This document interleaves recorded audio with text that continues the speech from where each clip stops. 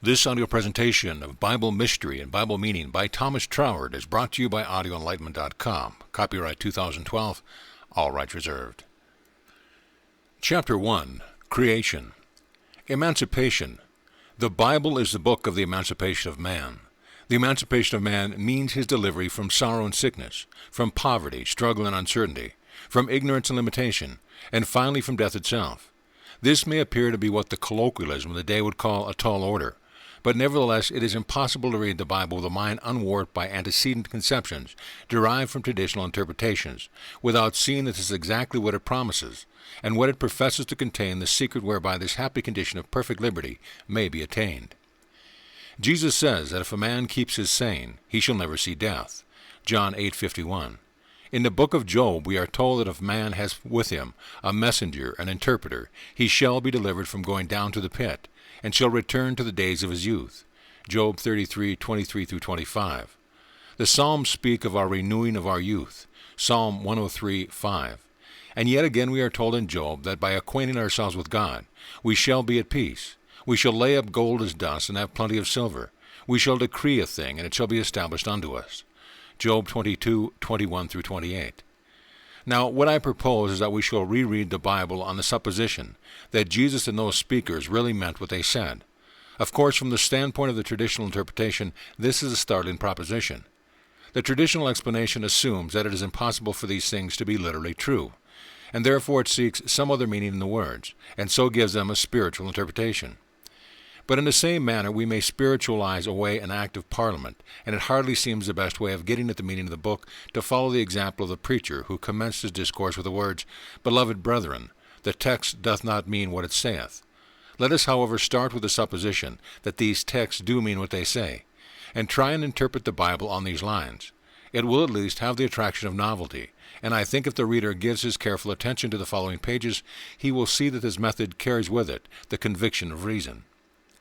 Truth, knowledge, and reason. If a thing is true at all, there is a way in which it is true, and when the way is seen, we find it to be perfectly reasonable with. Before we understand the way appeared unreasonable. We all go by railroad now, yet they were esteemed level-headed practical men in their day who proposed to confine George Stephenson, English inventor of the early steam-driven railway engine, as a lunatic for saying that it was possible to travel at 30 miles an hour. The first thing to notice is that there's a common element running through the text I have quoted. They all contain the idea of acquiring certain information, and the promised results are all contingent on the getting this information and using it. Jesus says it depends on our keeping his saying, that is, receiving the information which we had to give and acting upon.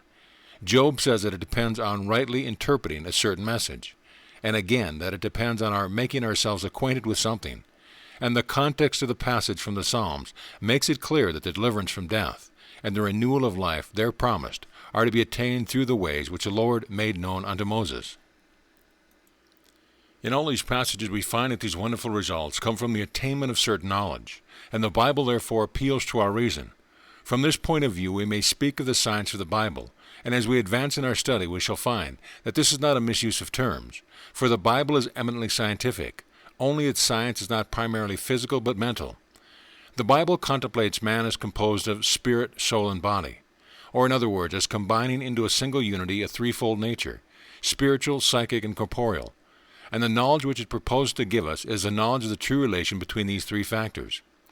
The Bible also contemplates the totality of all being manifested and unmanifested, as likewise constituting a threefold unity, which may be distributed under the terms God, man, and the universe, and it occupies itself with telling us of the interaction, both positive and negative, which goes on between these three. Furthermore, it bases this interaction upon two great psychological laws, namely that of the creative power of thought and that of the amenability of thought to control of suggestion, and it affirms that this creative power is as innately inherent in man's thought as in the divine thought. But it also shows how through ignorance of these truths we unknowingly misuse our creative power, and so produce the evils we deplore. And it also realizes the extreme danger of recognizing our power before we have attained the moral qualities which will fit us to use in accordance with the principles which keep the great totality of things in an abiding harmony.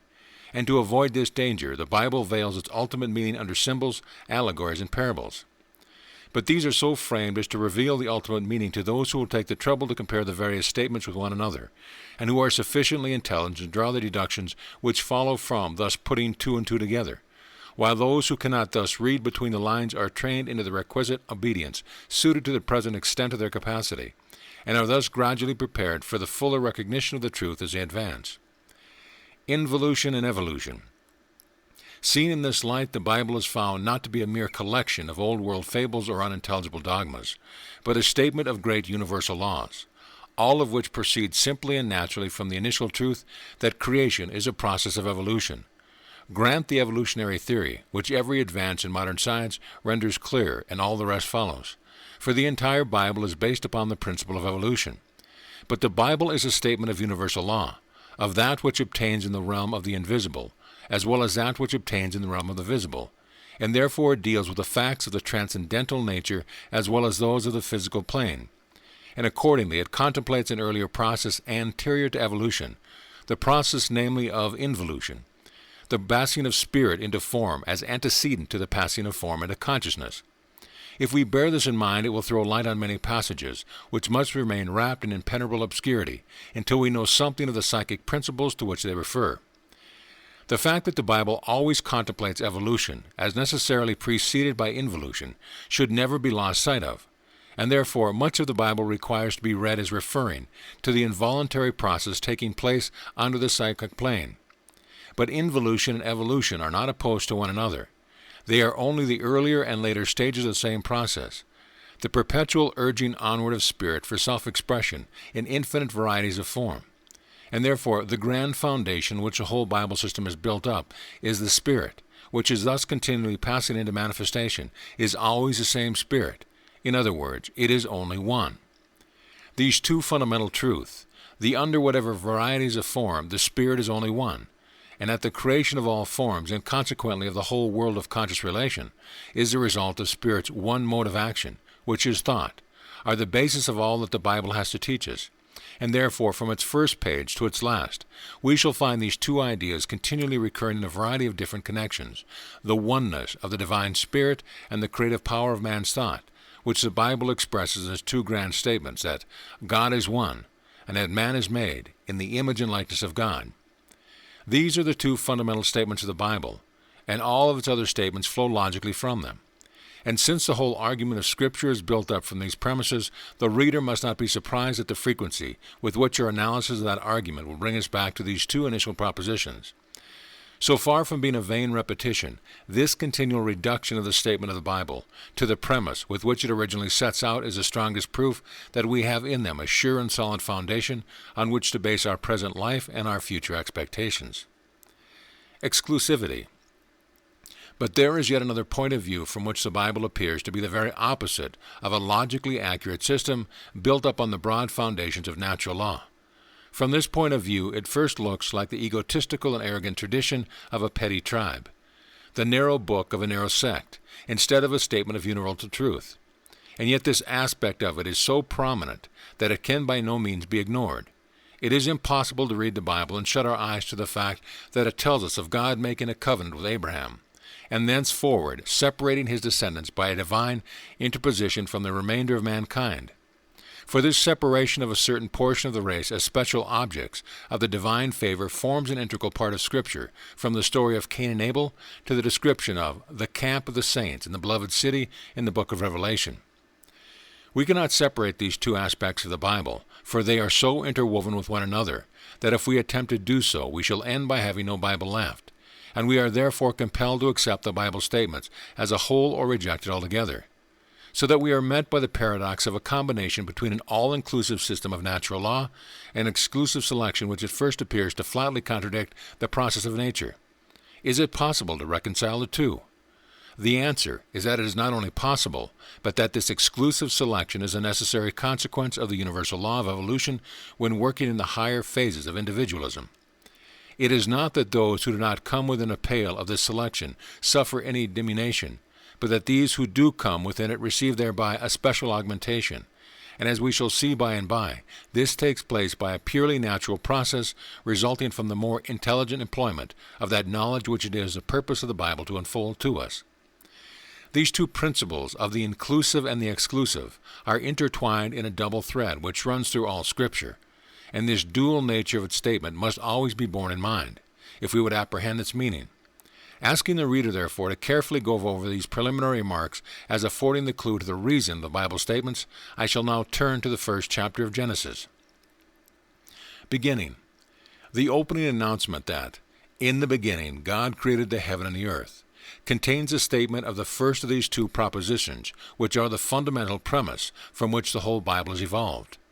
From the Master's instruction to the woman of Samaria, we know that God means spirit, not a spirit, as in the authorized King James Version, thus narrowing the divine being with the limitations of individuality, but as it stands in the original Greek, simply spirit, that is, all spirit, or spirit in the universal. Thus the opening words of the Bible may be read, "In the beginning spirit," which is a statement of the underlying universal unity. Here let me draw attention to the twofold meaning of the words "in the beginning." They may mean first in order of time, or first in order of causation, and the latter meaning is brought out by the Latin version, which commences with the words "in principio," that is, in principle. This distinction should be borne in mind, for in all subsequent stages of evolution, the initial principle which gives rise to the individualized entity must still be in operation as the fon et origio, fountain and origin of that particular manifestation, just as much as it is in the first concentration. It is the root of the individuality, without which the individuality would cease to exist. It is the beginning of the individuality in order of causation, and this beginning is therefore a continuous fact, always present and not to be conceived of as something which has been left behind and done with. The same principle was, of course, the beginning of the entity in point of time also, however far back in the ages we may suppose it to have first evolved into separate existence, so that whether we apply the idea to the cosmos or to the individual, the words "in the beginning" both carry us back to the primordial outpush from non-manifestation into manifestation, and also rivet our attention upon the same power as still at work as a causal principle both in ourselves and in everything else around us. In both these senses, then, the opening words of the Bible tell us that the beginning of everything is God, or Spirit in the universal. Heaven and earth. The next statement, that God created the heaven and the earth, brings us to the consideration of the Bible way of using words. The fact that the Bible deals with spiritual and psychic matters makes it of necessity an esoteric book, and therefore in common with all other esoteric literatures. It makes a symbolic use of words for the purpose of succinctly expressing ideas which would otherwise require elaborate explanation, and also for the purpose of concealing its meaning from those who are not yet safely to be entrusted with it. But this need not discourage the earnest student, for by comparing one part of the Bible with another, he will find that the Bible itself affords a clue to the translation of its own symbolical vocabulary. Here, as in so many other instances, the Master has given us the key to the right interpretation.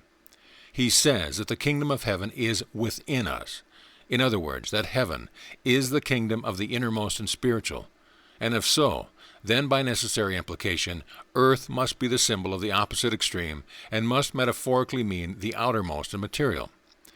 We are starting the history of the evolution of the world in which we live, that is to say, this power, which the Bible calls God, is first presented to us in the opening words of Genesis, at a stage immediately preceding the commencement of a stupendous work. Now, what are the conditions necessary for doing any work? Obviously, there must be something that works and something that is worked upon, an active and a passive factor, an energy and a material on or which that energy operates. This, then, is what is meant by the creation of heaven and earth. It is the operation of the eternally subsisting one upon itself which produces its dual expression, as energy and substance. And here remark carefully that this does not mean a separation, for energy can only be exhibited by reason of something which is energized, or in other words, for life to manifest at all, there must be something that lives. This is an all-important truth, for our conception of ourselves as being separate from the divine life is the root of all our troubles. In its first verse, therefore, the Bible starts us with the conception of energy, or life inherent in substance, and shows us that the two constitute a dual unity, which is the first manifestation of the infinite unmanifested one.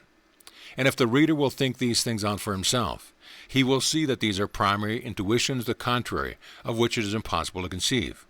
He may, if he please, introduce a demiurge as part of the machinery for the production of the world, but then he has to account for this demiurge, which brings him back to the undistributed one of which I speak, and its first manifestation as energy inherent in substance, and if he is driven back to his position, then it becomes clear that his demiurge is totally unnecessary wheel in a train of evolutionary machinery, and the gratuitous introduction of a factor which does no work, but what could equally be done without, is contrary to anything we can observe in nature or can conceive of self-evolving power. Form. But we are particularly cautioned against the mistake of supposing that substance is the same thing as form, for we are told that the earth was without form. This is important because it is just here that a very prolific source of error in metaphysics studies creeps in. We see forms which, simply as masses, are devoid of any organized life corresponding to the particular form, and therefore we deny the inherency of energy or life in ultimate substance itself. As well deny the pungency of pepper because it is not in a particular pepper pot we are accustomed to. No, that primordial state of substance, with which the opening verse of the Bible is concerned, is something far more removed from any conception we can have of matter as formed into atoms or electrons. We are here only at the first stage of involution, and the presence of material atoms is a stage, and by no means the earliest in the process of evolution. Movement. We are next told that the Spirit of God moved upon the face of the waters. Here we have two factors, spirit and water, and the initial movement is attributed to spirit. This first introduces us to that particular mode of manifestation of the universal substance which we may denominate the psychic. The psychic mode of the universal substance may best be described as cosmic soul essence, not indeed universal in the strictest sense, otherwise than is usually included in the original primordial essence, but universal to the particular world system under formation, and as yet undifferentiated into any individual form. This is what the medieval writers spoke of as the soul of the universe, or anima mundi, as distinguished from the divine self, or animus Dei, and it is the universal psychic medium in which the nuclei of the forms hereafter to become consolidate on the plane of the concrete and material take their inception in obedience to the movement of the spirit or thought. This is the realm of potential forms, and is the connecting link between spirit, or pure thought, and matter, or concrete form, and as such plays a most important part in the constitution of the cosmos and of man. Distributive medium. In our reading of the Bible as well as in our practical application of mental science, the existence of this intermediary between spirit and matter must never be lost sight of. We may call it the distributive medium, in passing through which the hitherto undistributed energy of spirit receives differentiation of direction, and so ultimately produces differentiation of forms and relations on the outermost or visible plane. This is the cosmic element, which is esoterically called water, and so long ago as the reign of Henry VII, Dean Collier explains it thus in a letter to his friend Randolph. Dean Collier was very far from being a visionary. He was one of the precursors of the Reformation in England, and among the first to establish the study of Greek at Oxford, and as the founder of St. Paul's School in London, he took a leading part in introducing the system of public school education, which is still in operation in this country. There is no mistaking Dean Collier for any other than a thoroughly level-headed and practical man, and his opinion as to the meaning of the word water and his connection therefore carries great weight. But we have the utterance of a yet higher authority on this subject, for the Master himself concentrates his whole instruction to Nicodemus on the point that the new birth results from the interaction of spirit and water, especially emphasizing the fact that the flesh has no share. In the operation, this distinction between the flesh, or the outermost principle, and water should be carefully noted. The emphasis laid by the Master on the nothingness of the flesh and the essentialness of water must mark a distinction of the most important kind, and we shall find it very helpful in unraveling the meaning of many passages of the Bible to grasp this distinction at the outset. The action of spirit upon water is that of an active upon a passive principle, and the result of any sort of work is to reconstruct the material worked upon into a form which it did not possess before. Now the new form to be produced, whatever it may be, is a result, and therefore is not to be enumerated among the causes of its own production. Hence it is self-obvious truism that any act of creative power must take place at a more interior level than that of the form to be created, and accordingly, whether in the Old or the New Testament, the creative action is always contemplated as taking place between the spirit and the water, Whether we are thinking of producing a new world or a new man, we must always go back to first cause, operating on primary substance. Light.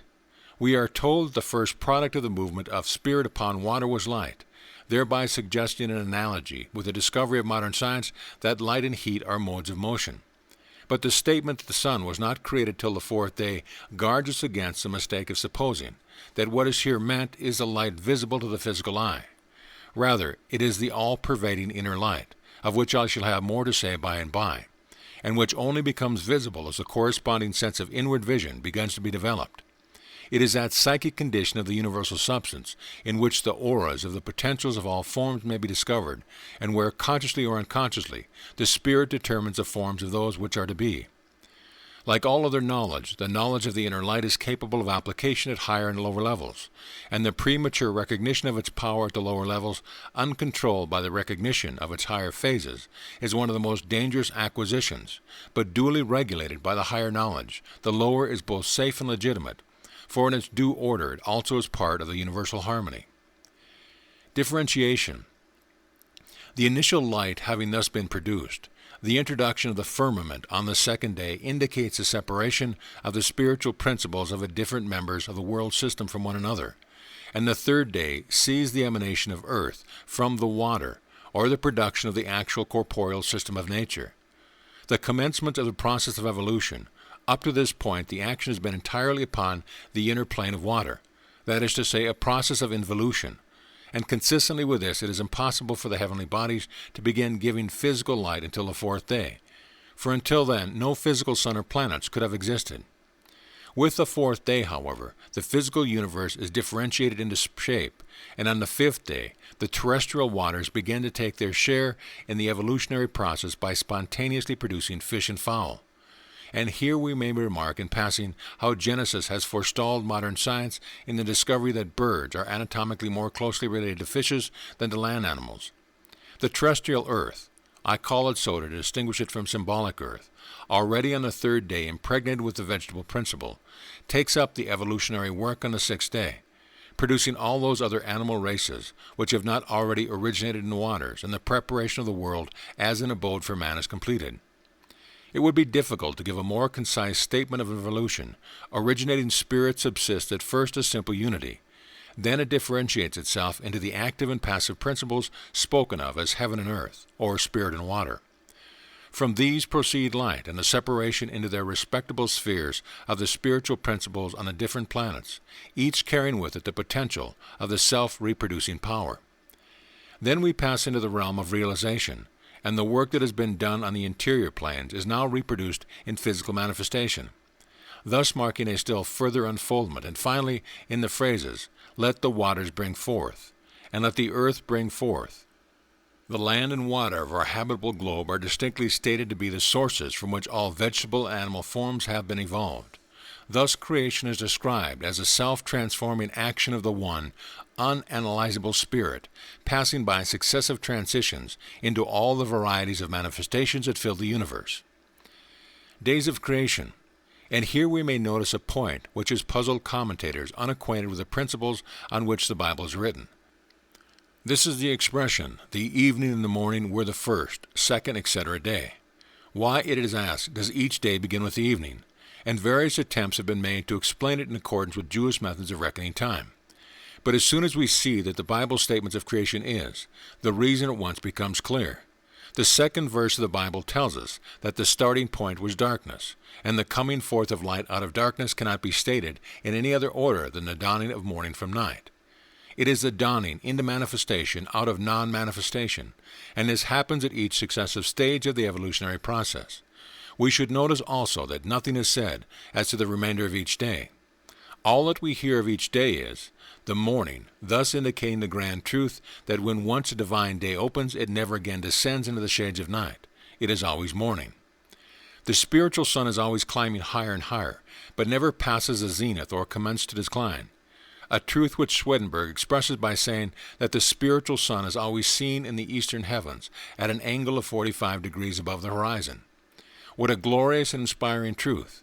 When once God begins a work, that work will never cease, but will go on forever expanding into more and more radiant forms of strength and beauty, because it is the expression of the infinite, which is itself love, wisdom, and power. These days of creation are still in their prime and forever will be so, and the germs of the new heaven and the new earth which the Bible promises are already maturing in the heavens and earth that now are, as St. Paul tells us, waiting only for the manifestation of the sons of God to follow up the old principle of evolution to still further expansion in the glory that shall be revealed. Man.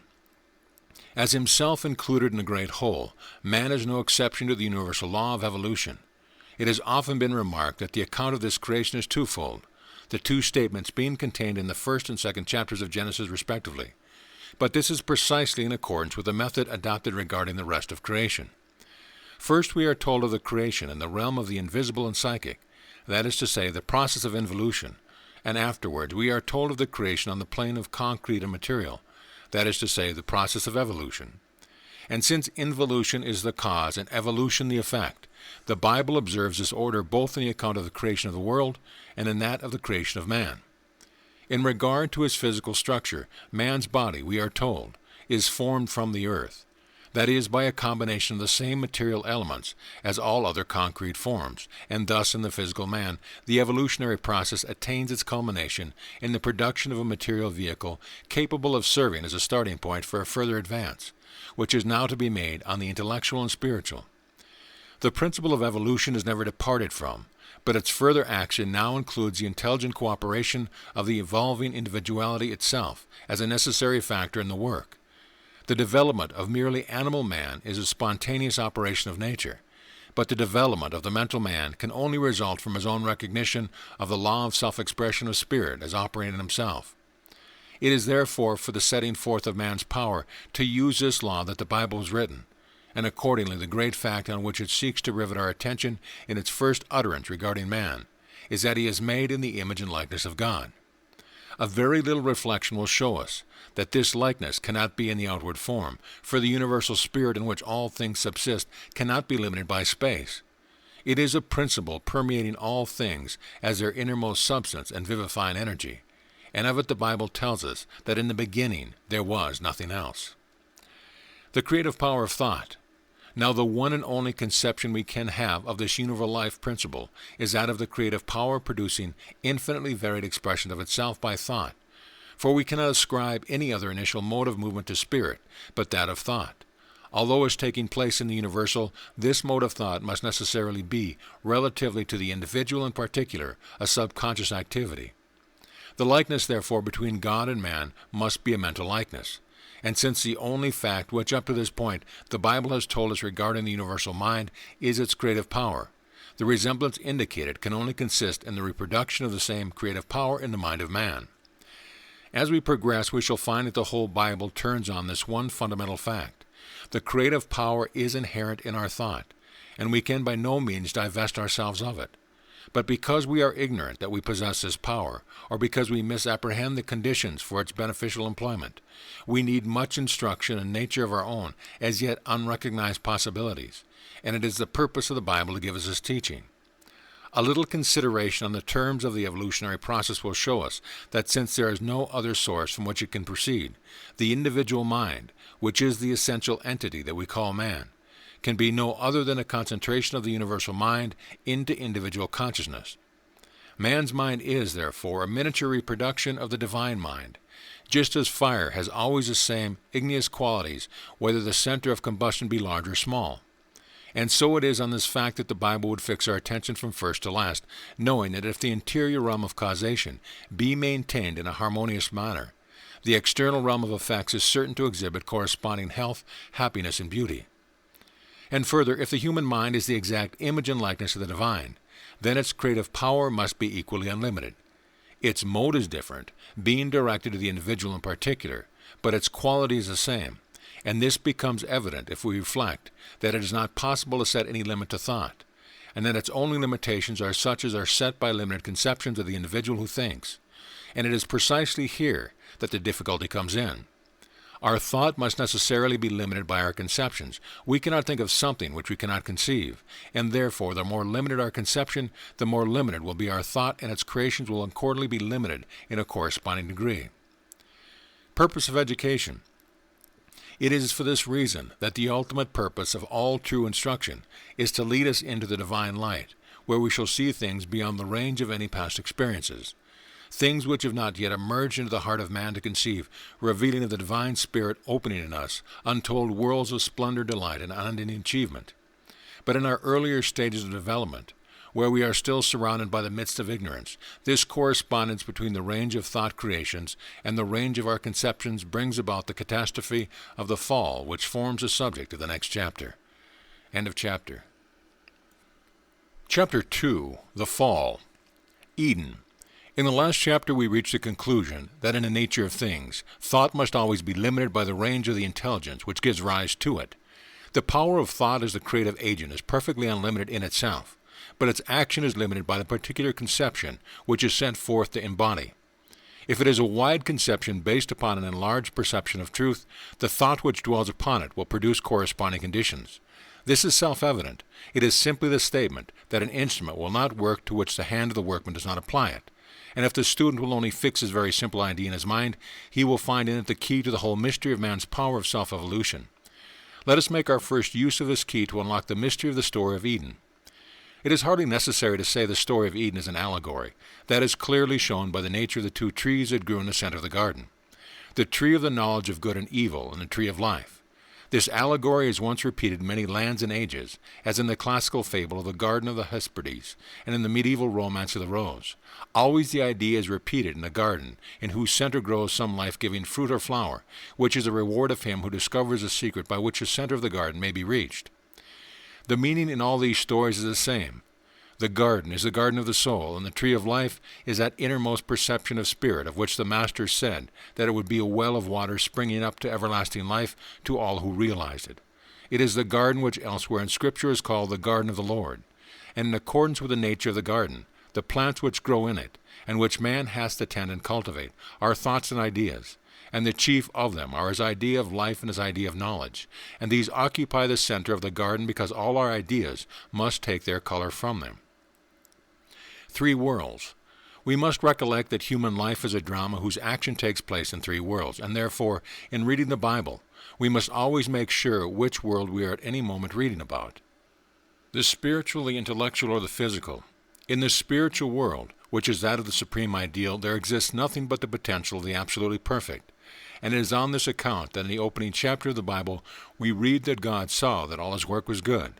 The divine eye could no more find flaw anywhere, and we should note carefully that this absolutely good creation included man also.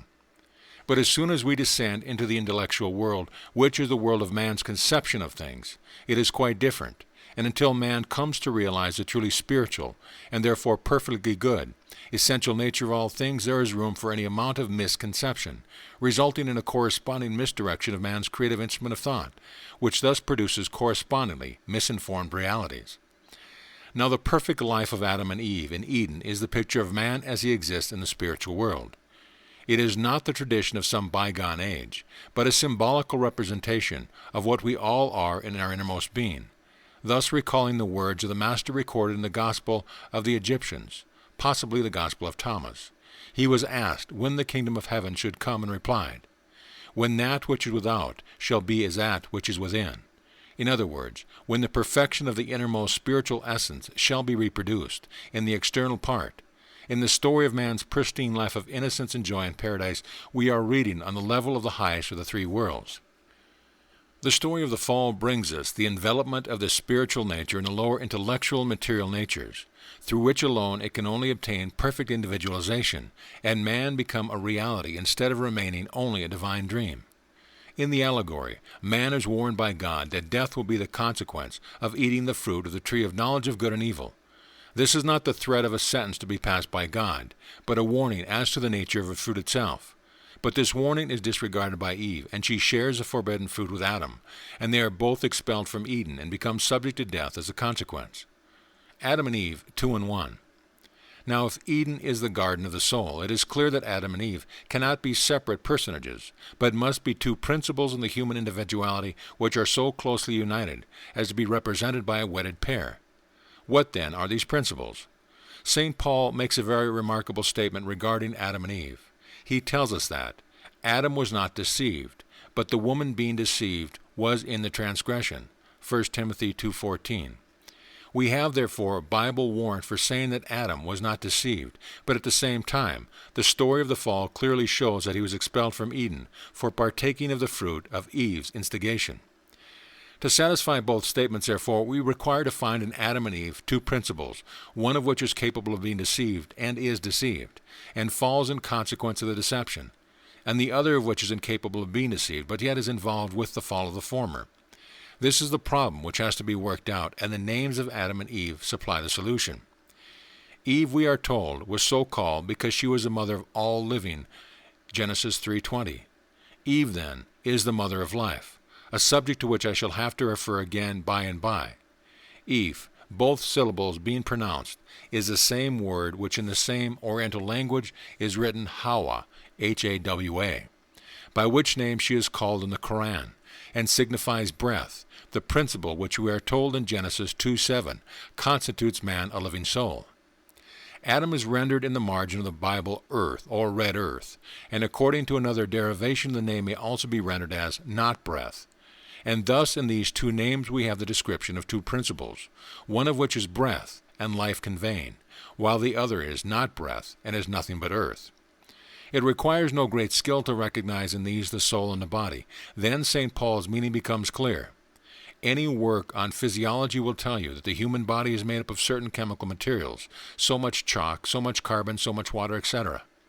Obviously these substances cannot be deceived because they have no intelligence, and any deception that occurs must be accepted by the soul or intellectual principle, which is Eve, the mother of the individual life.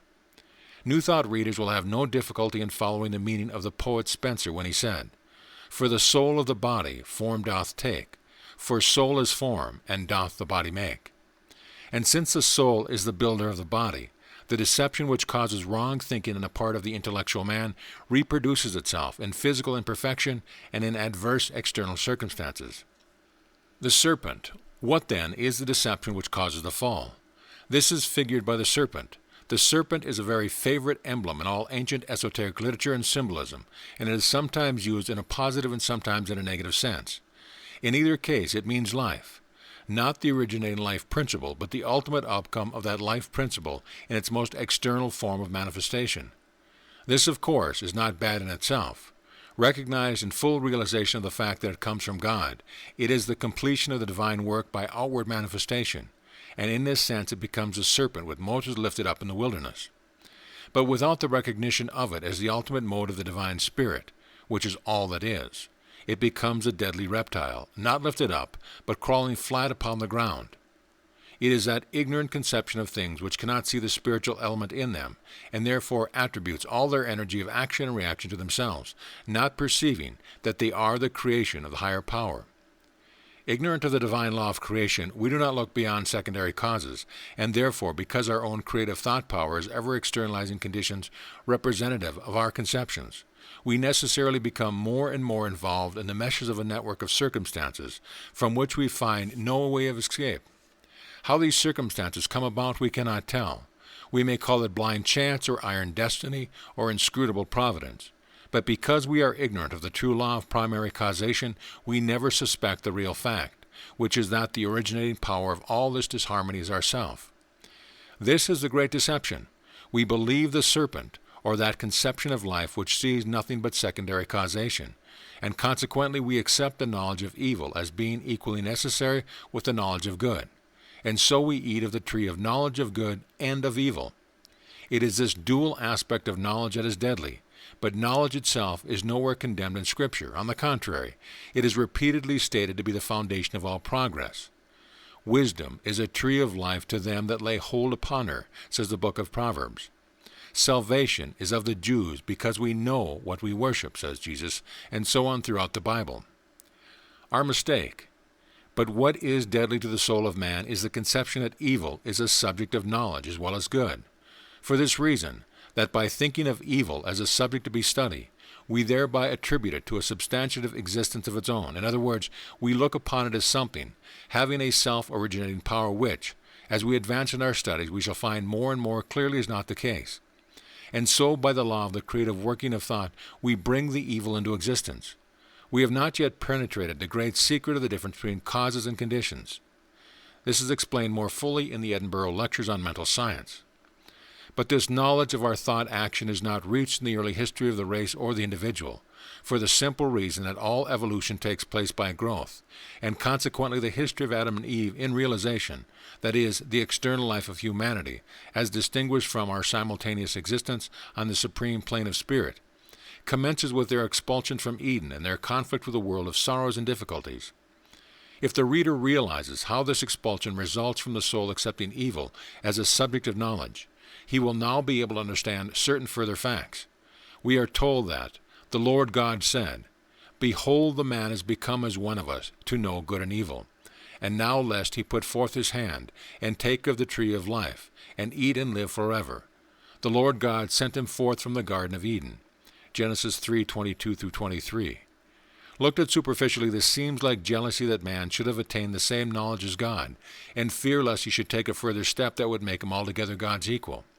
But such a reading of the text is babyish, and indicates no conception of God as universal, all-originating spirit, and we must therefore look for some deeper interpretation. Fallacy of disunity. The first commandment is a recognition of the divine unity, a fact of which Jesus laid special emphasis when he was asked which was the chief commandment of the law, and the purpose is to guard us against the root error from which all other forms of error spring.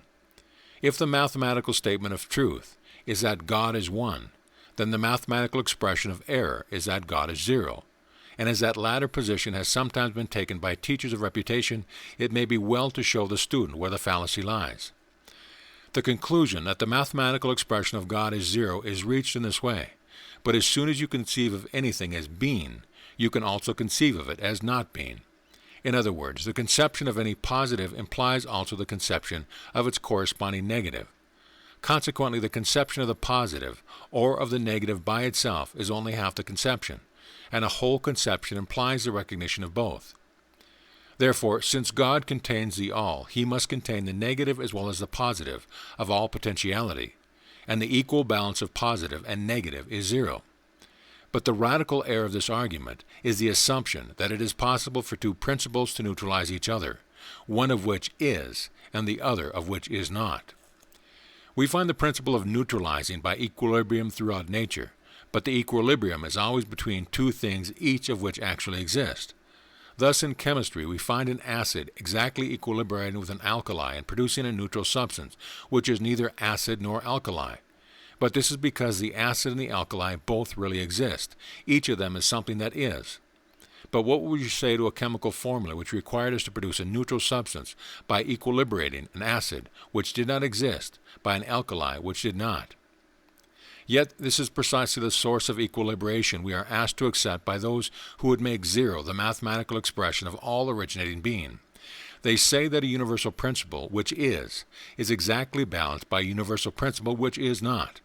They affirm that nothing is the equivalent of something. This is mere juggling with words and figures and willingly shutting our eyes to the fact that the only quality of nothing is nothingness. Can anything be plainer than the old philosophic dictum, ex nihilo nihili fit? Nothing is made out of nothing. There are disintegrating forces in nature, but they do not proceed out of nothing.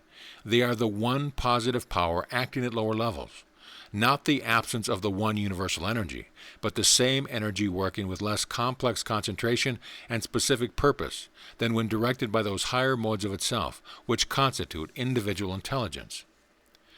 Transition and individual selection. There is no such thing as a negative power, in the sense of power which is not the one all-originating power. All energy is some mode of manifestation of the one, and it is always making something, though in doing so it may unmake something else, and that we loosely speak of as a negative focus are the operation of the cosmic law of transition from one form to another. Above this, there is a higher law, to lead us to the realization of which is the whole object of the Bible, and that is a law of individual selection. It does not do away with the law of transition, for without transition there could be no evolution, but it substitutes the individual law of conscious life for the impersonal cosmic law, and effects transition by living processes of assimilation and readjustment, which more perfectly build up the individuality, instead of by a process of unbalanced disintegration which would destroy it. This is a living law of liberty, which at every stage of its progress makes us not less, but more and yet more ourselves. It is for this reason that the Bible so strongly insists upon the mathematical statement that God is one, and in fact makes this the basis of all that it has to say. God is life, expression, reality, and how can these things comport with nothingness? All we can know of any invisible power is through the effects we see it produce. Of electricity and chemical reaction, it may be truly said that no man hath seen them, or can see them. Yet we know them by their working, and we rightly argue that if they work they exist. The same argument applies to divine spirit. It is that which is, and not that which is not. And therefore I ask the student who would realize reality and not nothingness once for all to convince himself of the fallaciousness of the argument that the divine being is not being, or that not is the same thing as one. If he starts his search for reality by assuming what contradicts mathematics and common sense, he can never expect to find reality, for he has denied its existence at the very outset and carries that initial denial all the way along with him. But if he realizes that all relations, whether relatively positive or negative, must necessarily be relations between factors which actually exist, and that there can be no relation with nothing then, because he has assumed reality in its premises, he will eventually find it his conclusion, and will learn that the great reality is the one, expressing itself as the many, and the many recognizing themselves in the one. The more advanced student will have no difficulty in recognizing the particular schools of teaching to which these remarks apply. Their mathematics are unassailable, but the assumption on which they make their selection of terms in the first instance are totally inapplicable to the subject matter to which they apply them, for that subject is life in itself. Evil relative, not absolute. Now, the deception into which Eve falls is mathematically represented by saying that God equals 0, and thus attributing to evil the same self-existence as to good. There is no such thing as absolute evil, and what we recognize as evil is the one good power working as disintegrating force, because we have not yet learned to direct it in such a way that it shall perform the functions of transition to higher degrees of life without any disintegration of our individuality either in person or circumstances.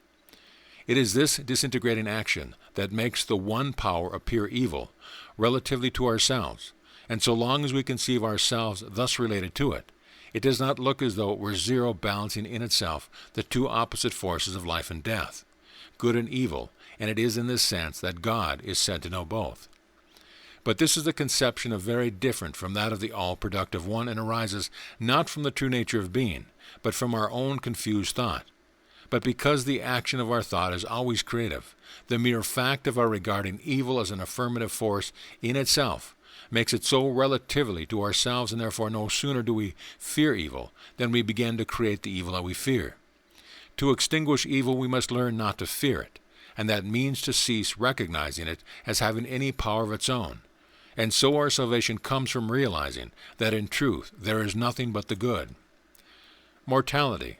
But this knowledge can only be attained through long experience, which will at last bring man to the place where he is able to deduce truth from an a priori principle, and to learn that his past experiences of evil have proceeded from his own inverted conceptions, and are not founded upon truth but upon its opposite. If then it were possible for him to attain the knowledge which would enable him to live forever before gaining this experience, the result would be an immortality of misery, and therefore the law of nature renders it impossible for him to reach the knowledge which would place immortality within his grasp, until he has gained the deep insight into the true working of causation, which is necessary to make eternal life a prize worth having. For these reasons, man is represented as being expelled from Eden, lest he should eat of the tree of life and live forever. Reconciliation. Before quitting this subject, we must glance briefly at the sentences pronounced upon the man, the woman, and the serpent.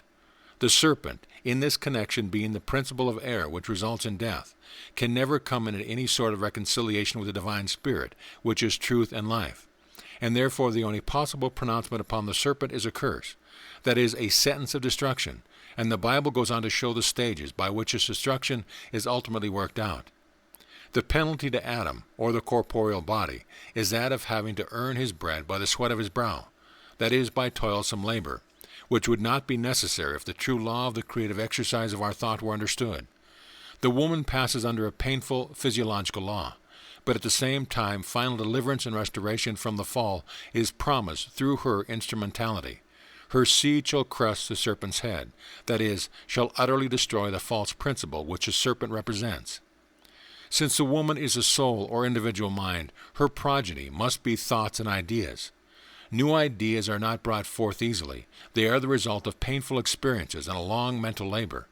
And thus the physiological analogy contained in the text exactly illustrates the birth of new ideas into the world. And as the evolution of the soul proceeds towards higher and higher intelligence, there is a corresponding increase in the lifeward tendency of its ideas. And thus there is enmity between the seed of the woman, or the enlightened conception of the principle of life, and the seed of the serpent, or the opposite and unenlightened conception. This is the same warfare which we find in Revelation between the woman and the dragon. But in the end the victory remains with the woman and her seed. During the progress of the struggle, the serpent must bruise the heel of the divine seed, that is to say, must impede and retard the progress of truth on the earth. But truth must conquer at last and crush the serpent's head, so that it shall never rise up again forever. The seed of the woman, the fruit of the spiritually enlightened mind, which must at last achieve the final victory, is that supreme ideal which is a recognition of man's divine sonship. It is the realization of the fact that he is, indeed, the image and likeness of God. This is the truth and knowledge of which Jesus said would set us free, and each one who attains to this knowledge realizes that he is at once the Son of Man and the Son of God. Thus the story of the fall contains also the statement of the principle of the rising again. It is the history of the human race, because it is first the history of the individual soul. And to each one of us the ancient wisdom says, Diti fabula narrata. This story is about you. These opening chapters of Genesis are therefore an epitome of all that the Bible afterwards unfolds in fuller detail, and the whole may be summed up in the following terms. The great truth concerning man is that he is the image and likeness of God. Man is at first ignorant of this truth, and his ignorance is his fall. Man at last comes to the perfect knowledge of this truth, and this knowledge is his rising again. And these principles will expand until they bring us to the full expression of the life that is in us, in all the glories of the heavenly Jerusalem. End of chapter. Chapter 3, Israel, the Flood. The space at my disposal will allow me only to touch upon a few of the most conspicuous points in the portion of the Bible narrative which takes us from the story of Eden to the mission of Moses. For the reader will kindly bear in mind that I am not writing a commentary on the whole Bible, but only a brief introduction to its study. The episode of Cain and Abel will be dealt with in the next chapter, and I will therefore pass on at once to the deluge. As most of my readers probably know, the story is not confined to the Jewish and Christian scripture, but is met with in one form or another in all the most ancient traditions of the world, and this universal consensus of mankind leaves no doubt of the occurrence of some overwhelming cataclysm which has indelibly stamped itself upon the memory of all nations. Whether science will ever succeed in working out the problem of its extent and of the physical conditions that gave rise to it remains to be seen, but it does not appear unreasonable to associate it with a tradition handed down to us by Plato of the sinking of the great continent of Atlantis, which is said to have once occupied the area now covered by the Atlantic Ocean. I am well aware that some geologists dispute the possibility of any radical changes having ever taken place in the distribution of the land and water surface of the globe, but there are at least equally good opinions on the other side. And if there is any fact in the world's history regarding which tradition is unanimous, it is the catastrophe of the deluge. And here I would draw attention to the fact that the Bible specifically warns us against the opinion that no such catastrophe ever took place, and points out this opinion as one of the signs of the time of the end, speaking of it as determined ignorance, and telling us that a similar catastrophe, only by fire instead of water, will at some future period overwhelm the existing world. 2 Peter 3. And I would add that the possible conditions for such an event may not unreasonably be inferred from certain facts in the science of astronomy. It is not my present purpose, however, to enter into the scientific and historical aspect of the deluge tradition, but to point out its significance in that inner meaning of the Bible which I wish the student to grasp. Psychic forces. In the story as handed down by all nations, the deluge is attributed to the wickedness of mankind, and according to some very ancient traditions, this wickedness took largely the form of sorcery, a word from which may perhaps provide a smile in the uninitiated reader, but which holds a conspicuous place in the list of those causes which in the book of Revelation are enumerated as leading to exclusion from the heavenly city.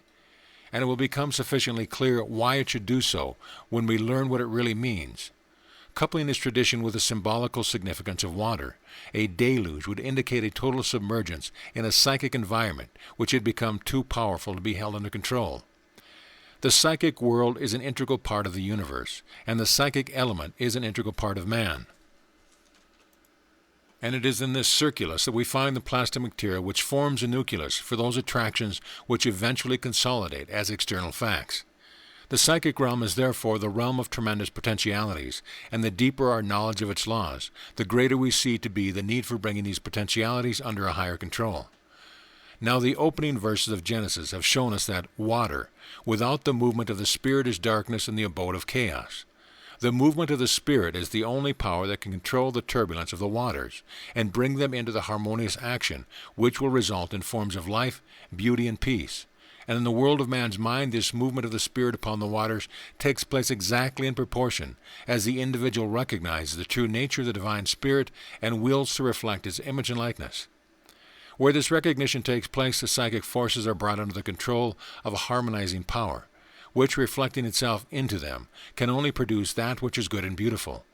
On a small scale at first, because of our infantile knowledge of the powers with which we are dealing, but continually growing with our growth until the whole psychic world opens out before us as a limitless realm filled with the glory of God and the love of man and the shape of beauty to which they give rise.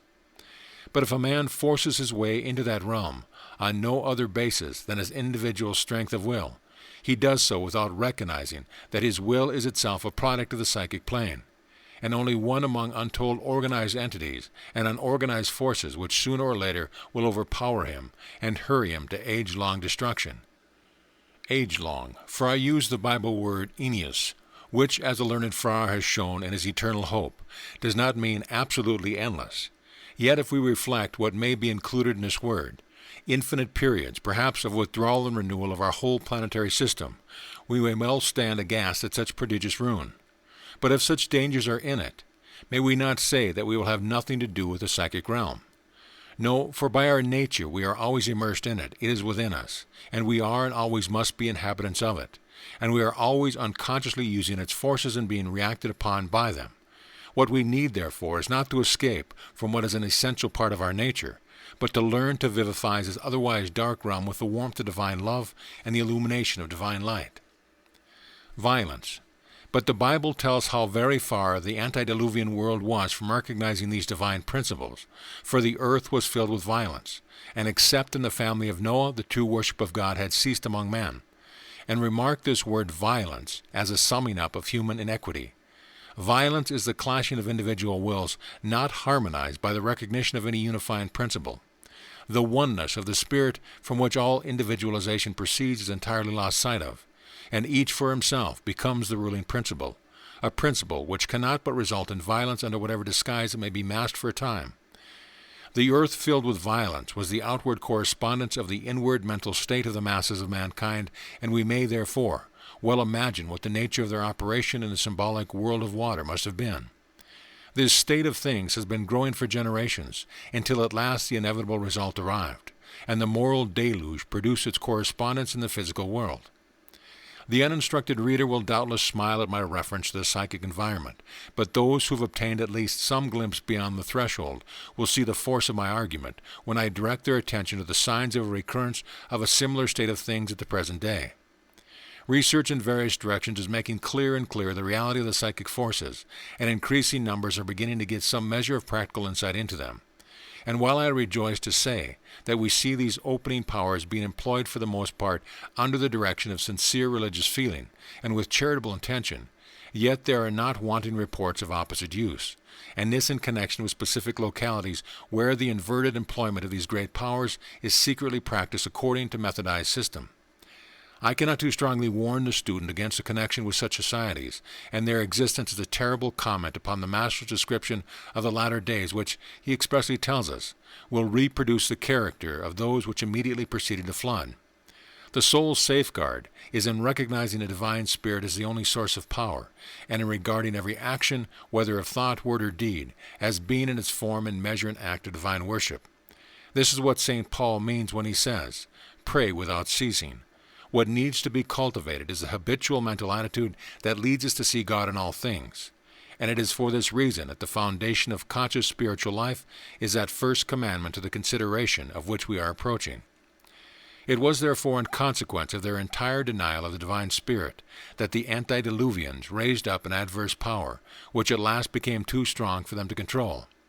And here let me once and for all set the student right with regard to those passages of the Bible in which God is represented as making up his mind to inflict injury, as in the announcement of the impending deluge. These expressions are figurative.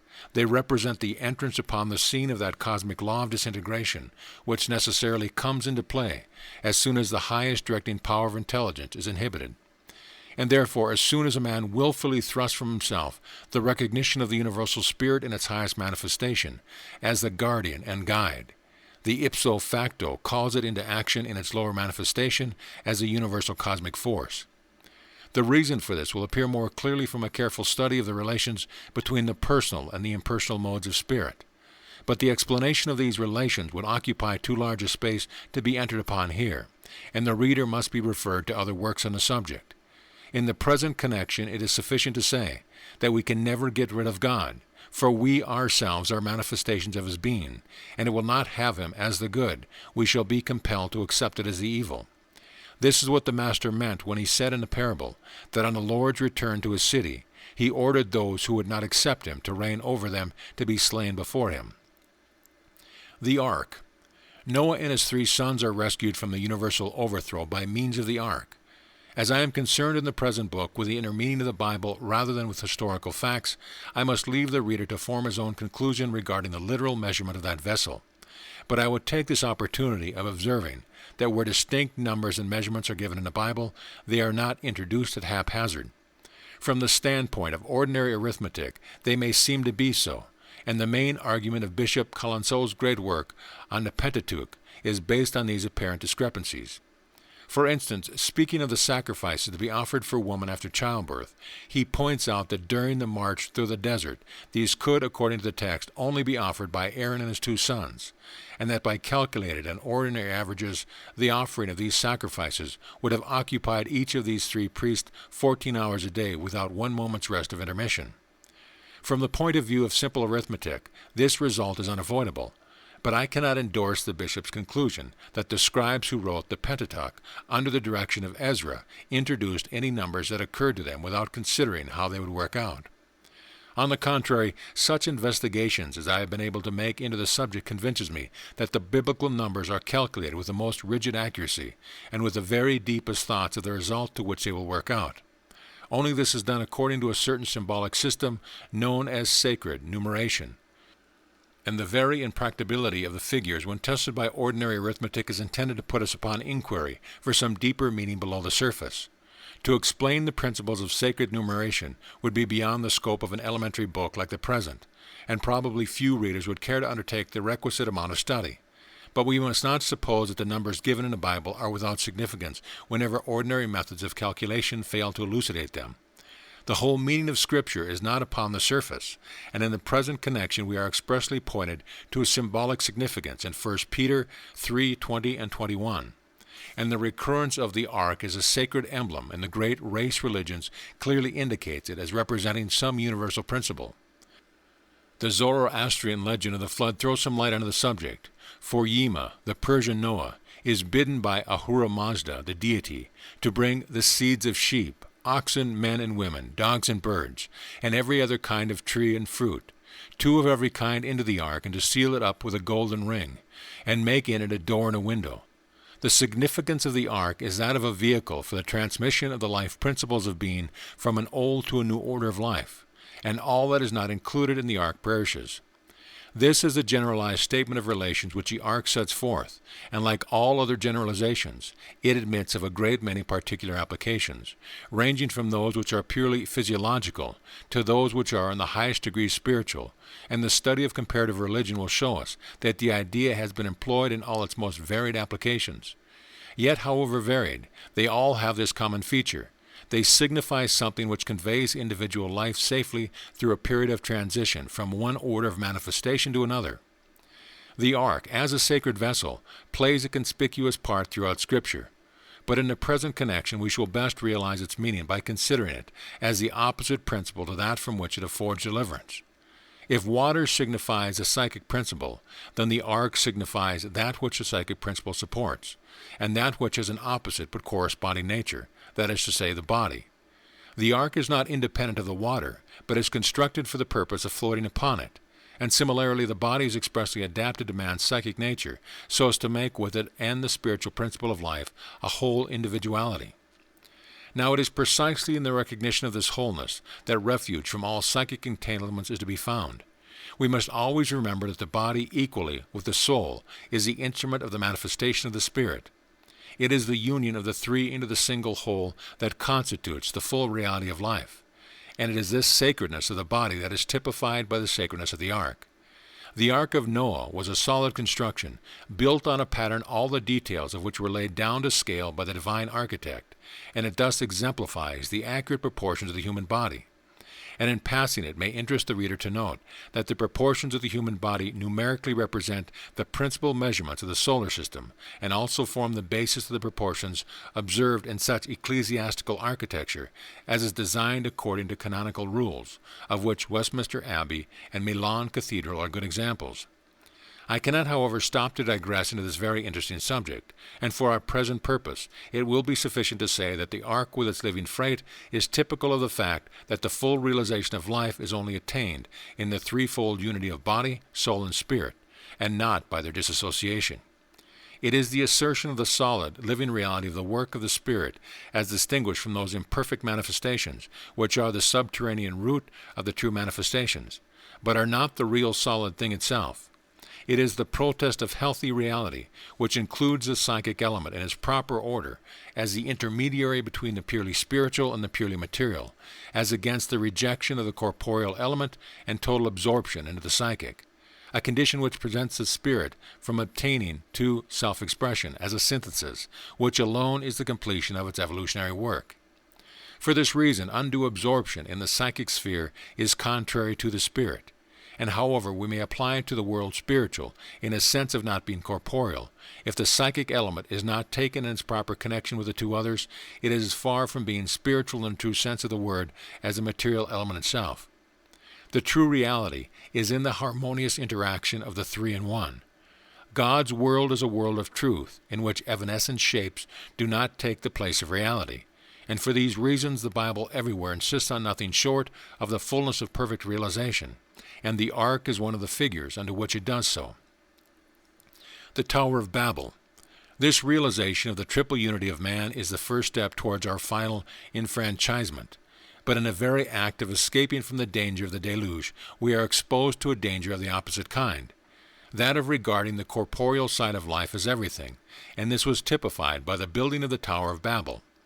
This tower, note carefully, was built of brick, that is, of a substance which is nothing but clay, the same red earth out of which Adam is formed, and is therefore the very opposite to the heavenly Jerusalem, which is built of gold and precious stones.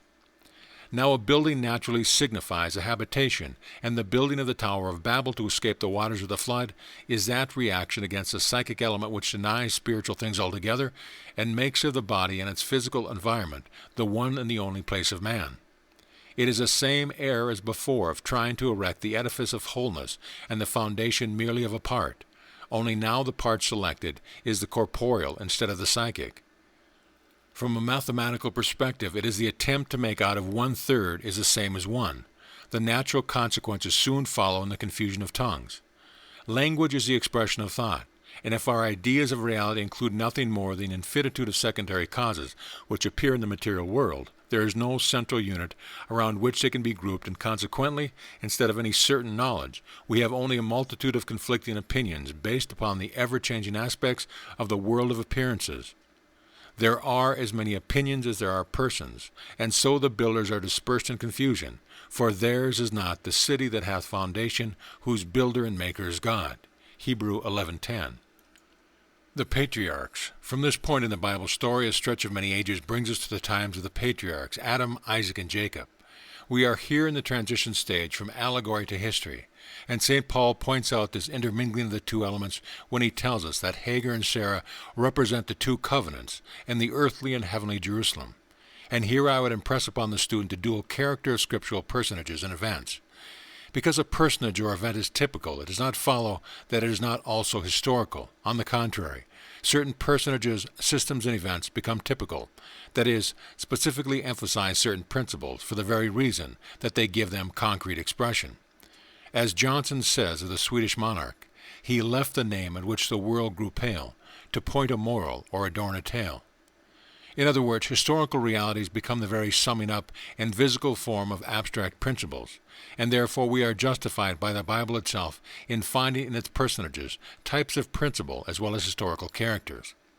I will not, however, here open the question whether the three patriarchs were actual personages or, as some critics tell us, were merely the legendary ancestors of certain groups of wandering tribes, the Beni Elabrim, the Beni Ishak, and the Beni Jacob, which subsequently coalesced into the Hebrew nation. However interesting the discussion of the historical facts would be remote from my present object, which is to throw some light upon the inner meaning of the Bible. And for this purpose we may be content to take the simple narrative of the text for, whether actual or legendary, the only way in which Abraham, Isaac, and Jacob can affect us at the present day is as characters in a history, the significance of which will become clear if we read between the lines. But from this latter point of view, the biblical statement of the national origin of Israel carries unfolded within it the hidden statement of those great principles which it is the purpose of the Bible to reveal. And here let me draw attention to the method adopted in Scripture. There are certain great universal principles which permeate all planes of being from the highest to the lowest. They are not many in number, and the relations between them are not difficult to comprehend when clearly stated. But we find difficulty in recognizing the identity of the same principles when we meet with them, so to say at different levels, as for example, on the physical and the psychic planes, respectively, and consequently we are apt to imagine them much more numerous and complicated than they really are.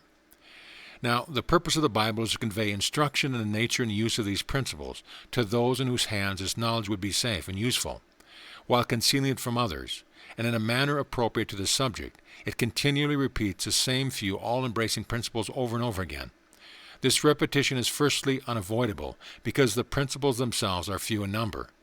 Next, it is necessary as a process of hammering in and fixing it in our minds. And lastly, it is not a bare repetition, but there is a progressive expansion of the statement so as to conduct us step by step to a further comprehension of its meaning. Now, this is done in a variety of ways, and one of the frequent occurrences is through the use of names. Sacred nomenclature is a larger study of sacred numeration, and indeed the two so shade off into one another that they may be regarded as forming a single study. And I will therefore no more attempt in the present book to elucidate the one system than the other, for they require a volume to themselves.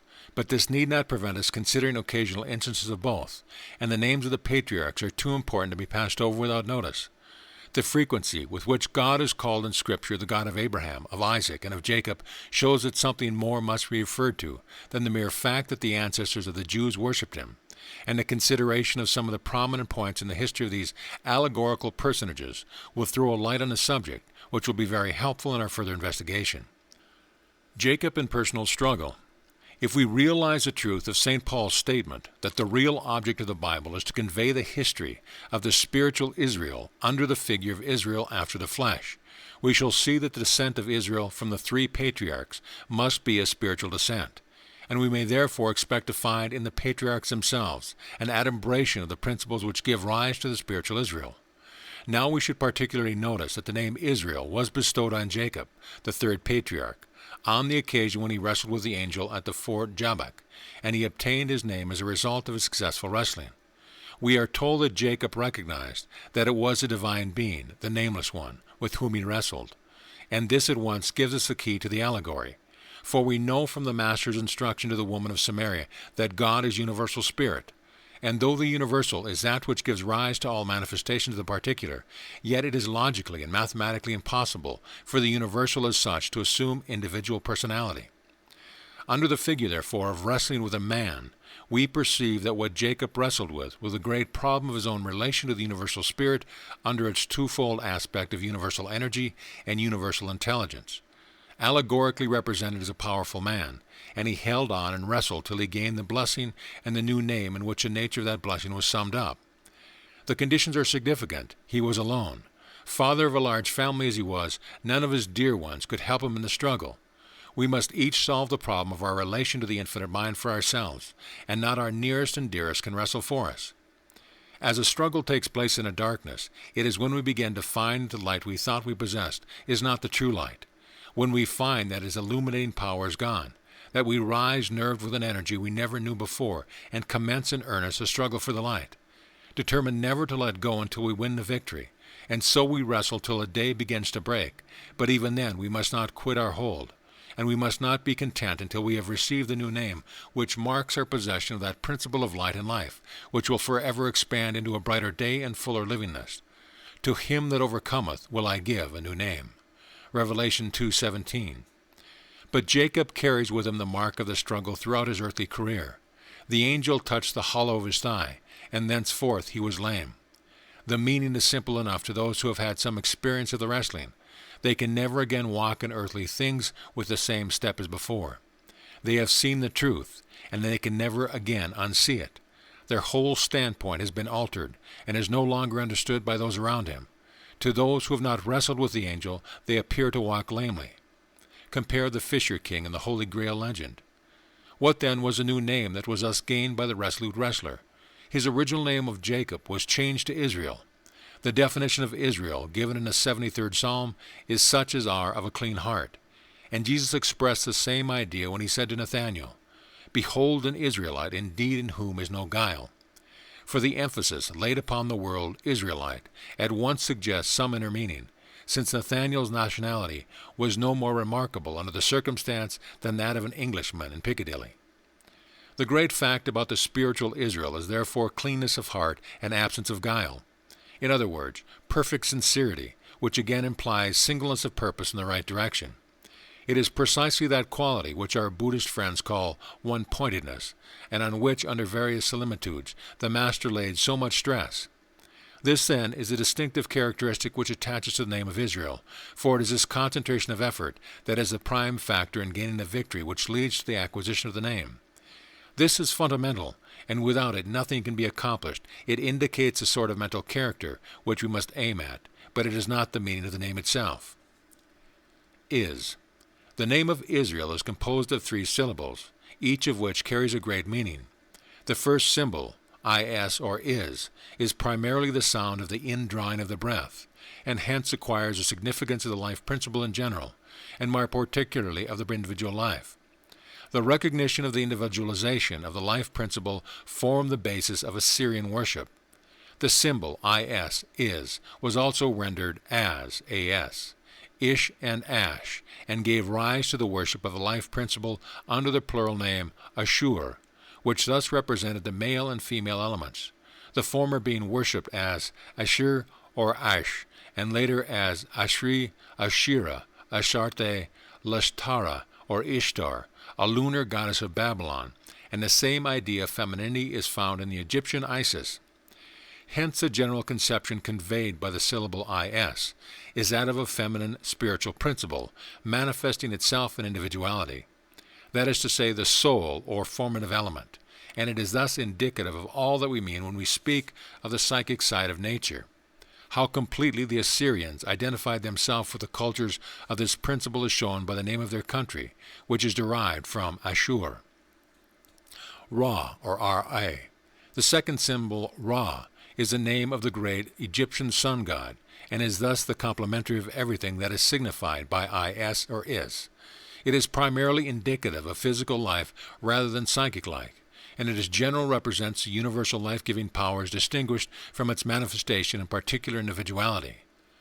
Ra symbolizes the sun, while is symbolized by the moon and represents the masculine element as emphatically as is represents the feminine. El. The third symbol, El, has a significance of universal being. It is the, that is, the nameless principle, which includes in itself both the masculine and feminine elements, both the physical and the psychic, and is greater than them and gives rise to them.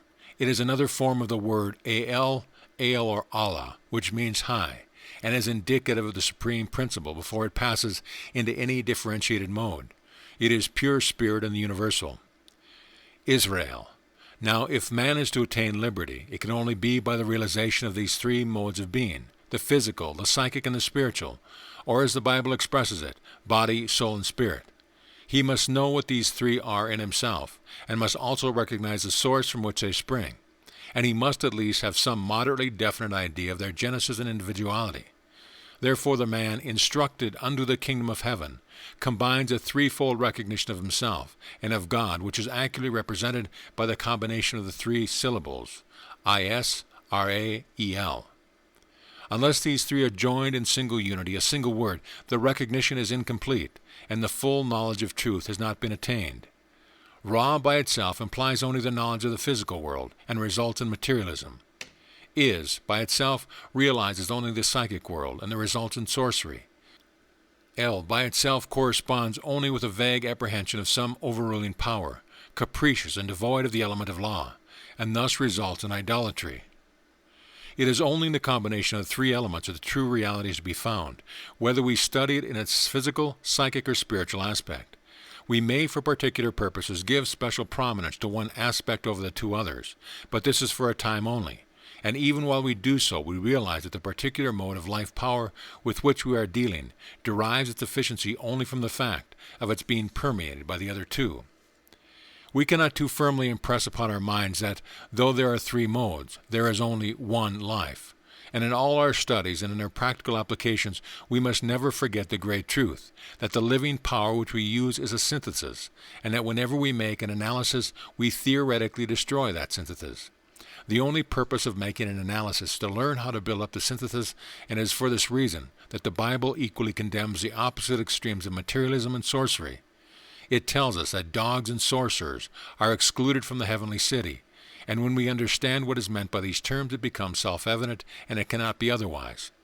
It is for this reason also that we find the Israelites so often warned both against the Babylonian and Egyptian idolatries, not because there was no great underlying truth in the worship of these nations, but because it was worship that excluded the idea of wholeness. Wilt thou be made whole is a divine invitation to us all. And the Egyptian and Assyrian worships were eminently calculated to lead their votaries away from this wholeness in opposite directions. But that both the Assyrians and Egyptian worship had a solid basis of truth is a fact to which the Bible itself bears this remarkable testimony. In the day shall Israel be the third with Egypt and with Assyria, even a blessing in the midst of the land, whom the Lord of hosts shall bless, saying, Blessed be Egypt my people, and Assyria the work of my hands, and Israel mine inheritance. Isaiah 19:24 and 25. The Israelite worship was essentially that of the principle represented by El, as those of Egypt and Assyria were of the other two, and it needed the blessing of those two extremes by the recognition of their relation to the central or spiritual principle to constitute the realization of the true divine sonship of man, in which no element of this threefold being, body, soul, or spirit, is alien from unity with the Father. This, then, was the significance of the new name given to Jacob. He had wrestled with his divine until the light had begun to dawn upon him, and he thus acquired the right to a name which should correctly describe that he had now become. Formerly he had become Jacob, that is, Jacob, a name derived from the root yak or one. This signifies the third state of apprehension of the divine problem, which immediately precedes the final discovery of the great secret of the Trinity and unity of being. We realize the oneness of the universal divine principle, though we have not yet realized its threefold nature, because in ourselves and in the universal. Abraham, Isaac, and evolution. But there are two other stages before this, the first which is represented by Abraham, and the second by Isaac. It should be noticed that the two syllables, Ra and Is, reappear in these names, the former indicative, as we have seen, of the masculine element of spirit, and the latter of the feminine, while Jacob, or simple unity, is indicative of the neuter. If we look through the history of Abraham, we find the masculine element especially predominant in it. He is the father of the nations that are to spring from him. He receives the covenant of circumcision. He is a warrior and goes forth to victorious battle, and the change of his name from Abram to Abraham is a substitution of a masculine for a neuter element. In Isaac history, the feminine element is equally predominant. His name is connected with the laughter of his mother, Genesis 18, and his marriage with Rebekah is the pivot round which all the events of his life center, and again, his acquiescence in his own sacrifice marks the predominance of the passive element in his character. To him there comes no change of name. He is neither leader, warrior, nor spiritual wrestler, but the calm, contemplative man who went out to meditate in the field of eventitude. He is typical of a purely receptive attitude of mind, and therefore the syllable is as indicative of his nature as the masculine syllable ra is of his father's, or the neutral and purely mathematical conception indicated by the syllable yak of his sons. Biblical interpretation. This affords a good instance of the way into which the deepest thoughts are often concealed in biblical names, and it should lead us to see that the value of the record does not turn on its literal accuracy at every point, but on its correct representation of the great principles to the knowledge of which it seeks to lead us.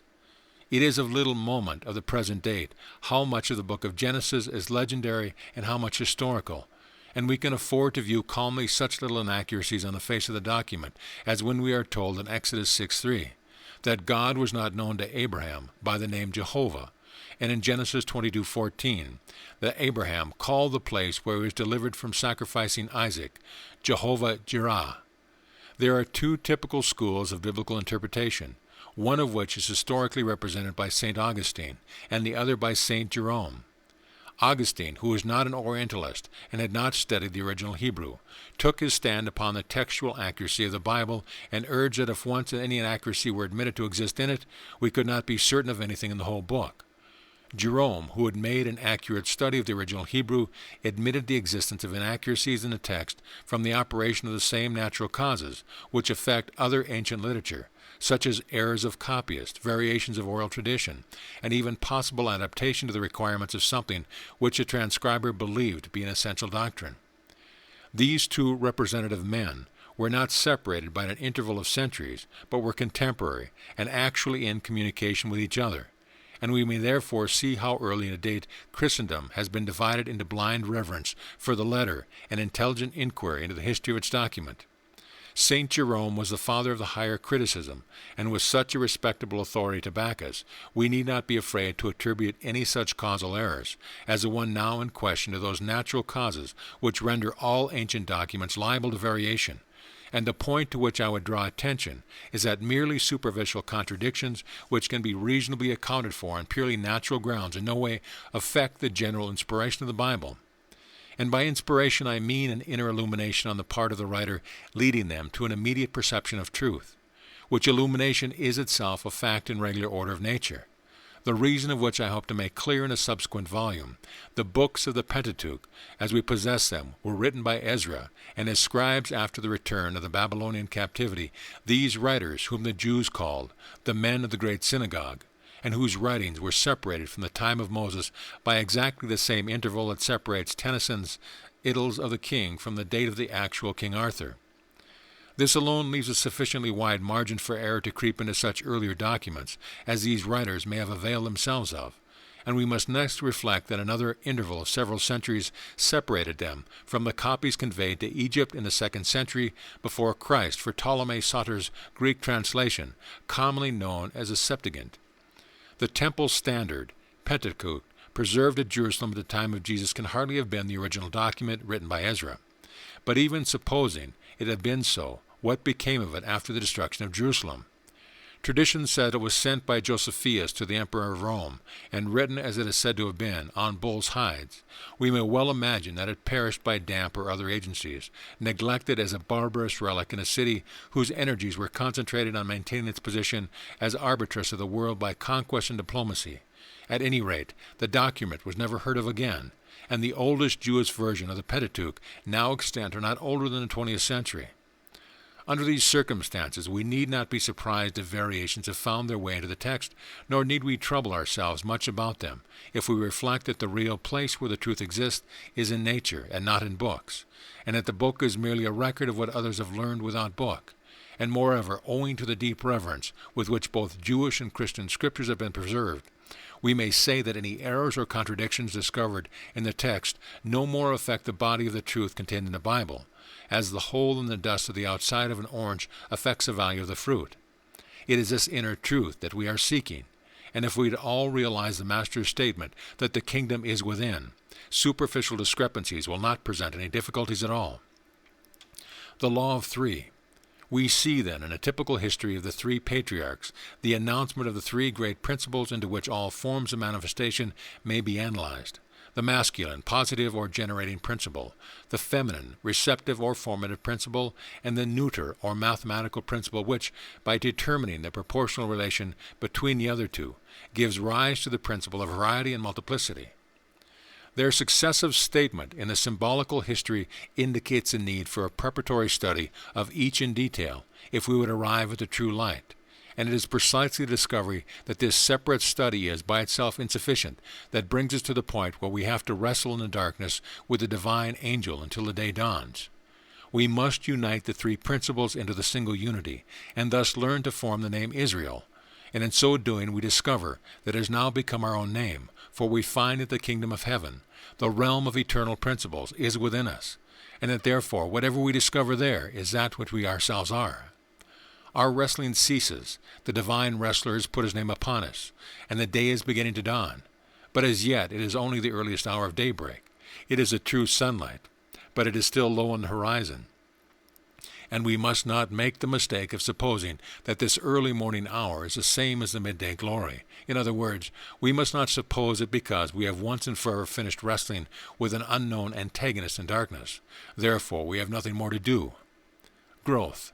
Life is a perpetual doing, though, thank God, not a perpetual wrestling. Our doing is the measure of our living, although the plane on which our doing is carried on may not be immediately patent to all observers. And it is exactly in proportion as we expand our doing that we expand our livingness. No one can grow for us, and it all depends upon ourselves how rapidly and how strongly we shall grow. End of chapter. Chapter 4. The Mission of Moses. Repetition of principles. Having now gathered up in the briefest possible fashion the general gist of the history of the patriarchs, we must pass on to the mission of Moses. And here let me impress upon the reader that the Bible repeats its few grand principles over and over again, only with greater detail as it proceeds, so that we shall find precisely the same principles involved in the history of the march of Israel into Canaan, as in that of the three patriarchs. It is the same statement as is contained in the story of Eden and in the tradition of the flood, and we shall find it repeated throughout the Bible under other varieties of form which admit of more and more specific application of these principles to individual cases. I mention this to explain why we may sometimes appear to go over old ground. There is only one truth, and more detailed acquaintance with it will not change its fundamentals. We have seen that the Bible teaching regarding man starts with two great facts. First, that he is in the image of God, reproducing in individuality the same universal mind which is the origin of all things, and thus reproducing also its creative process of thought. And secondly, that he is ignorant of this truth, and so brings upon himself all sorts of trouble and limitations.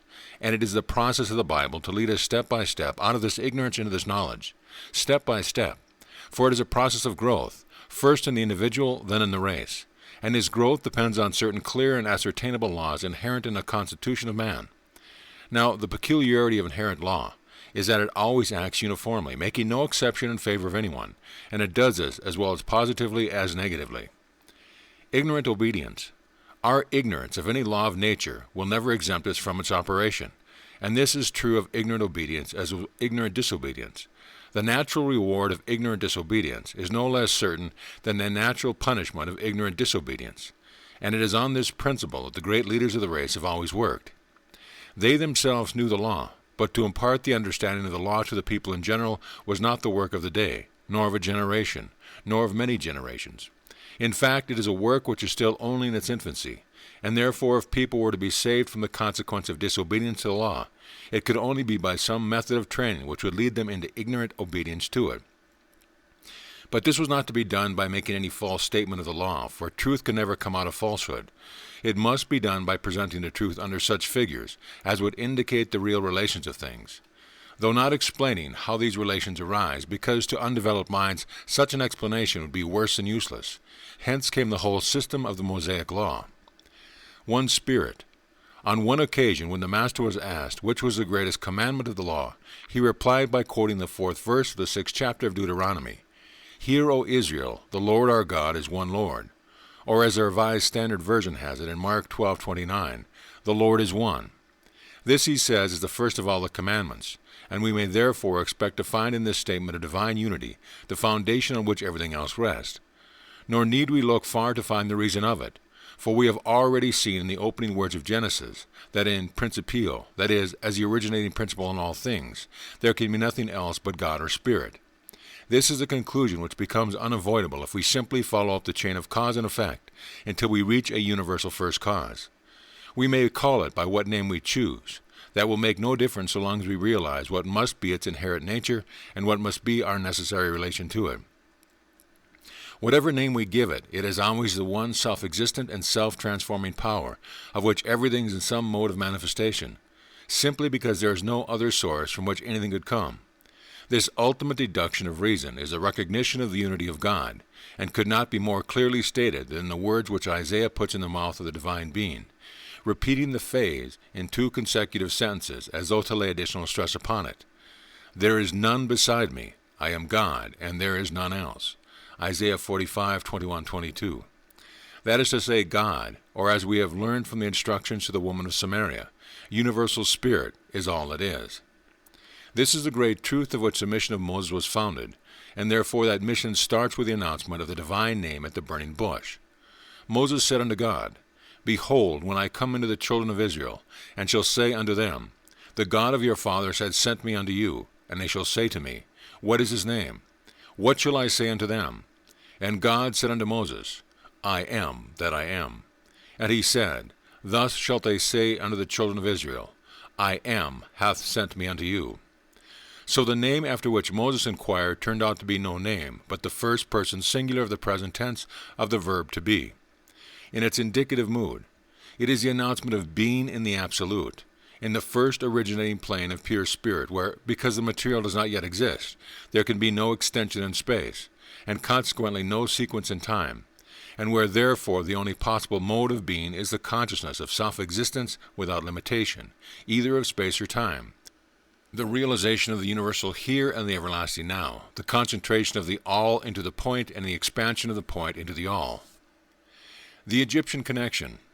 But though this may have been a new announcement to the mass of the Hebrew people, if you would have been no new announcement to Moses, for we are told in the Acts that Moses was learned in all the wisdom of the Egyptians, a circumstance which is fully accounted for by his education at the court of Pharaoh, where he would be as a matter of course initiated into the deepest mysteries of the Egyptian religion. He must therefore have been familiar from boyhood with the words, I am that I am, which as the inscription, Nuk Pu Nuk, appeared on the walls of every temple, and having received the highest instruction in the land, brought up as a son of the Pharaoh's daughter, he must have been well aware of their significance. But this instruction had hitherto been confined to those who had been initiated into the great mysteries of Osiris. In whatever way we may interpret the story of Moses' meeting with the divine being at the burning bush, one thing is evident.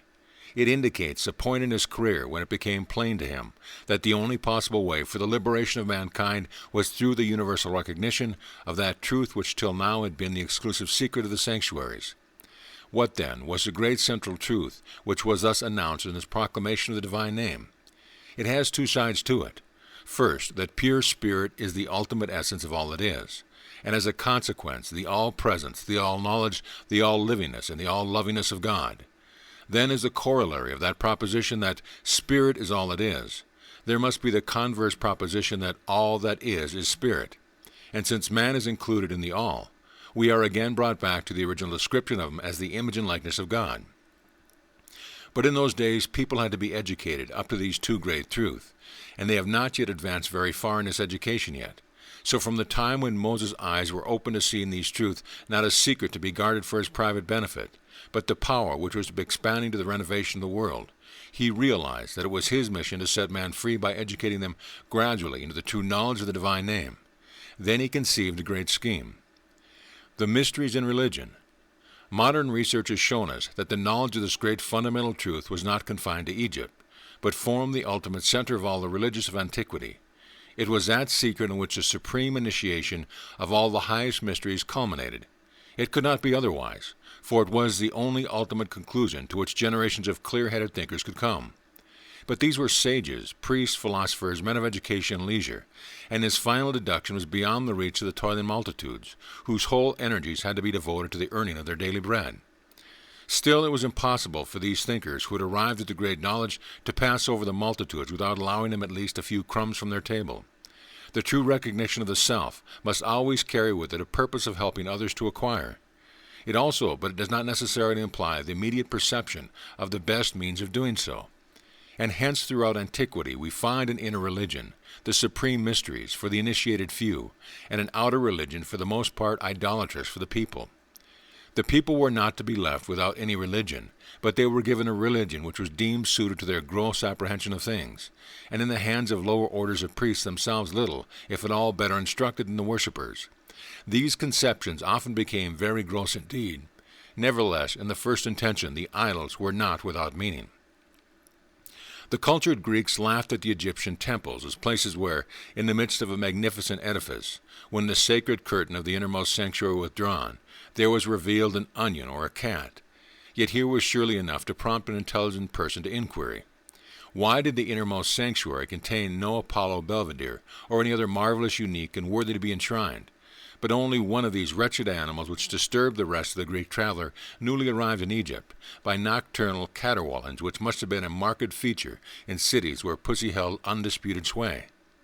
Or why was the odoriferous onion that lay by tons for sale in the market here set upon a pedestal as an object of reverence?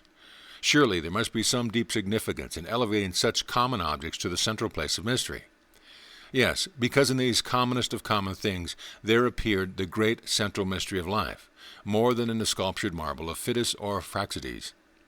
Thus the Egyptian religion signified, to all who had the nose to penetrate it, the all-presence of the eternal living Spirit as the one true object of worship, to be found not only in temples, but in streets and fields, and all places alike.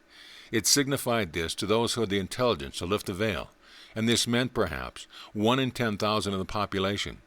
And as soon as he had penetrated the real meaning, his lips were sealed, for he was admitted to the mysteries. For the rest, the priests had such trivial, superficial explanation as those which, ages later, they sought to palm off upon Herodotus. It was no part of their business to lift the veil of Isis. And so Moses saw the generations toiling on in ignorance, which could not have been a disastrous consequence sooner or later. Under the paternal rule of a truly illuminated priesthood, such a relation between the inner and outer religion might be employed to maintain a condition of peaceful well-being for the masses during their intellectual infancy. But he saw that this state of things could not go on indefinitely. National calamity. With a general advance in intelligence must come a general disposition to question the outward forms of religion, while yet this general advance fell very short of that fuller development which in solitary instances led the individual to grasp the meaning of the inner truth. Then to any other nation comes the ridicule of all it has hitherto held sacred, because it has never learnt the eternal truth itself, but has placed its faith in forms and ceremonies and traditions, which, useful in their day and generation, should have been unfolded to meet growing intelligence. When this condition of the national mind supervenes, woe to that nation, for it is left without God and without hope, and by the inevitable law of nature on the plane of the mind it cannot but bring upon itself dire calamity. From the standpoint of the governed, this benign paternal government could not go on forever, and equally so from that of the rulers. What guarantee was there of the perpetual succession of priests illumined not only in head but also in heart? Egypt was old when Moses was a youth, and the signs of decadence were not wanting. For the cruel oppression of the Israelites, whom 4 centuries of naturalization should have placed on equality with the fellow subjects, was the very reverse of all that was truest in the inner teaching of the Egyptian temples. It was the index of practical atheism. The science of the temples continued, but it had reached the bifurcation of the way and had taken the left-hand path. And if this was the case in Egypt, which led the van of civilization, what was to be expected from the rest of the world? What was the outlook into the future with an intellectual development expanding only on the material side, without any knowledge of the spiritual truth in which lies the real livingness of life? Surely nothing but the ultimate destruction of mankind in internecine strife, led up by long ages that awful spiritual condition, in which the outward polish of materialized intellectuality only serves to place additional resources at the disposal of the unmitigated savage within. A new beginning. The system then in vogue had once been a valuable system, perhaps the only one possible, but Egypt was no longer young, and the day of that system had palpably gone by. What was to be done? That great central truth which the old system had handed down from hoary antiquity must be made the common appendage of mankind. Nuk pu nuk must no longer be made the mysterious legend of the temples. but it must become the household word of every family throughout the world. This is the work of generation upon generation, very far from being accomplished yet, and the only way to inaugurate it was by a new departure in which the great announcement that had hitherto been reserved as a last and final teaching must become the first and initial teaching. The supreme secret of the mysteries must be made the starting point of the child's education, and therefore the mission to Israel must open with a declaration of the I Am as the all-embracing one. A sentence consists of a subject, copula, and predicate, but in the announcement of the divine name made to Moses, there is no predicate. The reason is that to predicate something on a subject implies some special aspect of it, and thus by implication limits it, however extensive the predicate may be, and it is impossible to apply this mode of statement to the universal living spirit. There can be nothing outside it. Itself is the substance and the life of all that is or ever can be. This is an ultimate conception from which it is impossible to get away. Therefore, the only predicate corresponding to the universal subject must be the enumeration and the innumerable, the statement of all that is contained in infinite possibility, and consequently, the place of the predicate must be left apparently unfilled, because it is the fullness which includes it. The only possible statement of the divine is that of present subjective being, the universal I, and the ever-present Am. Therefore, I Am is the name of God, and the first of all the commandments is the announcement of the divine being as the infinite one. I have discussed the subject of the unity of spirit in the Edinburgh Lectures on Mental Science, but I may repeat here the truth that, mathematically, the infinite must be unity. We cannot think of two infinites, for as soon as duality appears, each member of it is limited by the other, else there would be no duality. Therefore we cannot multiply the infinite. Similarly, we cannot divide it, for division again implies multiplicity or numbers, and those they may be conceived as an existing relativity to each other within the infinite. The very relation between them establishes limits where one begins and the other ends, and thus we are no longer dealing with the infinite. Of course, all this is self-evident to the mathematician, who at once sees the absurdity of attempting to multiply or divide infinity. But the non-mathematical reader should endeavor to realize the full meaning of the word infinite as that which, being without limits, necessarily occupies all space and therefore includes all that is. The announcement that God is one is, therefore, the mathematical statement of the universal presence of spirit, and the phrase, I am, is the grammatical statement of the same thing. And because the universal spirit is the universal life itself, over all, through all, and in all, there is yet a third statement of it, which is its living statement, the reproduction of it in man himself. And these three statements are one and cannot be separated. Each implies the two others, like the three sides of an equilateral triangle, and therefore the first of all the commandments is that we shall recognize the one. As numerically all other numbers are developed from unity, so all the possibilities of ever-expanding life are developed from the all-including unit of being, and therefore in this commandment we find the root of our future growth to all eternity. This is why both Moses and Jesus assign it to the supreme place. Moses and Jesus. And here let me point out the intimate relation between the teaching of Jesus and the teaching of Moses. They are the two great figures of the Bible. As the Old Testament centers around the one, so the New Testament centers around the other. Each appeals to the other. Moses said, Of thy brethren shall thy Lord thy God raise up a prophet like unto me.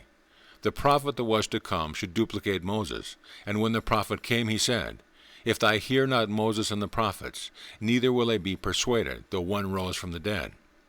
Each is the complement of the other. We shall never understand Jesus until we understand Moses, and we shall never understand Moses until we understand Jesus.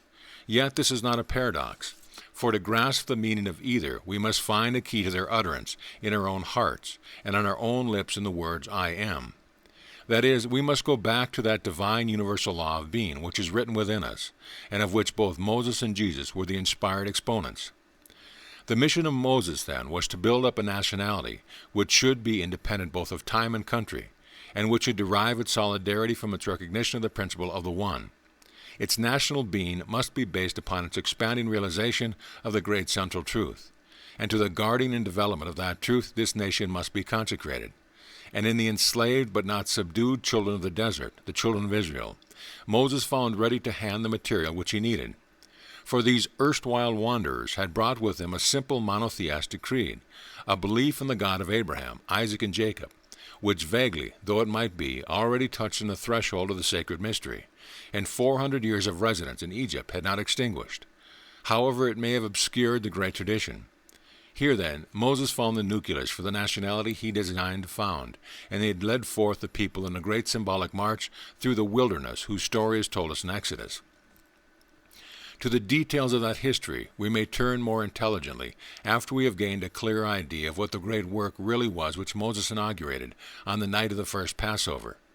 Perhaps some of my readers may be surprised to learn that it is still going on, and they are called upon to take a personal part in continuing the work of Moses, which is now so expanded as to reach themselves. But all this is contained in the commission which Moses first announced to those he was to deliver, and grows naturally out of its unfoldment.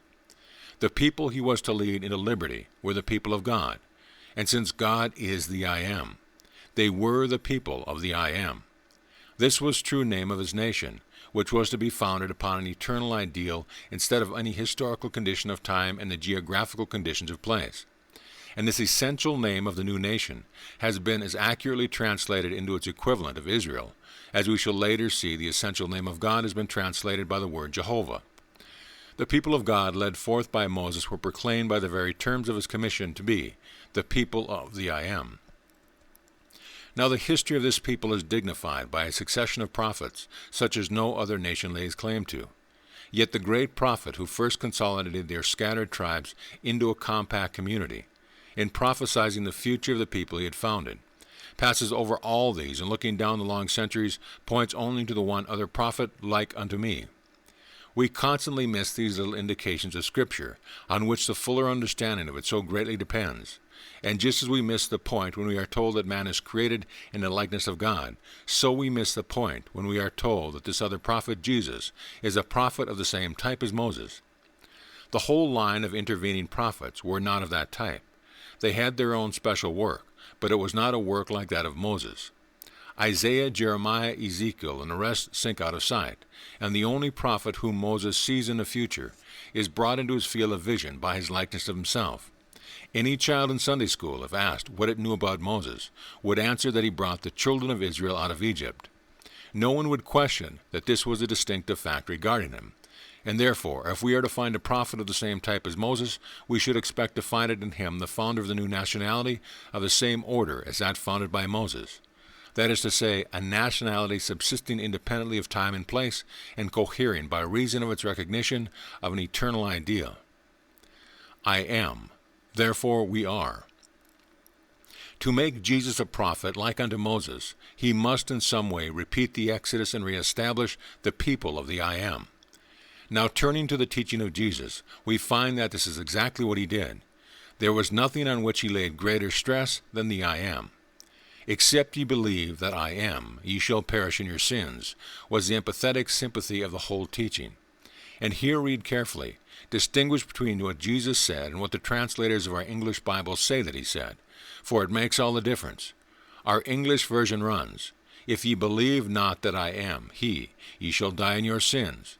Thus, by the introduction of a single word, assuming all sorts of theological doctrines have their origin in Persian and Neoplatonic speculations, the discussion of which would require a volume to itself. Not false doctrines, but great truth are presented in such infantine notions as to convey the most limiting conception of ideals whose vitality consists in their transcending all limitations. Thus both as theologians and grammarians, the translators of the Authorized Version felt the want of a predicate to complete the words I am, and so they added the word he. But faithful according to their light, they were careful to draw attention to the fact that there was no he in the original, and therefore that word is printed in italics to show that it was supplied by the translators, and the Revised Version carefully notes this fact in the margin. In the parallel case of the announcement to Moses at the burning bush, the translators did not attempt to introduce any predicate. They felt what I have pointed out, that no predicate could be sufficiently extensive to define infinite being. But here, supposing that Jesus was speaking of himself personally, they thought it necessary to introduce a word which should limit his statement accordingly. Now, the only comment to be made on this passage of the English Bible is to note carefully that it is exactly what Jesus never said. In this connection, he made no personal application of the verb to be. What he said was, Except ye believe that I am, ye shall die in your sins.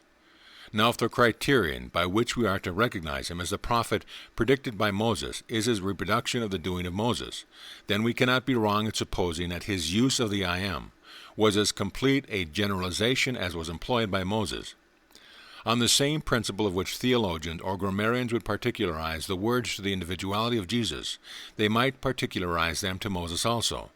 But going back to that generalized statement of man, which is the very intimation the Bible gives of him, we find that if I am is the generalized statement of God, it must also be the generalized statement of man.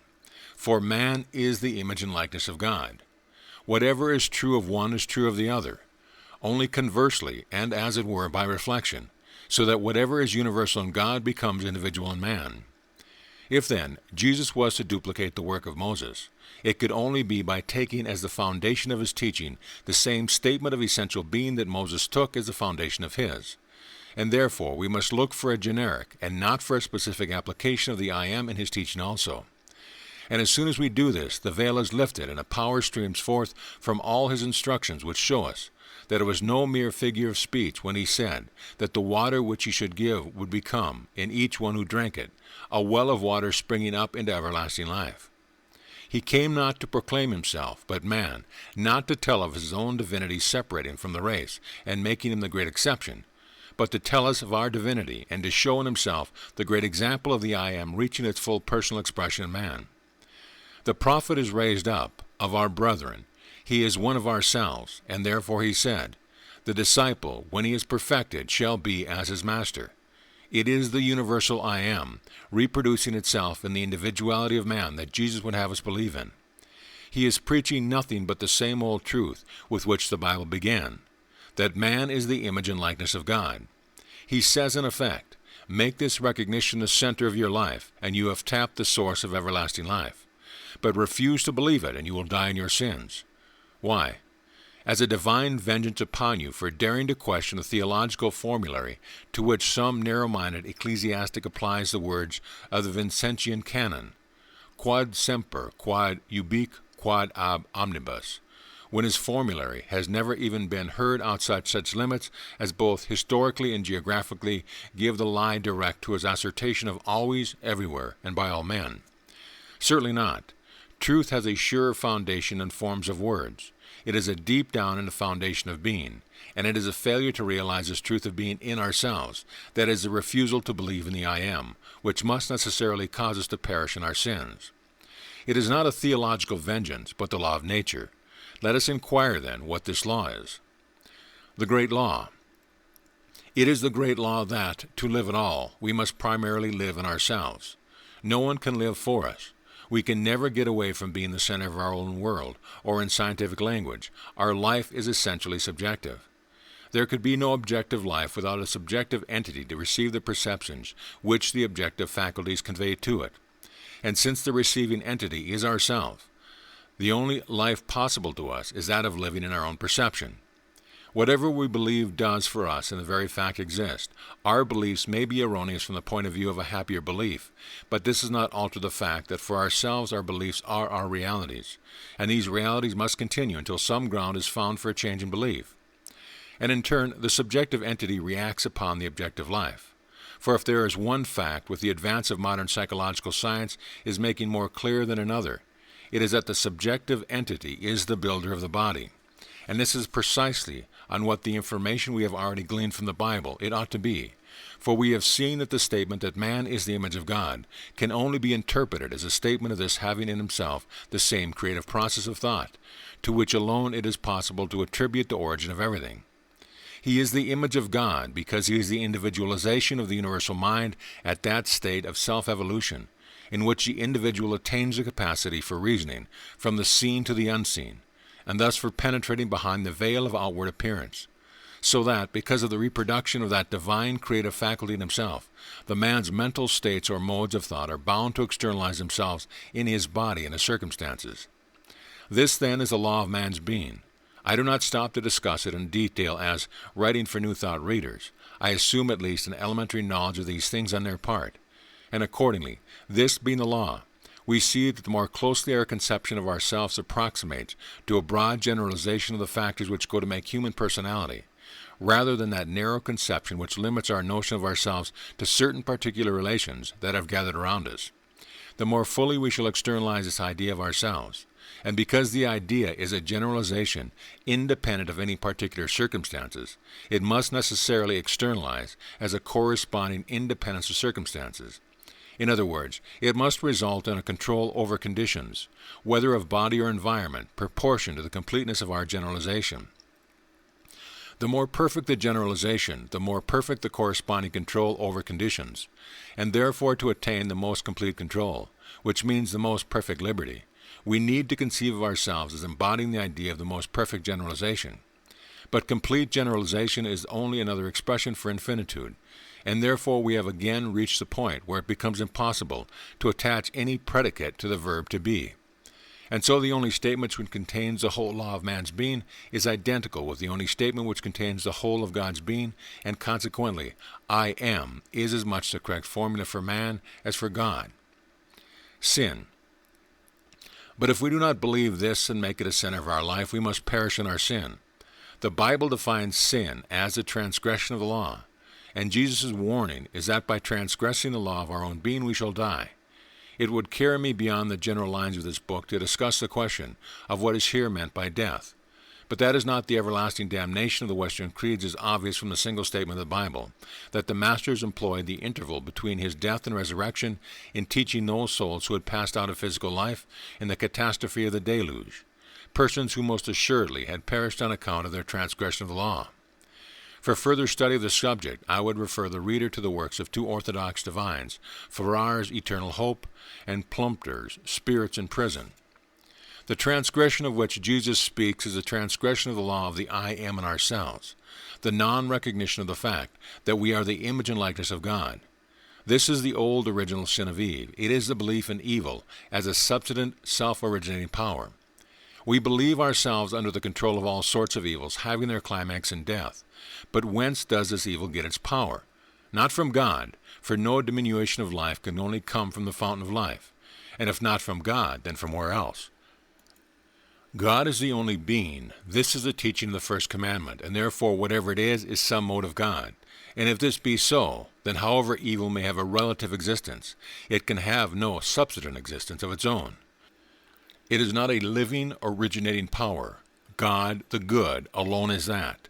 And it is for this reason that in the doctrine of the One and in the statement of the I Am is the foundation of eternal individual life and liberty. So then the transgression is in supposing that there is or can be any living, originating power outside the I Am. Let us once see that this is impossible, and it follows that evil has no more dominion over us, and we are free. But so long as we limit the I Am in ourselves to the narrow boundaries of the relative and conditioned, and do not realize that personified in ourselves, it must by its very nature still be as unfettered as when acting in the first creation of the universe. We shall never pass beyond the law of death, which we thus impose upon ourselves.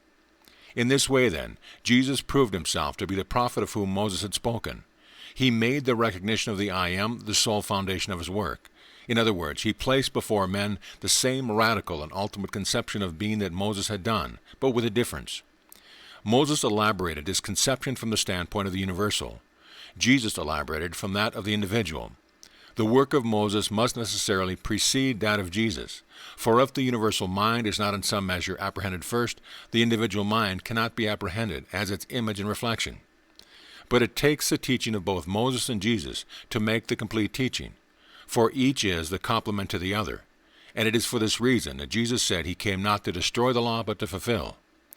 Jesus took up the work where Moses left off and expanded Moses' initial conception of the people founded on the recognition of the unity of God and its proper outcome of the conception of a people founded on the recognition of the unity of man as the expression of the unity of God. How can we doubt that this latter conception also was in the mind of Moses? Had it not been, he would not have spoken of the prophet like unto himself that should come hereafter. But he saw the ages during which this great idea must germinate within the limits of a single nationality before it could expand to humanity at large. And therefore, before Jesus could gather into one the people of the I Am, from every nation under heaven, it was necessary that one exclusive nation should be the official custodian of the great secret and mature it till the time it was right for the formation of that great international nationality, which is only now beginning to show forth its earliest blossoms. End of chapter. Chapter 5. The Mission of Jesus. Natural Selection. Hitherto our interpretation of the Bible has worked along the lines of great universal laws, naturally inherent in the constitution of man and thus applicable to all men alike. But now we must turn to that other line of an exclusive selection, to which I referred in the opening chapter. This is not an arbitrary selection, for that would contradict the very conception of the unchangeable universal law on which the whole Bible is founded. But it is a process of natural selection arising out of the law itself and results not from any change in the law, but from the attainment of an exalted realization of what the law really is. The first suggestion of this process of separation is contained in the promise that the deliverance of the race should come through the seed of the woman. For in the contradistinction to this seed, there is a seed of the serpent. I will put enmity between thy seed and her seed. Again we see the process of selection coming out in the preference given to the offering of Abel over that of Cain. And again the selection is repeated in the intimation that Seth took the place of Abel. While it is to be remarked that the New Testament genealogy traces the ancestry of Jesus to Seth, so that the line of Seth is clearly indicated as carrying on a selection originally made in favor of Abel. In this line we find Noah, who with his family was alone exempted from the universal overthrow of the deluge, and many centuries later we find one man, Abraham, selected by means of a special covenant to be the progenitor of the race chosen in which the process of time, the Messiah, the promised seed of the woman, was to be born. Now was there in these things any arbitrary selection? After due consideration we shall find that there was not, and that they arose out of the perfectly natural operation of mental laws working on the higher levels of individualism. And the indications of this operation are given in the story of Cain and Abel. Abel was a keeper of sheep, and Cain was a tiller of the earth. And if the reader will bear in mind what I said regarding the symbolic character of Bible personages and the metaphorical use of the words, the meaning of the story will become clear. Reason, emotion, and volition. There is a great difference between animal and vegetable life. The one is cold and devoid of any apparent element of volition. The other is full of warmth and adumbrates the quality of will. So that as symbols, the animal represents the emotional qualities in man, while the vegetable, following a mere law of sequence without the exercise of individual choice, more fitly represents the purely logical process of reasoning. Now we all know that the first spring of action in any chain of cause and effect, which we set going, starts with some emotion, some manner of feeling, and not with a mere argument. Argument, a reasoning process, may cause us to change the standpoint of our feeling, and to conceive that as desirable, which at first we did not consider so. But at the end, it is the recognition of a desire, which is the one and only spring of action. It is therefore the feelings and desires that give the true key to our life, and not mere logical statements. And so if the feelings and desires are going in the right direction, we may be very sure that the logic will not be wrong in its conclusion. Even though it may be blundering in its method, take care of the heart, and the head will take care of itself. This, then, is the meaning of the story of Cain and Abel, if we realize that the universal mind, as the all-pervading, undistributed creative power, must be subjective mind. We shall see that can only respond in accordance with the law of subjective mind, that is to say, its relation to the individual mind must always be in exact correspondence to what the individual mind conceives of it. This is unequivocally stated in a passage which is twice repeated in Scripture. With the pure thou shalt show thyself pure, and with the froward thou wilt show thyself froward. Psalm 18:26 and 2 Samuel 22:27. To the pure you show yourself pure, but to the crooked you show yourself shrewd, when the context makes it clear that these words are addressed to the divine being. If therefore we grasp this law of correspondence, we shall see that the only conception of the divine mind, which will really vivify our souls with living and life-giving power, is to realize it not merely as a tremendous force to be mapped out intellectually, according to its successive stages of sequence, though it is also this also, but above all things is the universal heart with which our own must beat, in sympathetic vibration, if we would attain the true development of that power, the possession of which constitutes the glorious liberty of the sons of God. Romans 8:21. In all our operations we must always remember that the creative power is a process of feeling and not of reasoning. Reasoning analyzes and dissects, feeling evolves and builds up. The relation between them is that reasoning explains how it is the feeling has this power, and the more plainly we see why it should be so, the more completely we are delivered from these negative feelings which act destructively by the same law by which affirmative feelings work constructively. The first requisite, therefore, for drawing to ourselves the creative action of the universal Spirit, which alone can set us free from the bondage of limitation, is to call up its response on the side of feeling, and unless this is done first, no amount of argument, mere intellectuality, can give the desired effect. And this is what is symbolically represented in the statement that God accepted Abel's offering and rejected Cain's. It is the veiled statement of the truth that the action of the intellect alone, however powerful, is not sufficient to move the creative power.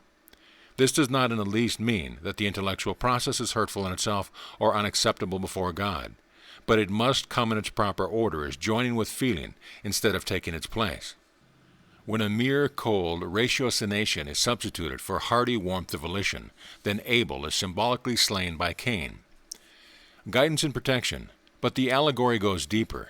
It tells us that the particular animal which Abel offered was a sheep, and from this point onward we find the metaphor of the shepherd and the sheep recurring throughout Scripture. And the reason is that the relation between the shepherd and the sheep is peculiarly one of guidance and protection. Now this brings us to the point we may call the severance of the way, when we realize the unity of the I Am, the identity, that is, of the self-recognizing principle in the universal and in the individual. We may form three conceptions of it.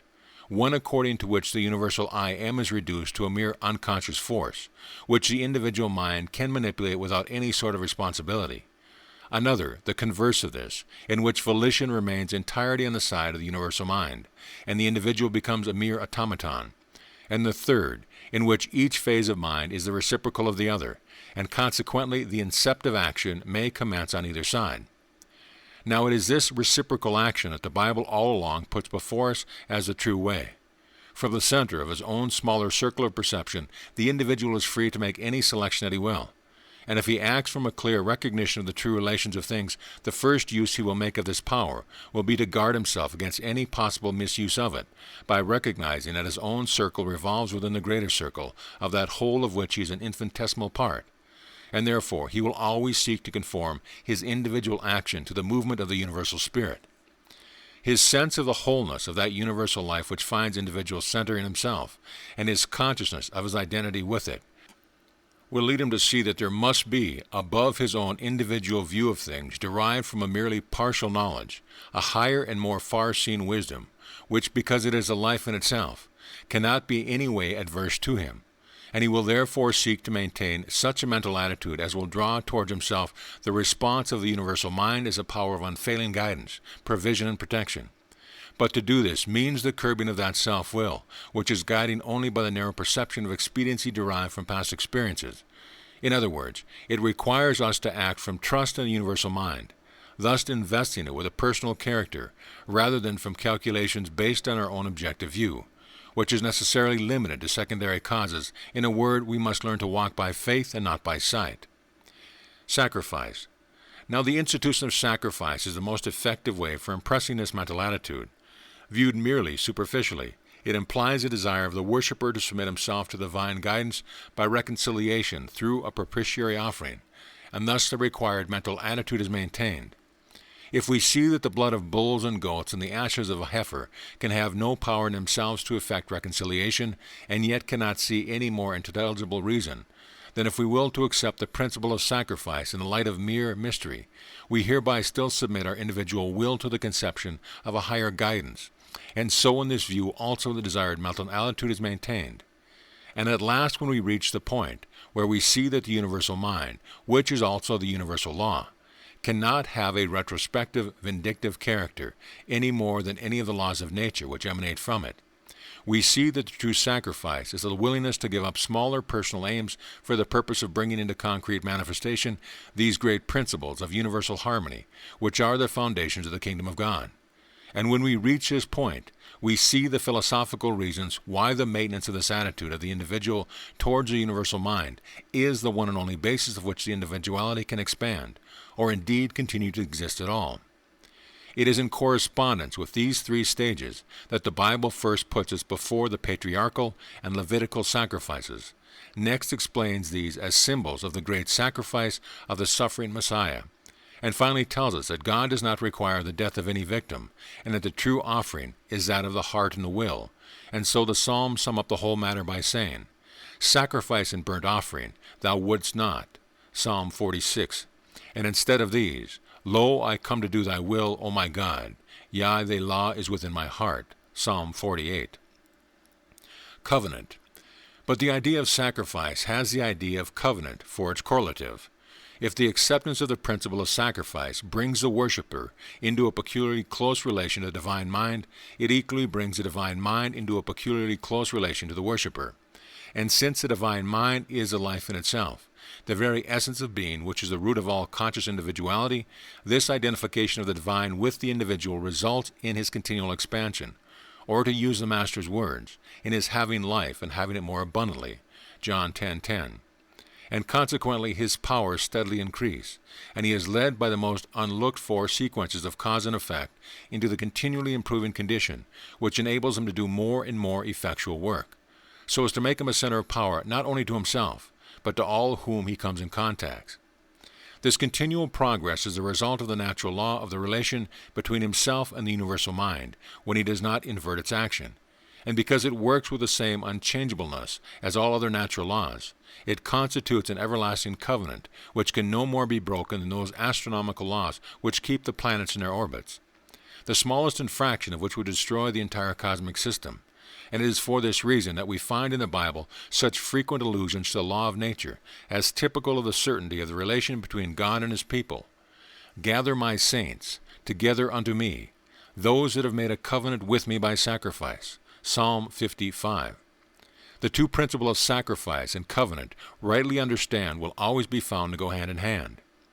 The idea of guidance and protection, which thus so set forth, recurs throughout the Bible under the emblem of the shepherd and the sheep, and it is in a peculiar manner appropriated to the people of the I Am. For thence is the shepherd, the stone of Israel, Genesis 49:24. Give ear, O shepherd of Israel, thou that leadest Joseph like a flock, Psalm 81. The Lord is my shepherd, I shall not want, Psalm 23:1. I am the good shepherd, and similarly in many other passages. If then this conception of the shepherd and the sheep represents the mental attitude of Israel, we may reasonably expect it may be precisely opposite to all that is symbolically meant by Egypt. If Israel takes for its stone of foundation the principle of guidance by the supreme power, then Egypt must base itself on the contrary principle of making its own choice without any guidance, that is to say, determined self-will. And hence we find it written that every shepherd is an abomination to the Egyptian, Genesis 46:24. Subconscious mind. Now it is a very remarkable thing that tradition points to the Great Pyramid as having been erected by a shepherd power which dominated Egypt, not by force of arms, but by a mysterious influence which, although they detested it, the Egyptians found it impossible to resist. These shepherds built the Great Pyramid, and then having accomplished their work, returned to the land from whence they came. So says the tradition. The pyramid remains to this day, and the researches of modern science show us that it is a monumental statement of all the great measure of the cosmic system wrought out of an accuracy which can only be accounted for by more than human knowledge. And where should we find this knowledge except in the universal mind, of which the cosmic system is the visible manifestation?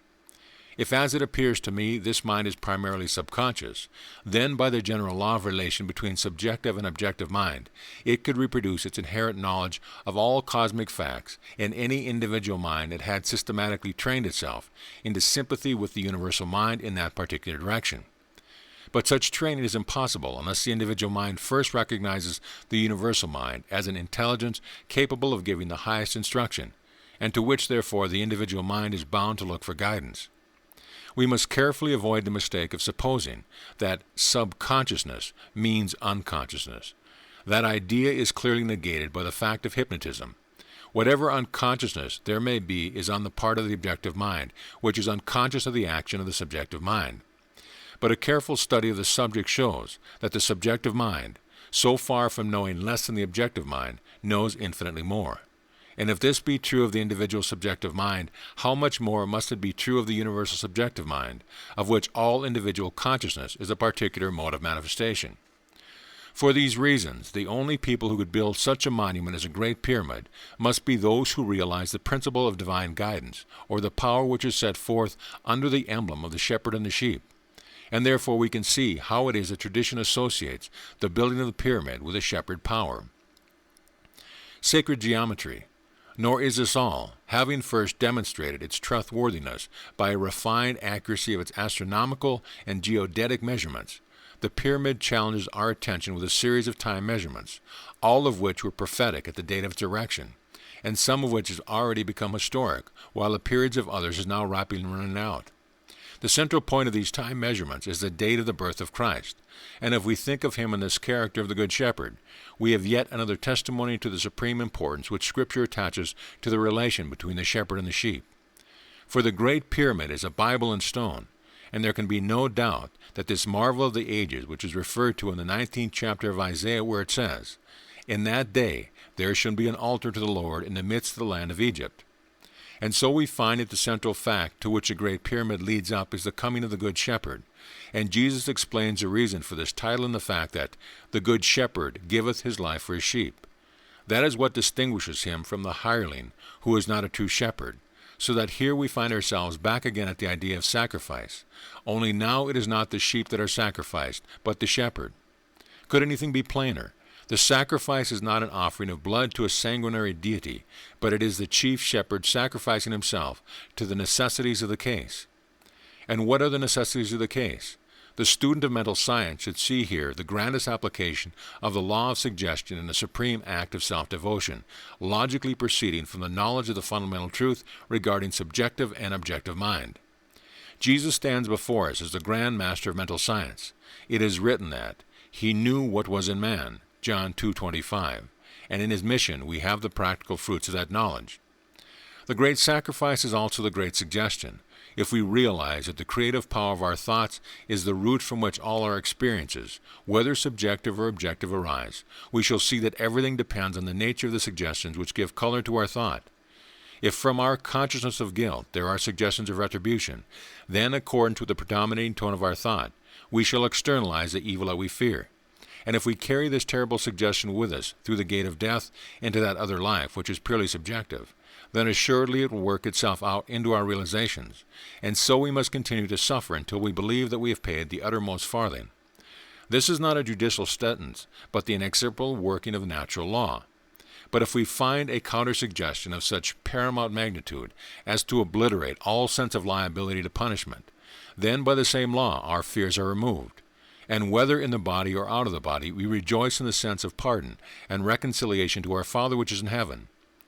Now we can well imagine that one who has attained the supreme knowledge of all laws, and as a consequence has developed the powers which the knowledge must necessarily carry with it, would find it in conveying of such an incalculable valuable suggestion to the race an object worthy of his exalted capacities.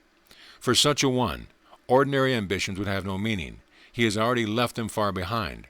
But if he elects to devote himself to his great work, he must count the cost, for nothing short of delivering himself to death can accomplish it. The Master said, "Greater love hath no man than this, that a man lay down his life for his friends." John 15:13. And if the law of suggestion was to be employed in such a way as to appeal to the whole race, it could only be so deeply impressing him with the realization of the divine love that all fear should be forever cast out. Therefore the suggestion must be that of love, which nothing can exceed, and so it must consist in him who undertakes the mission giving himself to voluntary death. For herein is the difference between the crucifixion of Jesus and those thousands of other crucifixions which disgraced the annals of Rome. It was entirely voluntary. This also places it above all other acts of heroism. Many have died for the sake of others, but to them death was a necessity, and their devotion consisted in accepting it when and how they did. But with Jesus the case was entirely different. He was beyond the necessity of death, and no man could take his life from him. He himself had power to lay it down and to take it up again. But he was under no compulsion to do so. Therefore, his yielding himself to a death of excruciating agony was the master stroke of love and the supreme practical application of mental science. When he said, "It is finished," he had accomplished a work which is aptly represented by the cubical stone, which is the figure of the New Jerusalem, of which it is written that the length and the breadth and the height thereof are equal. Revelation 21:16. For turn it which way you will, it still always serves its great purpose of impressing the suggestion of superlative love which can be trusted to the uttermost. Even the crude conception of Father's justice being satisfied by the sacrifice of the Son, however faulty both as law and as theology, in no way misses the mark from the metaphysical standpoint of suggestion, And those who have not yet got beyond this stage in their conception of the divine being receive the assurance of the divine love towards himself as completely as those who are able to grasp most clearly the sequence of cause and effect really involved. And for these latter it resolves itself into the simple argument, with still greater reason, that if the universal Spirit could thus inspire one to die for us, who is already beyond the necessity of death, then it cannot be less loving in the bulk than it has shown itself in the sample. Universal law in practice. It is an axiom that the universal cannot act on the plane of the particular except by becoming individualized upon that plane. And therefore we may argue that so far as it was possible for us, the universal Spirit, to give itself to death for us, it did so in the person of Jesus Christ. And so we may say that to all intents and purposes God died for us upon the cross to prove to us the love of God. Let us then no longer doubt the fact of this love, but realizing it to the full, let us make the cross of Christ not the mysterious end of an unintelligent religion, but the beginning of a bright, practical, and glorious new life. Taking for our starting point the apostolic words, "There is now no condemnation to them that are in Jesus Christ," Romans 8:1. We have now consciously left all condemnation behind us, and we set forward on our new life with the self-obvious maxim that, if God be for us, who can be against us? We may meet with opposition, but there is with us a power and an intelligence which no opposition can overcome. And so we become more than conquerors through him that loved us. This is the nature of the great suggestion wrought out by Jesus, so that here again we find that the acceptance of the great sacrifice give rise to the consciousness of a peculiar, close, and endearing relation between the individual and the universal mind, which may well be described as an everlasting covenant, because it is founded not on any favoritism on the part of God, neither on any deeds of merit on the part of man, but on the accurate working of universal law when realized in the higher manifestation of individualism. And so it is truly written, "By his knowledge shall my righteous servant justify many," Isaiah 53:11. Thus it is that Jesus completes the work of Moses in building up into a peculiar people, a chosen generation, the people of I Am. Bloodline and inheritance. It was this conception of themselves as a chosen nation, separate from all others and united to God by a special covenant based upon sacrifice, that did in effect operate to produce the reality of this ideal in the people of Israel. Here again we see the law of suggestion at work.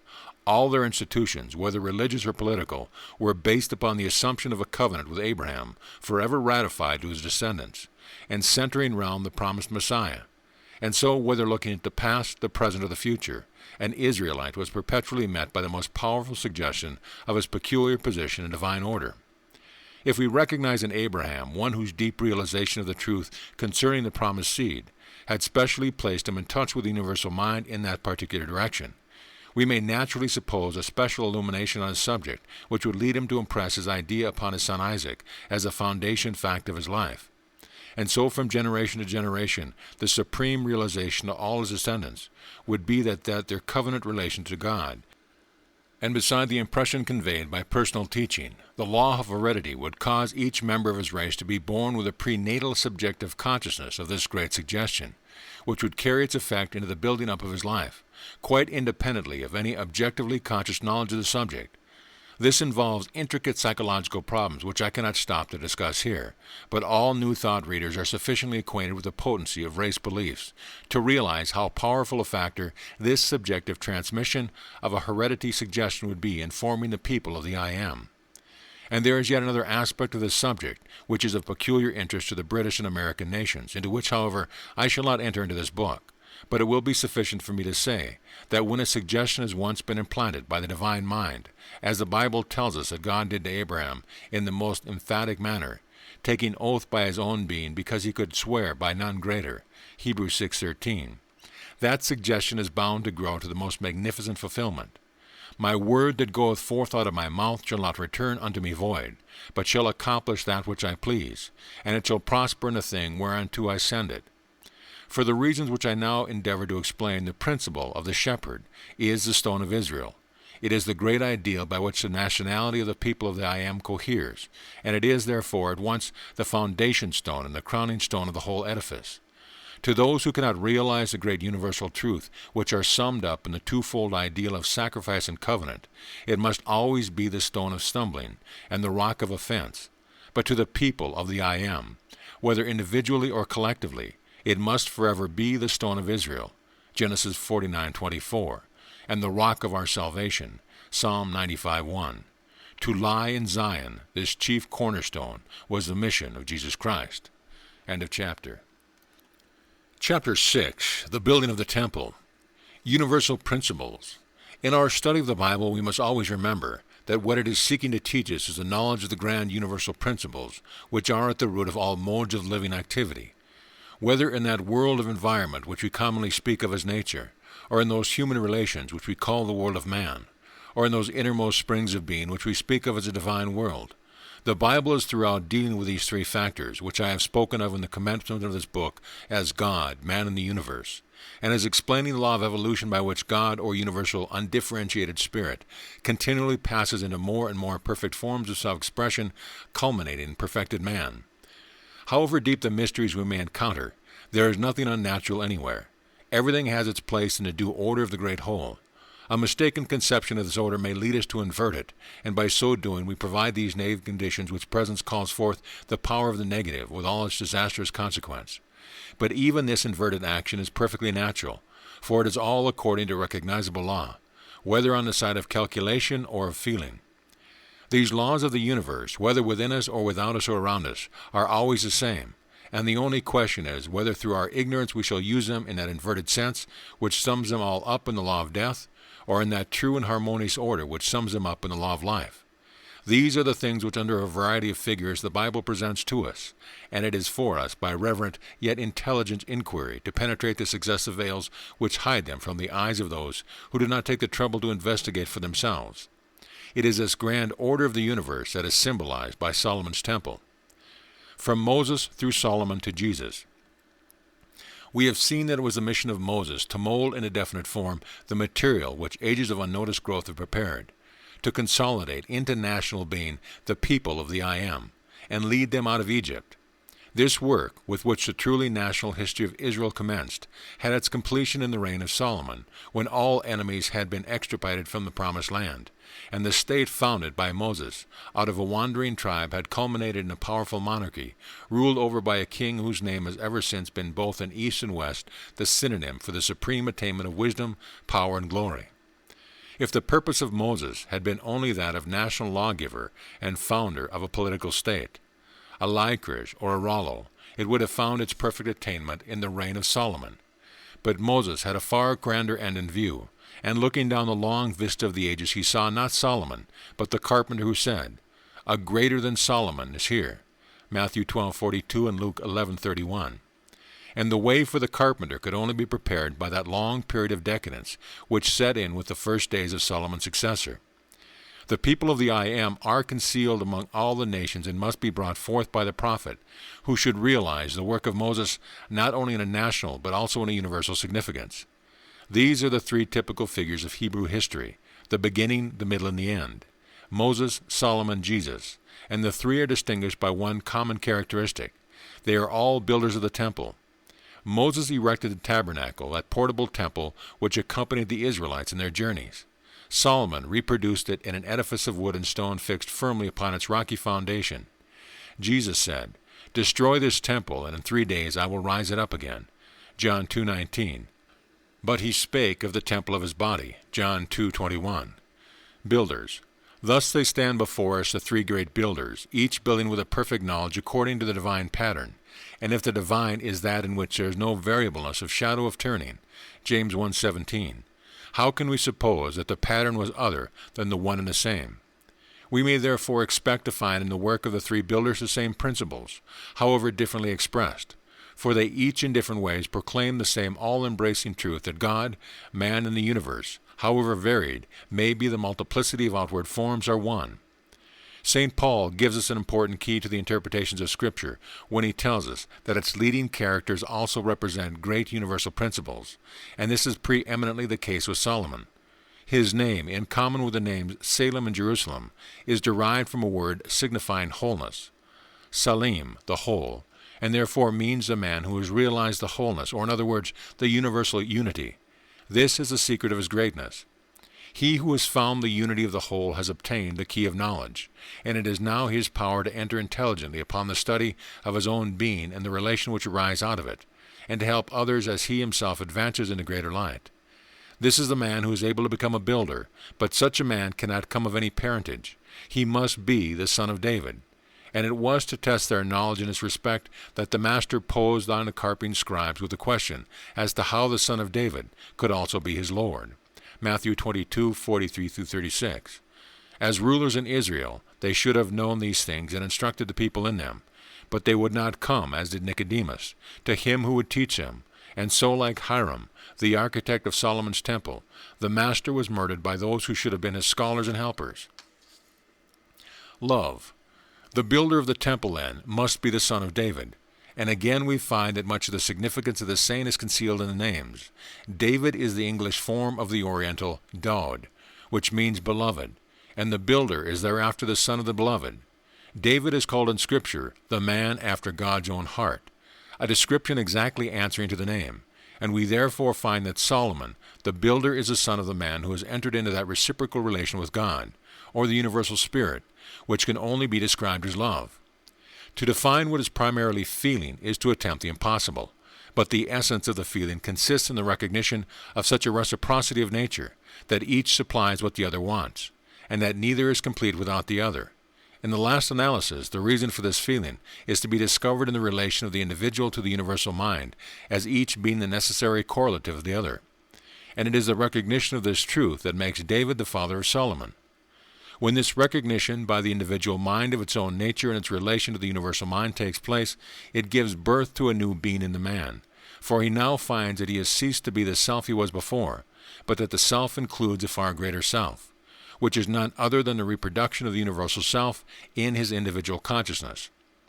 Thenceforward, he works more and more on set purposes by means of this greater self, this self within the self, as he grows into fuller understanding of the law by which this greater self has become developed within him. He learns that it is this greater self within the self that is a true builder, because it is none other than the reproduction of the infinite creative power of the universe. He realized that the working of his power must always be continually building up. It is the universal life principle, and to suppose that to have any other action and continual expansion into more and more perfect forms of self-expression would be to suppose it acting in contradiction to its own nature, which, whether on the colossal scale of a solar system or on the miniature one of man, must be that of a self-inherent activity which is forever building up. When anyone is thus intellectual enlightened, he has reached a stage of development which is signified by the name David. He is beloved, that is to say, he is exercising a specific individual attraction towards a spirit, that is, its universal and undifferentiated mode. Evolution.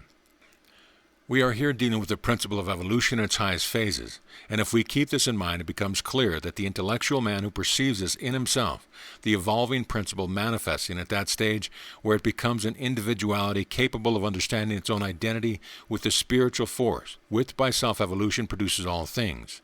He thus realizes himself to be the reciprocal of the universal mind, which is the divine spirit, and he sees that his reciprocity consists in evolution having reached in him the point where the factors develop which cannot have a place in the universal mind as such, but without which the continuation of evolution in its highest phases is impossible, the factor, namely, of individual will.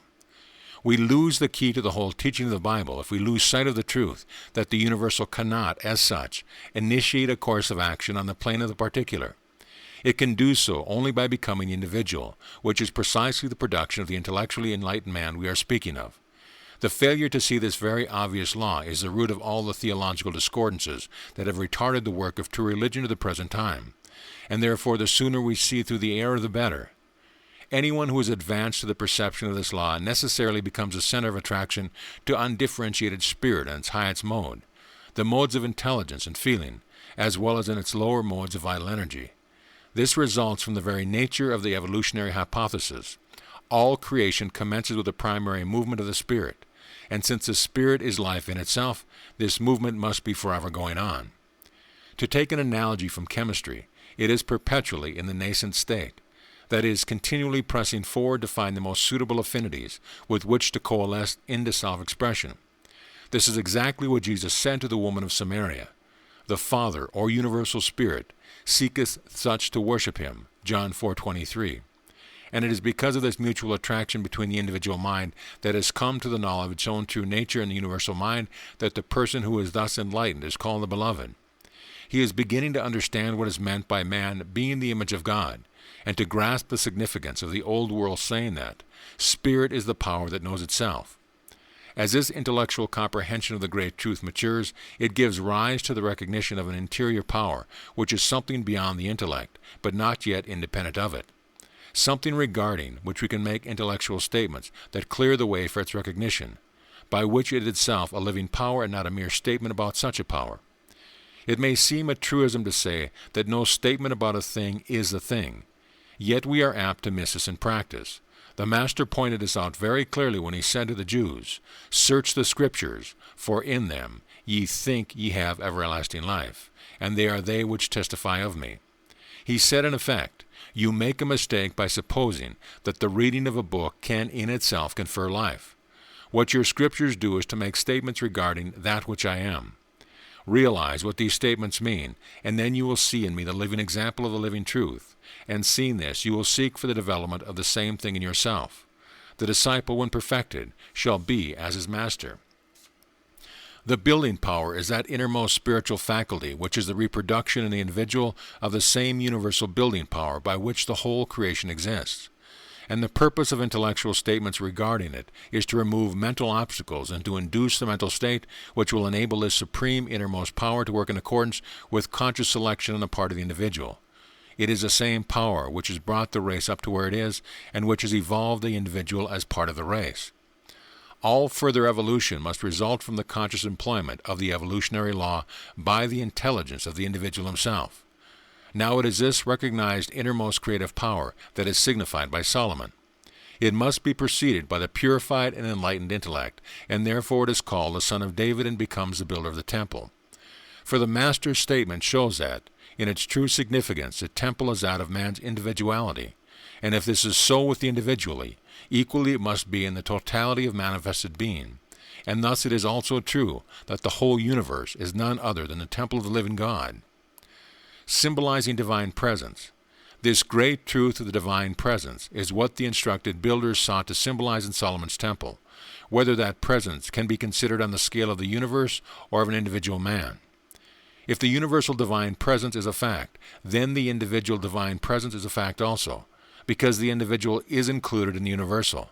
It is the working of a general law in a particular instance, and thus we are brought to one of the great statements of the ancient wisdom, that man is the microcosm, that is to say, the reproduction of all the principles which give rise to the manifestation of the universe, or the macrocosm, and therefore to serve its proper emblematic purpose, the temple must represent both the macrocosm and the microcosm. It would be far too elaborate a work for the present volume to enter into detail into symbolical statements of both physical and supraphysical nature contained first in the tabernacle and afterwards in the temple. But as the universal mind inspired the builders of the pyramid with the correct knowledge of the cosmic measures, so the Bible tells us that Moses was inspired to produce in the tabernacle the symbolic representation of great universal truth. He was bidden to make all things accurately according to the pattern showed him on the mount, and the same truth received a more permanent symbolization in Solomon's temple. An excellent example of this symbolism is afforded by two pillars set up by Solomon at the entrance of the temple. The one on the right hand, called Jachin, and the other one called Boaz, 1 Kings 7:21. They seem to have had no structural connection with the building, but merely to have stood at its entrance for the purpose of bearing these symbolic names. What then do they signify? The English J often stands for the Oriental Y, and the name Jachin is therefore Jachin, which is an intensified form of the word Yak, Y-A-K, or one, thus signifying first the principle of unity as the foundation of all things, and then the mathematical element throughout the universe, since all numbers are evolved from the one, and under certain methods of treatment will always resolve themselves again into it. But the mathematical element is the element of measurement, proportion, and relation. It is not the living life, but only the recognition of the proportional adjustment which the life gives rise to. The balance, the mathematical element, require the vital element, and this element finds its most perfect expression in that wonderful complex of thought, feeling, and volition which we call personality. The pillar Jacquin is therefore balanced by the pillar Boaz, a name connected with the root of the word awaz, A-W-A-Z, or voice. Speech is the distinguishing characteristic of personality. To clothe the conception in adequate language is to give a definition, and thus make it clear to ourselves and to others. A distinct statement of our idea is the first step in the operation of consciously building it up into concrete existence, and therefore we find that in all great religions of the race, the divine creative power is spoken of as the Word. Expression of purpose. Let us get away from all confused mysticism regarding this term. The formulated word is the expression of a definite purpose, and therefore it stands for the action of intelligent volition. And it is a showing the place which its factor holds in the evolutionary process that the pillar Boaz stands opposite the pillar Jacquez as a necessary complement and equilibrium. The union of the two signifies intelligent purpose, working by means of necessary law, and the only way of entering into the temple, whether of the cosmos or the individual, is by passing between these two pillars of the universe and realizing the combined action of law and volition. This is the narrow way that leads us into the building not made with hands, 2 Corinthians 5:1, within which all the mysteries shall be unfolded before us in a regular order and succession. He who climbs up some other way is a thief and a robber, John 10:8, and brings punishment upon himself as a natural effect of his own rashness, for knowing nothing of the true order of the inner life, he plunges prematurely into the midst of things of whose real nature he is ignorant, and sooner or later learns to his cost the truth of the scriptural warning, whoso breaketh an hedge, a serpent shall bite him. Ecclesiastes 10:8. We may not enter the temple save by passing between the pillars, and we cannot pass between them till we can tell their meaning. It is the purpose of the Bible to give us a key to the knowledge. It is not the only instruction it has to give, but it is its initial course, and when this has been mastered, it will open out into deeper things, the inner secrets of the sanctuary. But the first thing is to pass between Jacquin and Boaz, and then the divine interpreter will meet us on the threshold and will unfold the mysteries of the temple in their due order. So that each one is open to us in succession, we are prepared for its reception, and thus need fear no longer, because at each step we always know that we are dealing with and have attained the spiritual, intellectual, and physical development qualifying us to employ each new revelation to the right way. For the opening of the inner mysteries is not for the gratification of mere idle curiosity. It is for the increasing of our livingness, and the highest quality of livingness is life-givingness, and every measure of life-givingness, be it only the giving of a cup of cold water, Matthew 10:42, means use of the powers and knowledge which we possess. The temple instruction is therefore intended to qualify us as workers, and the value to ourselves of what we receive within is seen in the measure of intelligence and love which we transmute our temple gold into the current coin of daily life. The stone. The building up process is that of evolution, whether in the material world or in the human individuality or in the race of a whole, and the Bible presents the analogy to us very forcefully under the metaphor of the stone. Speaking of the rejection of his own teaching, the Master said, "What is this, then, that is written? The stone which the builders reject, the same is become the head of the corner," referring to the 118th Psalm, or Luke 20:17. A careful perusal of the Master's history, as given in the Gospel, will show us very clearly what the stone is. It is the material out of which the temple of the Spirit is to be built up, which we are now seeing as nothing else than perfected humanity. Each individual is a temple himself, as St. Paul tells us, and at the same time a single stone in the construction of the great temple, which is the regenerated race, the people of the I Am, which was inaugurated when Moses first pitched a tabernacle in the wilderness. But the process must also be an individual one, for a nation is nothing but an aggregation of individuals, and therefore in considering the metaphor of the stone as applied to the individual, we shall realize its wider application also. Now the Master was executed on the charge of blasphemy for asserting the identity of his own nature with that of God. The subjection of the Jews to the Roman rule placed the power of life and death in the hands of a tribunal, which could not take cognizance of such an offense. "Take ye him, and judge him according to your law," John 18:31, said Pilate when the charge of blasphemy was preferred before him, and in order to bring him to execution it became necessary to substitute for the original charge of blasphemy one of high treason, so as to bring it within the jurisdiction of the court. "Whosoever maketh himself a king speaketh against Caesar," and so the inscription fastened to the cross was, "Jesus of Nazareth, the King of the Jews," John 19:19. But the true reason why Jesus was hunted to death was expressed by the scribes, who mocked the sufferer with the words, "He trusted in God. Let him deliver him now if he will have him. For he said, I am the Son of God." The teaching of Jesus was the inversion of all that was taught by the official priesthood. Their whole teaching rested on the hypothesis that God and man are absolutely distinct in nature, thus directly contradicting the earliest statement of their own scriptures regarding man, that he is in the image and likeness of God. As a consequence of this false assumption, they supposed that the whole Mosaic law and ritual was intended to pacify God and make him favorable to the worshiper. And so in their minds the entire system tended only to emphasize the gulf that separated man from God. Cause and effect. What the nexus of cause and effect was, by which the system operated to produce the result of reconciling God to the worshiper, was a question which they never attempted to face. For had they, after the example of their patriarch, determinedly wrestled with the problem of why their law was what it was, that law would have shone forth with a self-illuminating light which would have made clear to them that all the teaching of Moses and the prophets and the Psalms was concerning the grand ideal of a divine humanity, which it was the mission of Jesus to proclaim and exemplify. But they would not face the question of the reason of these things. They had received a certain traditional interpretation of their scriptures, and their ritual, and as Jesus said, made the real commands of God void by their traditions. They were tied by authorities, and this at second hand. They did not inquire what Moses meant, but only followed on the lines of what seemed else he said to mean. In other words, they would not think for themselves. They were content to say, "Our law and ritual are what they are because God has so ordered them." But they would not go further and inquire why God ordered them so. With them, the whole question of revelation became the question whether Moses had or had not made such an announcement of the divine will, and so their religion rested ultimately on historical evidence. But they did not face the question, how am I to know that the so-called prophet ever received any communion from the divine at all? In the last resort, there can only be one criterion by which to judge the truth of any claim to a divine communication, which is that the message should present an intelligible sequence of cause and effect. Truth.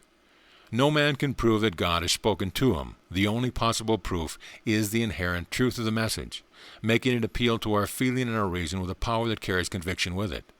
"The Spirit of truth shall convince you," said the Master, and when this inner conviction of truth is felt, it will invariably be found that, by thinking it over carefully, the reason of the feeling will manifest itself into an intelligible sequence of cause and effect. Short of realizing such a sequence, we have not realized the truth. The only other proof is that of practical results, and to this test the Master tells us that to bring the teaching that we hear and the teaching he bade us judge by his standard was his own. It is a principle that no great system can endure for ages, exercising a widespread and permanent influence over large masses of mankind without any element of truth in it. There have been and still are great systems influencing mankind which contain many and serious errors, but what has given them their power is the truth that is in them and not the error, and careful inquiry into the secret of their vitality will enable us to detect and remove this error. Now had the leaders of the Jews investigated their national system with intelligence and moral courage, they would have argued that its manifest vitality and elevating spiritual tone showed that it contained a great and living truth. This truth could not be a mere external observance and the promised results, and therefore the vitalizing truth must in some principle which supplied the connection that was apparently wanting. They would have argued that God could not have arbitrarily commanded a set of meaningless observances, and that therefore these observances must be the expression of some law inherent in the very nature of man's being. In a word, they would have realized that, to be true at all, a thing must be within the all-embracing law of cause and effect, and that religion itself could have no exception to the race. It must be, in short, natural, because if God be one, he cannot introduce anywhere any arbitrary and meaningless caprice subversive of the principle of order throughout the universe. To suppose the introduction of anything by a mere act of divine volition, without a foundation and a sequence of the universal order, would be to deny the unity of God, and thus to deny the divine being altogether. Had the rulers of Israel therefore understood the meaning of the first two commandments, they would have realized that their first duty, as instructors of the people, was to probe the whole Mosaic system until they reached the bedrock of cause and effect on which it rested. But this is just what they did not do. Their reverence for names was greater than their reverence of truth, and assuming that Moses taught what he never did, they put to death the teacher of whom Moses had prophesied as the one who should complete his word in building up the people of the I Am. Thus they rejected the stone of Israel, and in so doing they fought against God, that is, against the law of spirit and self-evolution. For it was this law and this only that the carpenter of Nazareth taught. He came not to destroy the teaching of Moses and of the prophet, but to fulfill by showing that it was that, under various veils and coverings, had been handed down through the generations. It was his mission to complete the building of the temple by exhibiting perfected man as the apex of the pyramid of evolution. The evolutionary pyramid. Broad and strong and deep was laid the foundation of this pyramid in that first movement of the One, which the Bible tells of in the opening words. And thenceforward the building has progressed through countless ages till man, now sufficiently developed intellectually, requires only the final step of recognizing that the universal spirit reaches, in him, the reproduction of itself in individuality, to take its proper place as the crown and completion of the whole evolutionary process. He has to realize that the opening statement of Scripture concerning himself is not a mere figure of speech, but a practical fact, and that he really is the image and likeness of the universal spirit. This was the teaching of Jesus. When the Jews sought to stone him for saying that God was his Father, John 10:31, he replied by quoting the 82nd Psalm. I said ye are gods, and laid stress on this as a scripture that cannot be broken. That is, as written in the very nature of things, that signature of things by which each thing has its proper plane in the universal order. He replied in effect, I am only saying of myself what your law says of every one of you. I do not set myself forth as an exception, but as an example of what the nature of every man truly is. The same mistake has been perpetuated to the present day, but gradually people are beginning to see that the great truth is which Jesus taught, and in which Moses and the prophets and the Psalms had proclaimed before him. Perfected man is the apex of evolutionary pyramid, and this by a necessary sequence. First comes the mineral kingdom, lying inert and motionless, without any sort of individual recognition. Then comes the vegetable kingdom, capable of assimilating food with individual life, but with only the most rudimentary intelligence and rooted to one spot. Next comes the animal kingdom, where intelligence is manifestly on the increase, and the individual is no longer rooted to a single spot physically, yet is so intellectually, for its round of ideas is limited only to the supply of its bodily wants. Then comes the fourth or human kingdom, where the individual is not rooted to one spot either physically or intellectually, for his thought can penetrate all space. But even he has not yet reached liberty, for he is still a slave of circumstance over which he has no control. His thoughts are unlimited, but they remain mere dreams until he can attain the power of giving them realization.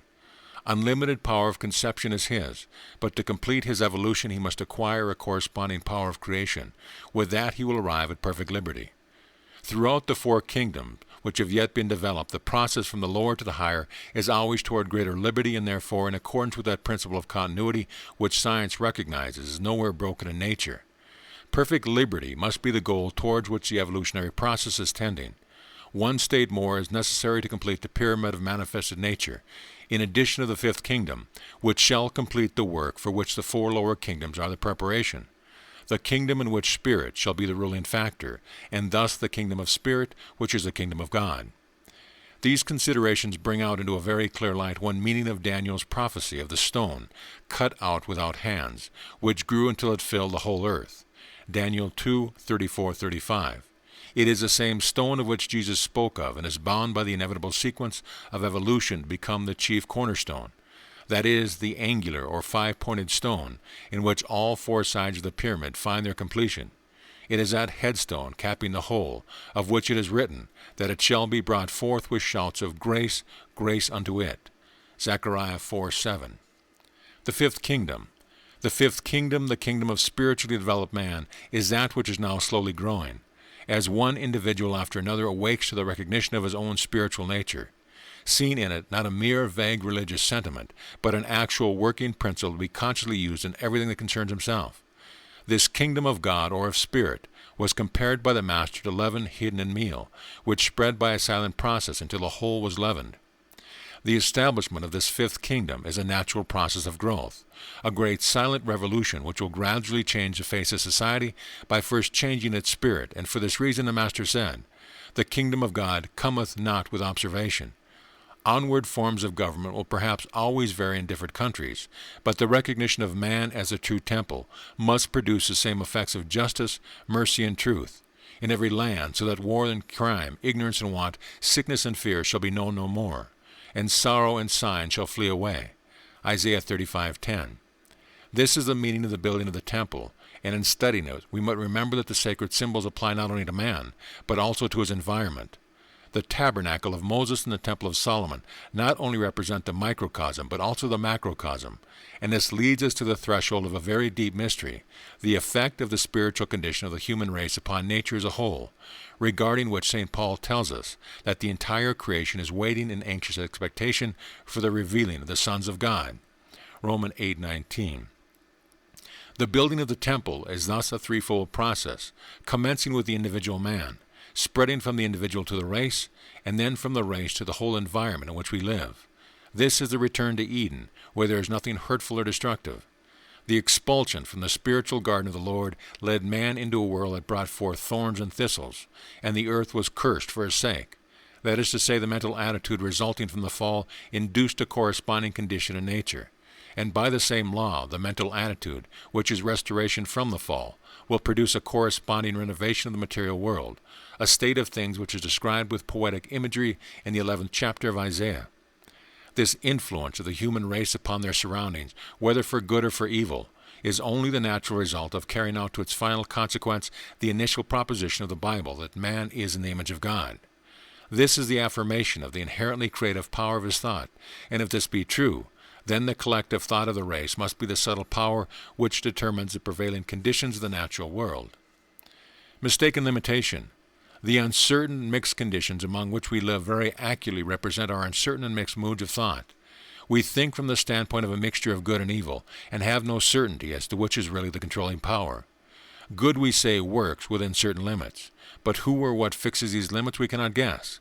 In short, if we analyze the average belief of mankind as represented in Christian countries at the present day, it resolves itself into belief in a sort of rough and tumble between God and devil, in which sometimes one is uppermost and sometimes the other, and so we entirely lose the conception of a defined control of the power of good steadily acting in accordance with its own characters, and not subject to the diction of some evil power which prescribes certain limits for it.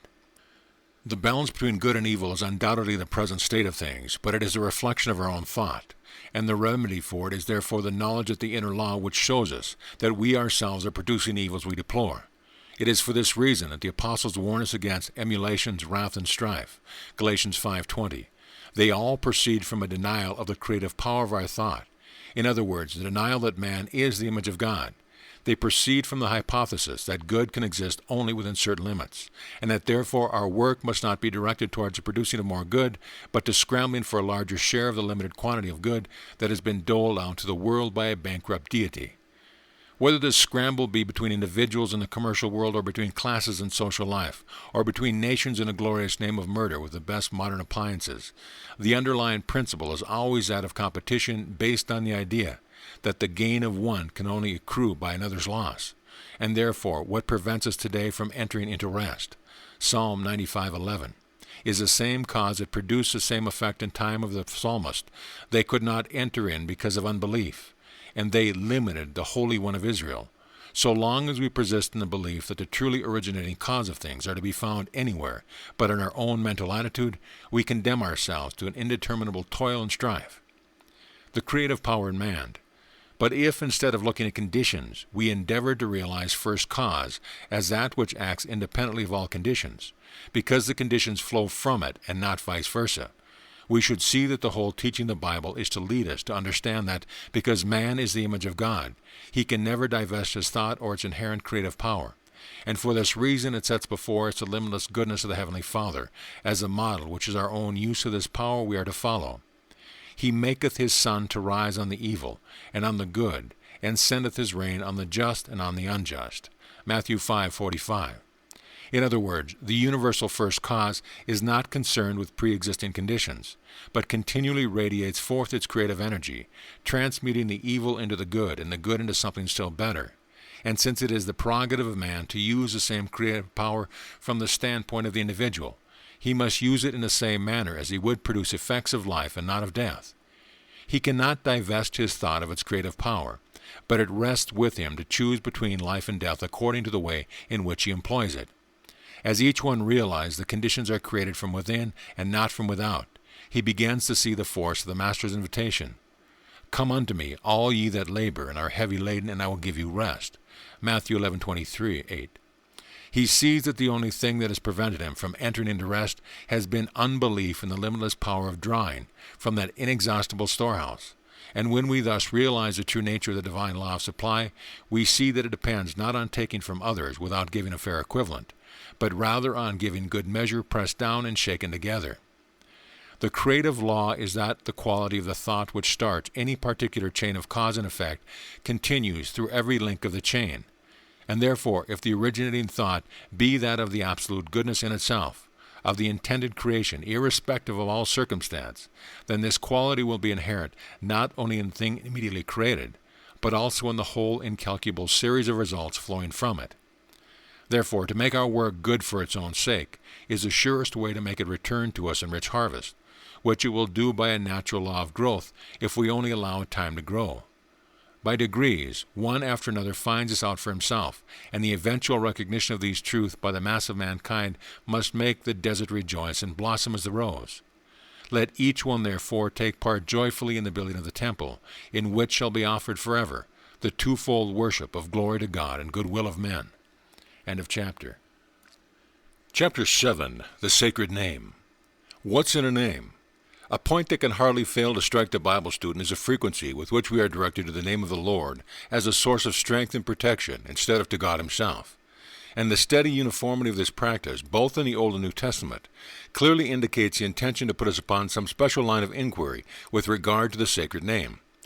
Not only is this suggested by the frequency of the expression, but the Bible gives a very remarkable instance which shows that the sacred name must be considered as a formula containing a summary of all wisdom.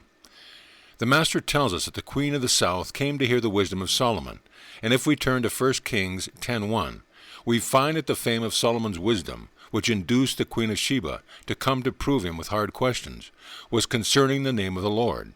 This accords with the immemorial tradition of the Jews, that the knowledge of the secret name of God enables him who possesses it to perform the most stupendous miracles.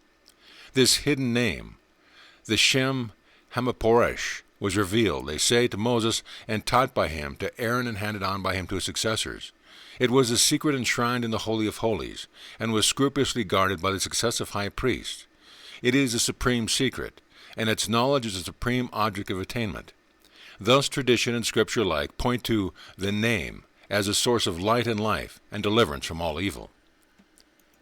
May we not therefore suppose that this must be the veiled statement of some great truth. The purpose of a name is to call up by a single word the complete idea of the thing named, with all those qualities and relations that make it what it is, instead of having to describe all this in detail every time we want to suggest the conception of it. The correct name of a thing thus conveys the idea of its whole nature, and accordingly the correct name of God should, in some manner, be a concise statement of the divine nature as the source of all life, wisdom, power, and goodness, and the origin of all manifested being. For this reason the Bible puts before us the name of the Lord, not only as the object of supreme veneration, but also as the grand subject of study, by means of which we may command the power that will provide us with all good and protect us from all ill. Let us then see what we can learn regarding this marvelous name. Oneness. The Bible calls a divine being by a variety of names, but when we have once got the general clue to the sacred name, we shall find that each of them implies all of the others, since each suggests some particular aspect of that which is the all-embracing unit, the everlasting one, which cannot be divided, and any one aspect of which must therefore convey to the instructed mind the suggestion of all the others. We will therefore seek first this general rule, which will throw light on more particular appellations. I think most people will agree that the special personal name by which the divine being is called in the Bible is Jehovah.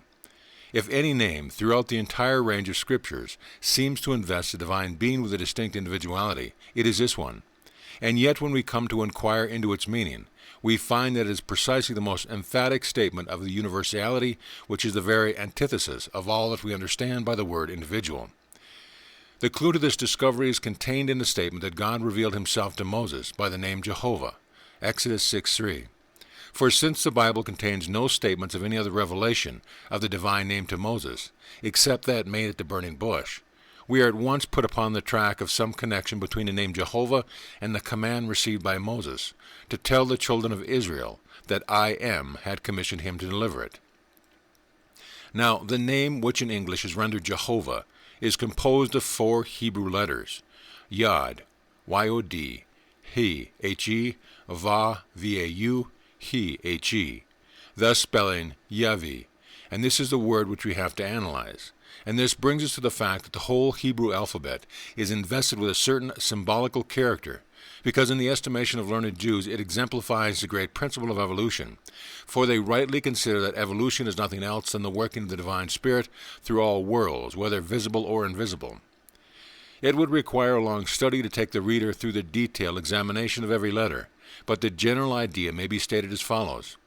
The letter Yod is a minute mark of a definite shape, though little more than a point, and a careful inspection of the Hebrew alphabet shows that all the other letters are combinations of this initial form. It is thus the generating point from which all the other letters proceed, each letter being in some way or other a reproduction of the Yod, and accordingly it has not inaptly been regarded as a symbol of the all-originating first principle.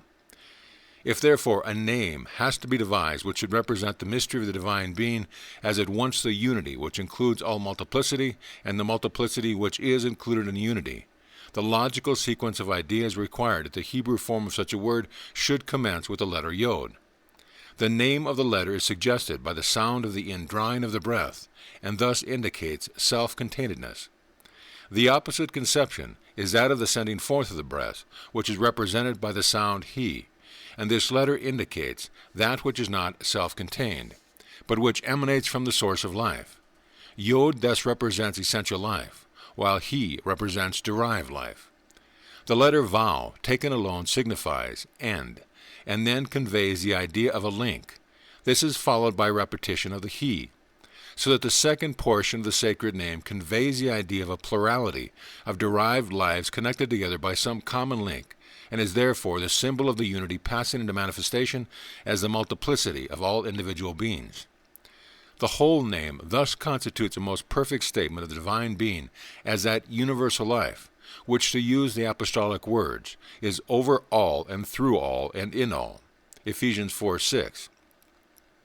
So that once more we are brought back to what the Master said was the fundamental statement of all truth, namely that God is the One, this indicating that unity of spirit from which all individualities proceed and in which they are included. Gender. But the second portion of the divine name is Eve, E-V-E. The Hebrew He corresponds with the English E, which we have found to be the individualized life principle of the soul, and thus this portion of the sacred name not only denotes multiplicity, but also indicates the fact that the derived life stands towards the originating life in the relation of the feminine to the masculine. If this feminine nature of the soul, relatively to the universal spirit, be steadily kept in mind, it will be found to contain the key not only to many passages of Scripture, but also to many facts of nature, both in the inner and outer worlds. The words of Isaiah 54:5, "Thy Maker is thine husband," are not a mere figure of speech, but a statement of the great fundamental law of human personality, and its relative femininity of the soul, which in this passage is pronounced so unequivocally, will be found on investigation to be assumed as a general principle throughout Scripture. We have already seen from the story of the fall that Eve represents the soul as distinguished from the body, and just as the Bible opens with its assertion of the feminine nature of the soul, so it closes with it, and a large portion of the magnificent symbolism of Revelation is occupied in depicting, under the form of 2 mystical women, the generalized history of the adulterous soul and of the faithful soul which, as the bride, joins with the Spirit in the universal invitation to all who will, to drink of the water of life and live forever. It is then this mystery of the femininity of the soul as a general principle of nature, and its necessary relation to the corresponding masculine principle, that is the great truth enshrined in the sacred name Jehovah. The first letter of the name implies self-containedness, the statement in the universal of all that we mean individually when we speak of ourselves as I, and the remaining portion is the form of a verb expressing continuous being, and the whole name, therefore, is the exact statement of I am, which was made to Moses at the burning bush. Evolution. The name Jehovah is thus the concealed statement of the great doctrine of evolution seen in its spiritual aspect. It is a statement that every form of manifestation is an unfolding of the one original principle, and that beside this original one reappearing under infinite variety of forms, there is no other. But further, this name is a statement that the passing of the unity into that infinite galaxy of life, which though now sometimes sorrowing, is destined to become one glorious rose of myriad petals, each of which is a rejoicing creative being, can take place only through duality. Is this a mystery? Yes, the greatest of mysteries, including all others, for it is that universal mystery of attraction upon which all research, even in physical science, eventually abuts. And yet that duality must be established before unity can pass into all the powers and beauties of external manifestation is a proposition so self-evident as to be almost absurd in its simplicity. Indeed, the very simplicity of the great universal truth is a stumbling block to many, who, like Naaman, expect something sensational. Now, this very simple proposition is that in order to do any kind of work, there must not only be something that works, but also something that is worked upon. In other words, there must be both an active and a passive factor. The scope of this book will not allow me to discuss the process by which duality is evolved from unity, though physical science supplies us with a very clear analogy. But in general terms, the universal passive is evolved by the universal active as its necessary complement, and provides all those conditions which are required to enable the active principle to manifest itself in the varied forms that constitute the successive stages of evolution. And the interaction of these two reciprocal principles throughout nature is as clearly indicated by the sacred name as the principle of unity itself. And the threefold nature of all divine being at once follows from the recognition of these two interacting principles, for whatever is produced by their interaction can be neither a simple reproduction of the active principle alone, nor of the passive alone, but must be an intermingling of the two, combining in itself the nature of both, and thus possessing an independent nature of its own, which is not exactly that of either of the originating principles. Other and very important deductions again follow from this one, but they cannot be adequately entered upon into an introductory book like the present. Still enough has now been said to show that the name Jehovah contains in itself the three fundamental principles of the universe, the unity, the duality, and the Trinity, and by their inclusion in a single word affirms that no contradiction exists between them, but that they are all necessary phases of the universal truth, which is only one. The lost word. Much search has been made by many for what the Kabbalists call the lost word, that word of power, the possession by which makes all things possible to him who discovers it. Great students of bygone days devoted their lives to this search, such as Reuchlin, 1455 to 1522, a German humanist, political counselor, and classic scholar whose defense of Hebrew literature helped awaken literal intellectual forces in the years immediately preceding the Reformation.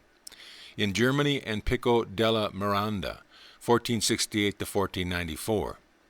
And insofar as the outside world judges without any result, while later centuries discredited their studies by comparison with the practical nature of the Baconian philosophy, not wotting or knowing that Bacon, a lawyer, statesman, philosopher, and master of the English tongue, he is remembered in literary terms for the sharply worded wisdom of a few dozen essays by students of constitutional history. He himself was a leader in the school to which these men belonged.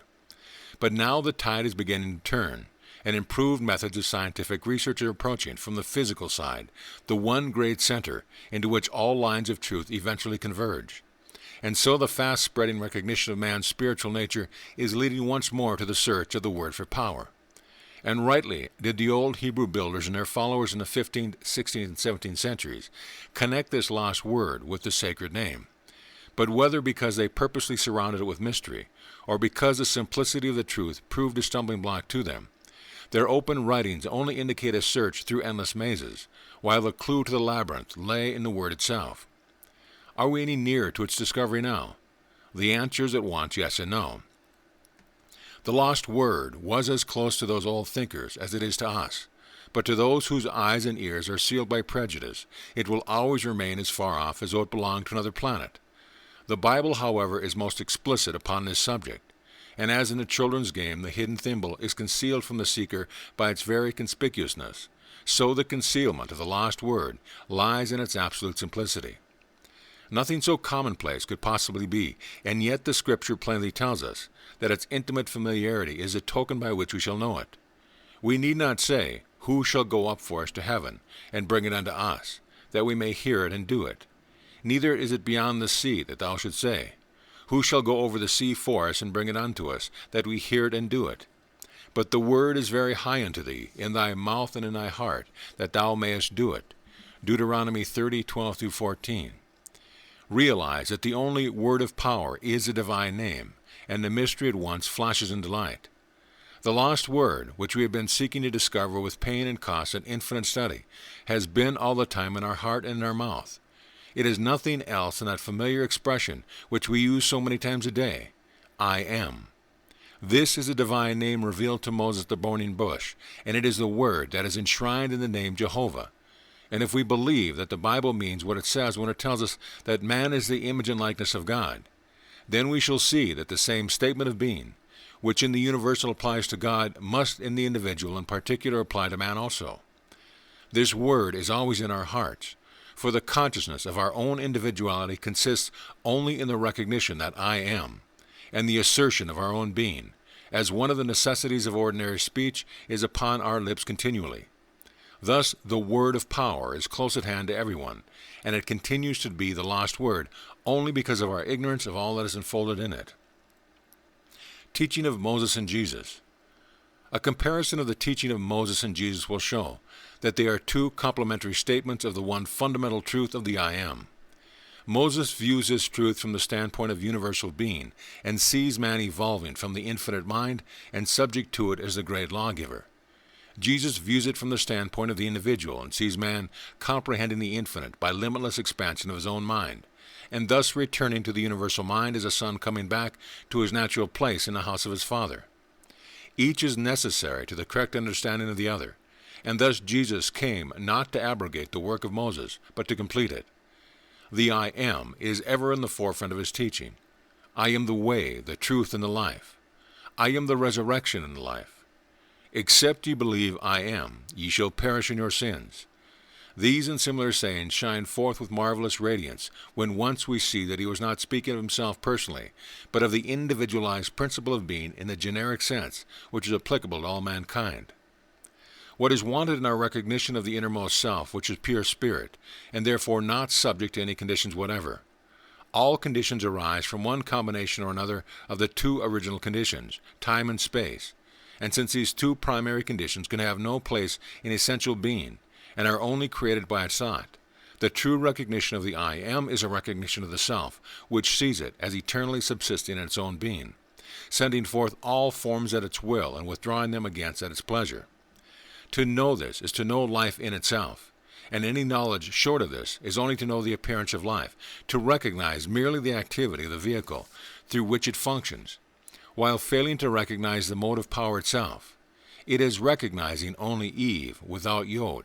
The word of power which sets us free is the whole divine name, and not one part of it without the other.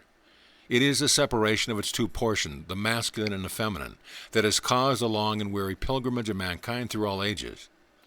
The separation of the two elements of the divine name is not true in the heart of being but man, by reasoning only from the testimony of the outward senses, forcibly puts asunder what God forever joins together.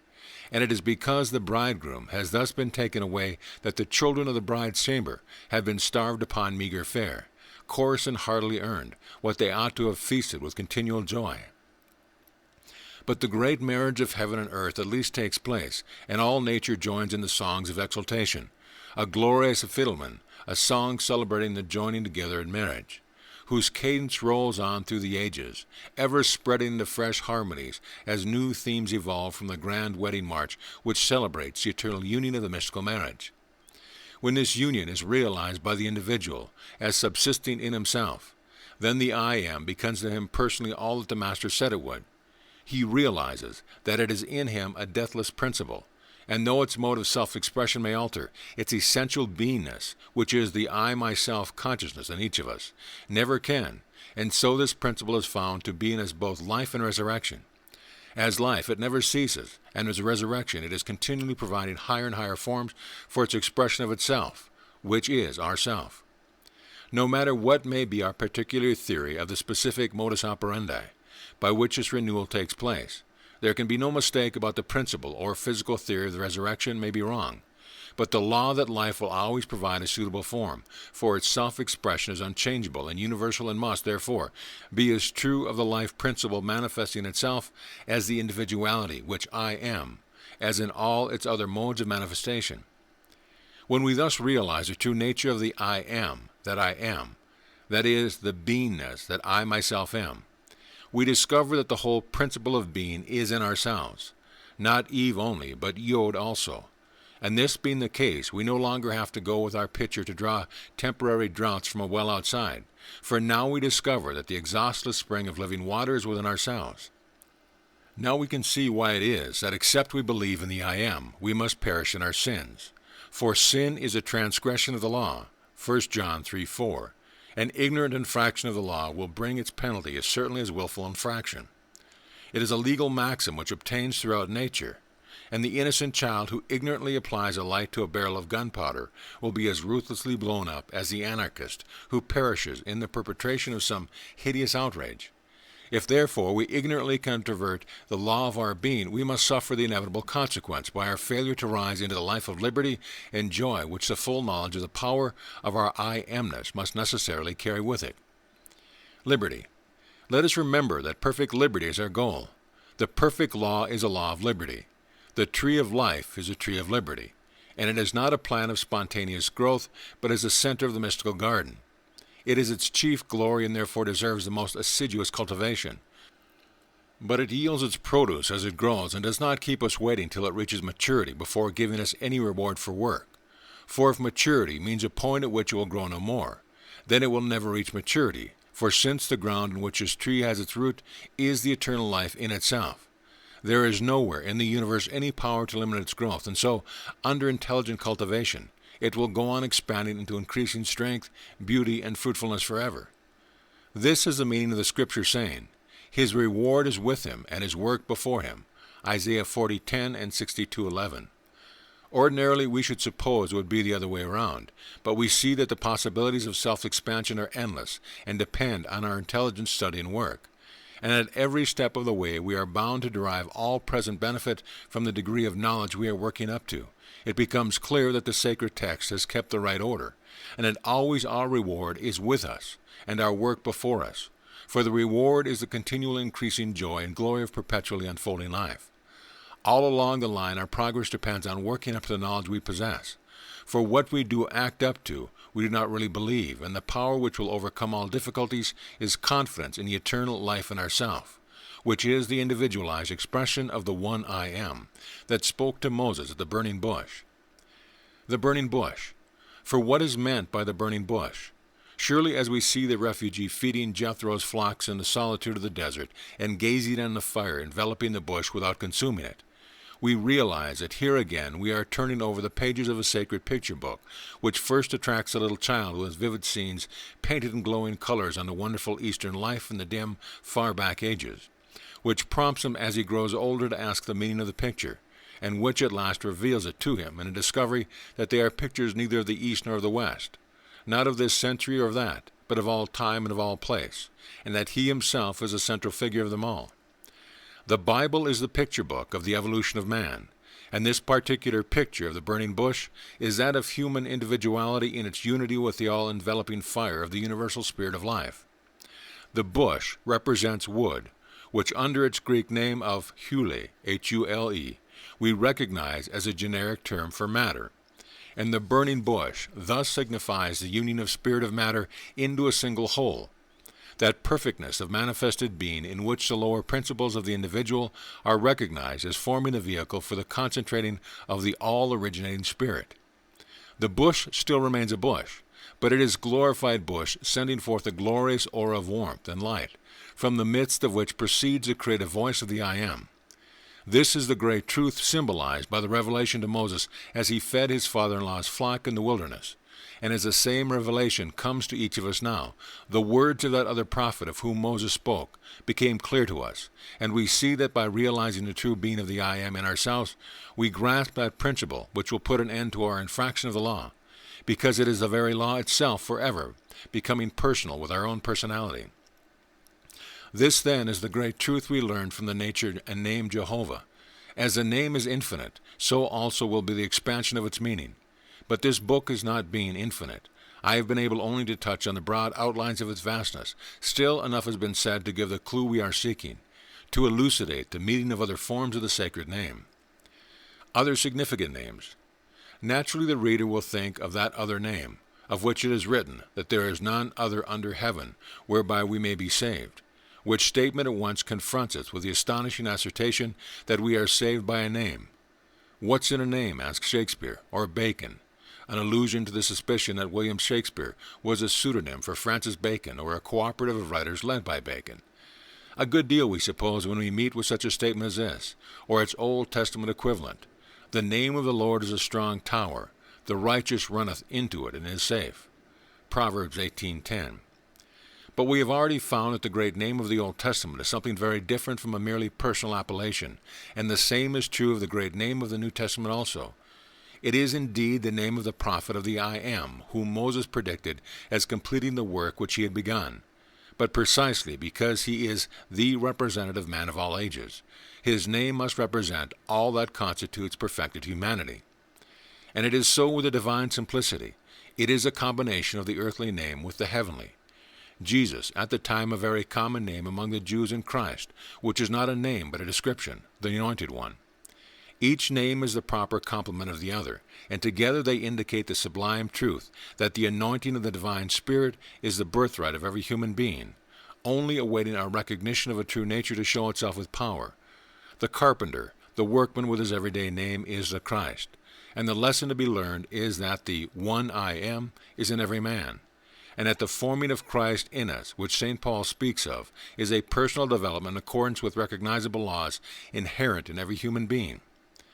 If Christ is the great example, it must be as the example of that which we have in us, to become, and not of something entirely foreign to our nature. And it is because of this community of nature that he is the firstborn among many brethren. Romans 8:29. The space at my disposal will not allow me to enter here into the deeply important question of the nativity and the resurrection. The Bible affirms them both, and they are necessary and logical results of that specialized and selective line of evolution of which I have spoken.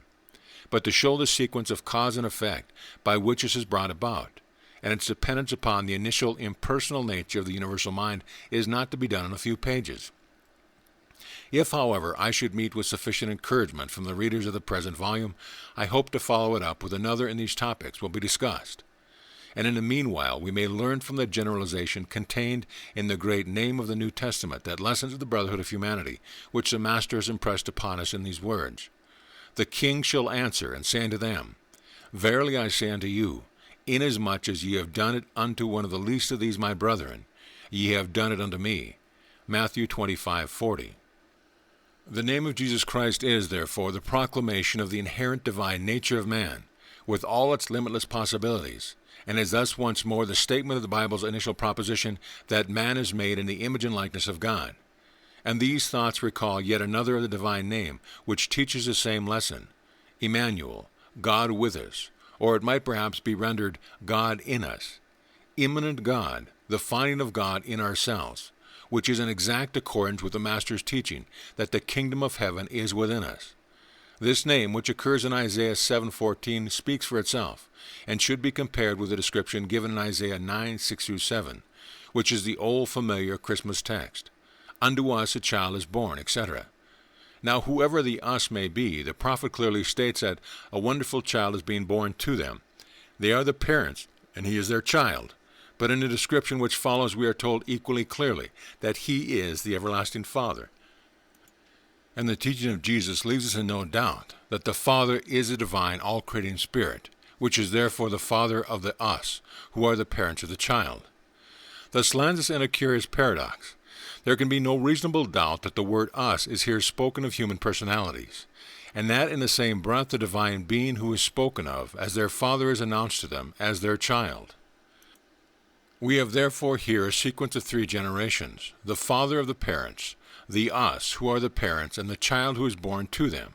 And since the father of the parents and the child of the parents is said to be the same being, there is no avoiding the conclusion that the wonderful child is his own grandfather and vice versa.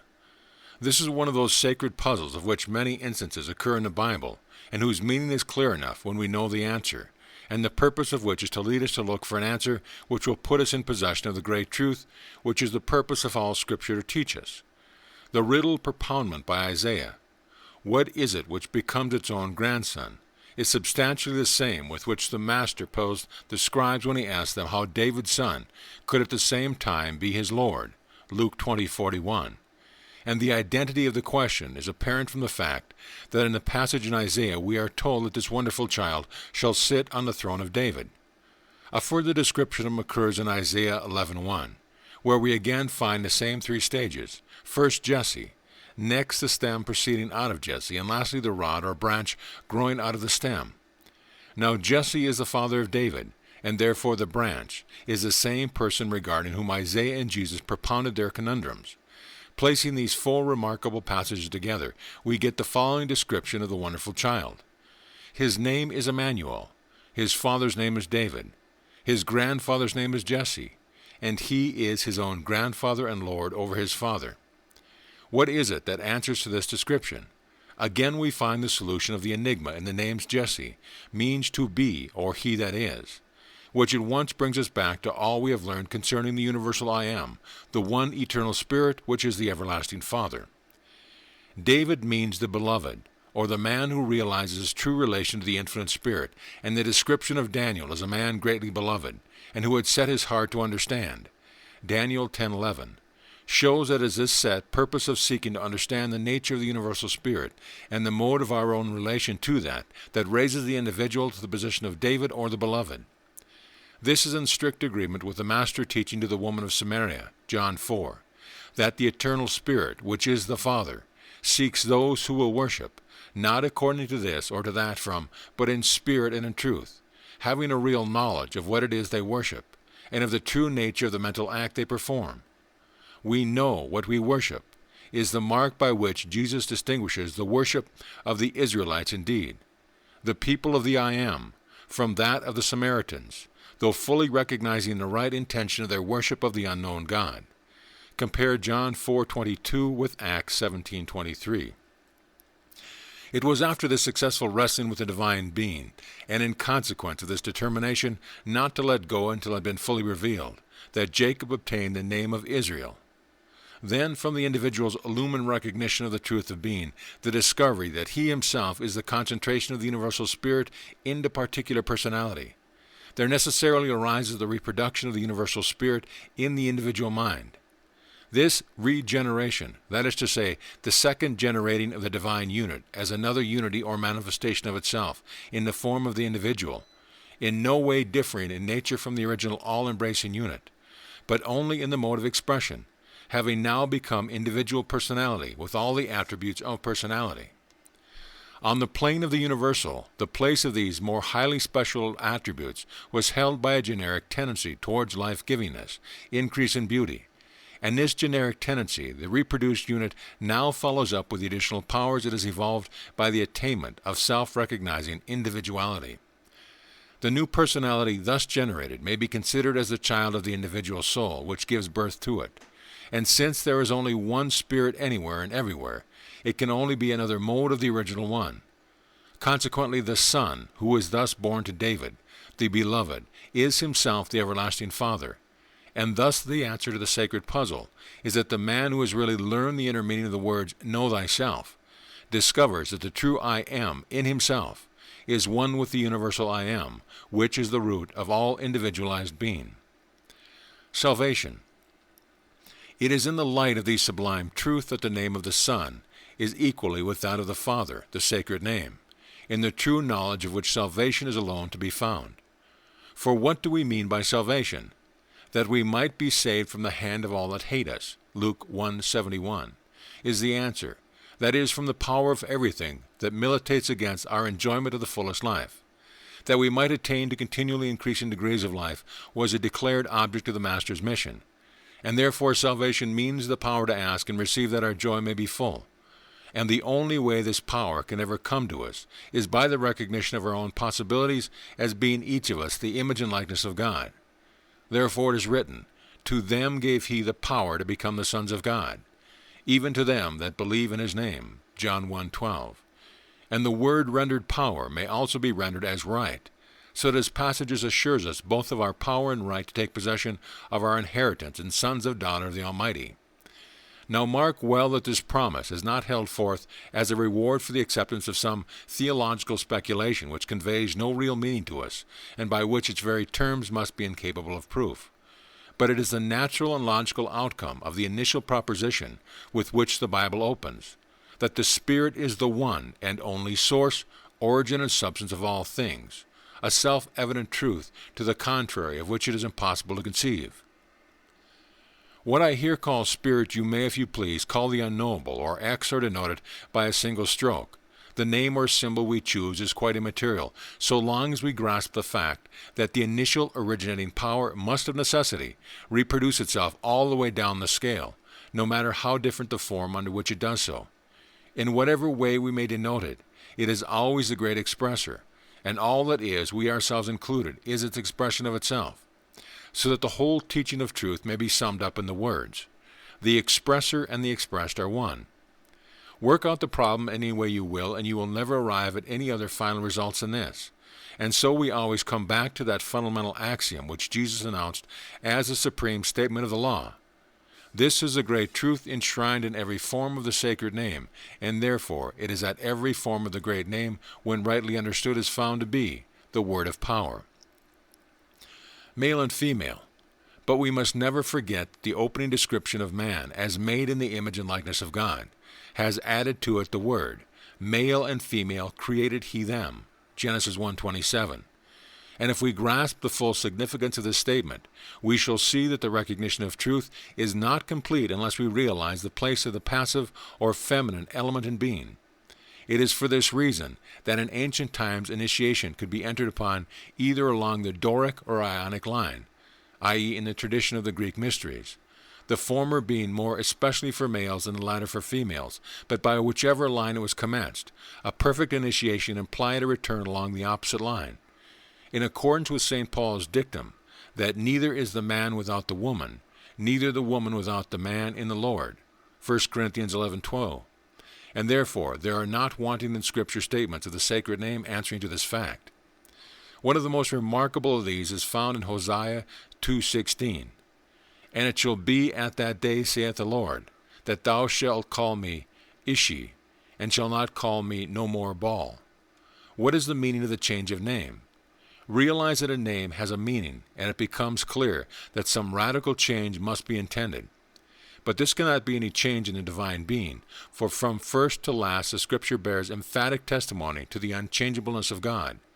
I am the Lord, I change not. Therefore ye sons of Jacob are not consumed, says the Old Testament, Malachi 3:6. The Father of light with whom there is no variableness, neither shadow of turning, says the New, James 1:17. The change cannot, then, be in the nature of God, and therefore cannot be a change in the law by which that nature expresses itself. Consequently, it can only be a change in the conditions under which the law of working. Now this is precisely the sort of change that is spoken of, as Bali means Lord, the master of a servant, the proprietor of a slave. Ishi, on the other hand, means husband, and the change of name therefore indicates a change in the condition of some feminine element towards its correlative masculine element. This corresponding change is stated in Isaiah 62:4. Thou shalt no more be termed forsaken, neither shall thy land any more be termed desolate, but thou shalt be called Hephzibah, and thy land Bela. For the Lord delighteth in thee, and thy land shall be married. The word Hephzibah is rendered in the margin, my delight, which is sufficiently significant, but its derivation is from the Semitic root haz, which in all its combination always carries the idea of protection or guarding, and the name Hephzibah may therefore be more accurately rendered a guarded one, thus at once recalling the words in which the New Testament describes those who by the power of God are guarded through faith unto salvation. Now the change indicated by these names is that of a feminine slave who is set free by her master and then married by him. And I think it would be impossible to hit upon a more accurate analogy for describing the emancipation of a soul from bondage and its establishment in a relation of confidence and love towards the divine universal mind. We must never forget the feminine nature of the soul relatively to the universal mind. Their union produces the wonderful child who shall rule all things, and who is the essential male called in the Bible the Son. But the soul itself is, and always must be, feminine. Until she becomes illumined, the soul can only conceive of God as a master whom she is bound to obey. And hence she strives to keep in his good graces by sacrifice, ceremonies, and observances of all sorts. He is Bali, and must be propitiated. But when the liberating light breaks upon her, she discovers that the universal principle has hitherto held this relation to her because she had conceived of it only in this way, and it thus provided it only with such conditions as compelled it to exhibit itself in this form. Now she learns that these conditions are not imposed by the universal principle itself, but that it must of necessity follow that line of expression with which each individual opens up for it. And when this is clearly perceived, with all the consequences that flow from it, the soul finds that she is no longer a slave, but is in perfect liberty, and that her relation to the great mind is that of a beloved wife, guarded, honored, and treated on terms of equality. This is the truth illustrated, as St. Paul tells us in the allegory of Sarah and Hagar. Hagar the slave is expelled, and Sarah the princess takes her place. These two symbolical women, like the two women of Revelation, indicate two opposite conditions of the soul. And similarly their sons, like the offspring of these two other women, represent the respective powers which these two conditions of soul generate. The one living in the wilderness of secondary causes and becoming an archer, that is, relying upon the use of external means, not understanding the true nature of causation, and therefore dependent for his results upon just happening to make a good shot, and often making very bad ones. The other, like Isaac, the acknowledged heir of all the father's possessions, assuming gradually more and more of his powers and responsibilities, until, by the combined influence of natural growth and careful training, he at last attains the mature development which qualifies him to participate in the administration of the paternal authority. The true relation of the individual soul to the universal principle could not be more perfectly depicted than by the names Ishi and Hephzibah. We have only to turn to any well-ordered family to see the force of the illustration. The respective spheres of the husband and wife as the heads of such a household are clearly defined. The husband provides the supplies and the wife distributes them, and each has the confidence in the other, which renders any interference with another's actions quite unnecessary. This is the precise analog of the relation between the individual and the universal mind. The individual mind is not the creator of power, but the distributor of it. Just as in physical science we realize that we do not create energy, but only change its form and direction. But exactly as the universal store of nature from which we draw physical energy does not dictate to us in what form, in what quantities, or for what purpose we shall use it, so in like manner of the universal principle does not dictate the specific conditions under which it is to be employed, but will manifest itself according to any conditions that we may provide for it by our own mental attitude. And therefore the only limitations to be laid upon our use are those arising from the law of love. Liberty without love is destruction, and love without liberty is despair.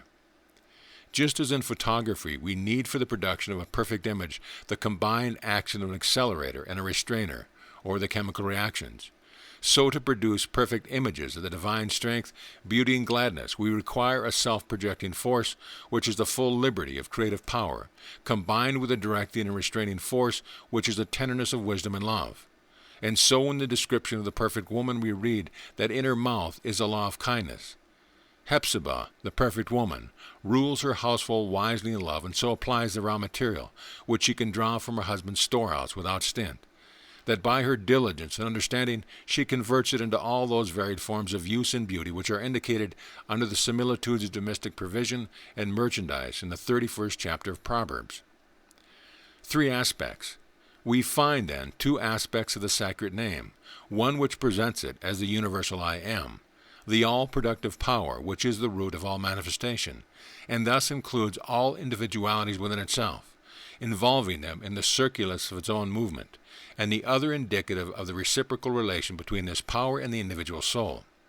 But there is yet a 3rd aspect under which this power may be viewed, and that is as working through the individual, who has become conscious of his own relation to it, and of his consequent direction and instruction by it. In this sense the Old Testament enumerates its names in the text I have already quoted. His name shall be called Wonderful, Counselor, the Mighty God, the Everlasting Father, and the Prince of Peace. Isaiah 9:6. In the book of Job this is called the Interpreter, 3:23, and in the New Testament this name is called the Word. What may be the nature of the divine self-consciousness is in itself a matter on which we can in no profitable way speculate.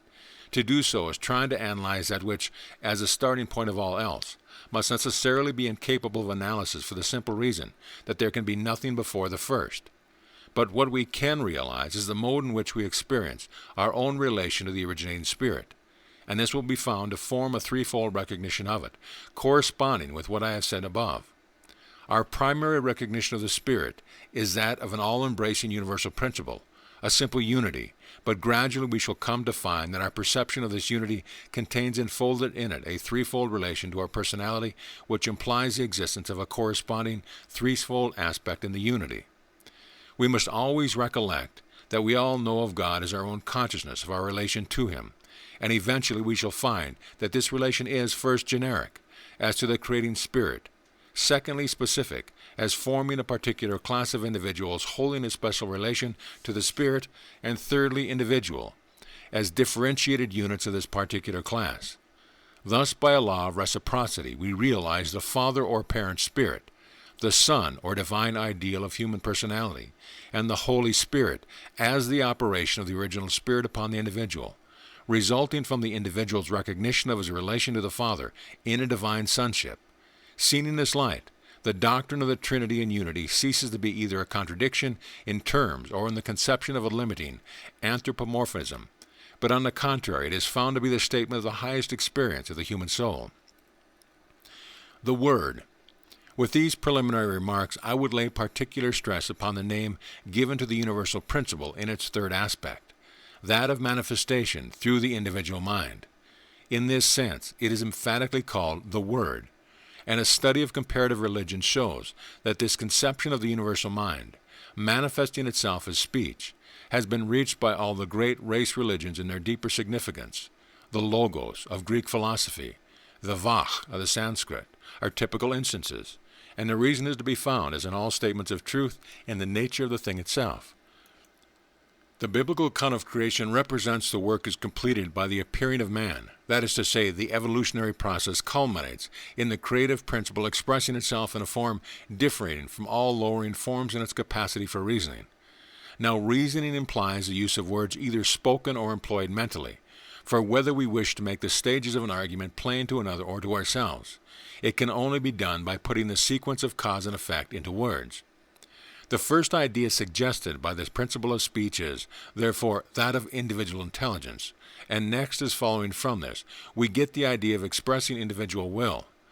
Then, as we begin to realize the reciprocal relation between the universal mind and the individual mind, which necessarily results from the latter being an evolution from the former, our conception of intelligence and volition becomes extended from the individual to the universal. And we see that because these qualities exist in human personality, they must exist in some more generalized mode in the universal mind, of which that individual mind is a more specialized reproduction. And so we arrive at the result that the speech principle is the highest expression of the divine wisdom, power, and love, whose combined action produces what we call creation. In this sense, then, the Bible attributes the creation of the world to the divine Word, and it therefore rightly says that, "In the beginning was the Word, and the Word was with God, and the Word was God, and that without the Word was not anything made that was made." And from this commencement, the natural sequence of evolution brings us to the crowning result in the manifestation of the Word as man, at first ignorant of his divine origin, but nevertheless containing all the potentialities which the recognition of his true nature as the image of God will enable him to develop. And when at length this recognition comes to anyone, he arises and returns to the Father, and in the discovery of his true relation to the divine mind finds that he also is a child of the Almighty, and can speak the word of power. He may have been the prodigal who has wasted his substance, or the respectable brother who thought the only limited supplies were doled out to him. But as soon as the truth dawns upon him, he realizes the meaning of the words. "Son, thou art always with me, and all that I have is thine." Luke 15:31. In its third aspect of the Word, the universal principle becomes specialized. In its earlier modes, it is a life principle working by a law of averages, and thus maintaining the race as a whole, but not providing special accommodation for the individual. for it is inconceivable that the cosmic power as such should ever pass beyond what we may call the administration of the world in a global sense, for to suppose it doing so would involve the self-contradiction of the universal acting on the plane of the particular without becoming the particular, and it is precisely by becoming the particular, or by evolution into individual minds, that it carries on the work beyond the stage of which things are governed by a mere law of averages. It is thus that we become fellow workers with God, and that the Father is represented as inviting His Son to work in His vineyard. By recognition of his own true place in the scheme of evolution, man learns that his function is to carry on the work which is begun in the universal to still further applications in the particular, thus affording the key to the Master's words. My Father worketh hitherto, and I work, John 5:17. And the instrument by which the instructed man does this is his knowledge of the sacred name in its threefold significance. God is love. The study of the sacred name is a study of the livingness of being and of the law of expression in all its phases, and no book or library of books is sufficient to cope with such a vast idea. All any writer can do is to point out the broad lines of the subject, and each reader must make his own personal application of it. But the law remains forever, that the sincere desire for truth produces a corresponding unfoldment of truth, and the supreme truth is reached in that final recognition of the divine name. God is love. End of chapter. Chapter 8. The Devil. Opposites. It is impossible to read the Bible and ignore the important part which it assigns to the devil. The devil first appears as a serpent in the story of the fall, and figures throughout Scripture till the final scene in Revelation, where the old serpent, which is the devil and Satan, is cast into the lake of fire. What then is meant by the devil? We may start with self-obvious proposition that God and the devil must be the exact opposites of each other. Whatever God is, the devil is not. Since God is being, the devil is not being. And so we are met by the paradox that through the Bible says so much about the devil, and yet the devil does not exist.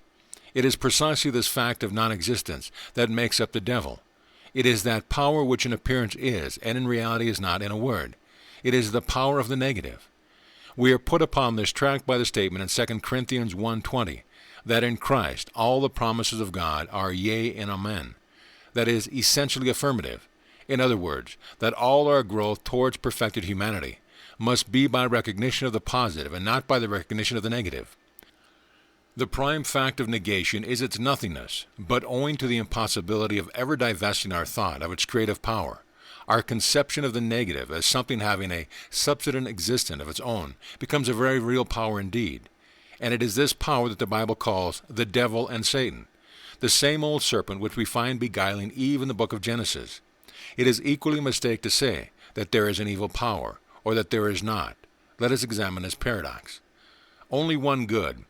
A little consideration will show us that it is impossible for there to be an infinite and universal power of evil.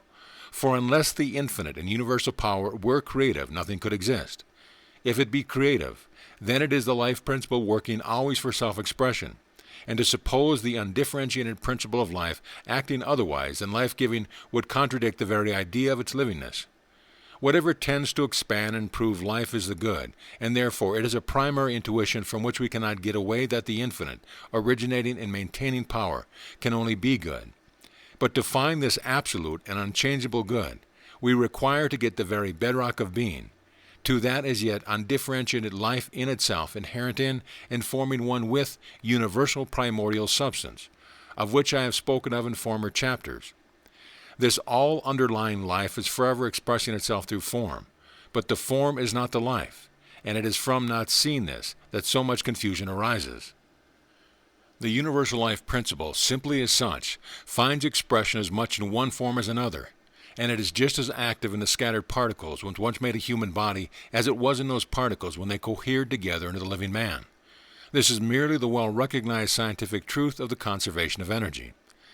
Life power higher than atomic power. On the other hand, we cannot help perceiving that there is something in the individual which exercises a greater power than the perpetual energy residing in the ultimate atoms. For otherwise, what is it that maintains in our body for perhaps a century the unstable equilibrium of atomic forces, which when that something withdrawn cannot continue for 24 hours? Is this something another, something that which is at work at the perpetual energy within the atoms? No, for otherwise there would be two originating powers in the universe. And if our study of the Bible teaches us anything, it is that the originating power is one only. And we must therefore conceive of the power we are examining as the same power that resides in the ultimate atoms, only now working at a higher level. It has welded the atoms into a distinct organism, however lowly, and so to distinguish this motive power from the mere atomic energies, we may call it the integrating power, or the power that builds up. Now, evolution is a continuous process of building up, and what makes the world of today a different world from that of the ichthyosaurus and the pterodactyl is the successive building up of more and more complex organisms, culminating at last in the production of man as an organism both physically and mentally capable of expressing the life of the supreme intelligence by means of the individual consciousness. Why then should not the power, which is able to carry on the race as a perpetually improving expression of itself, do the same thing in the individual?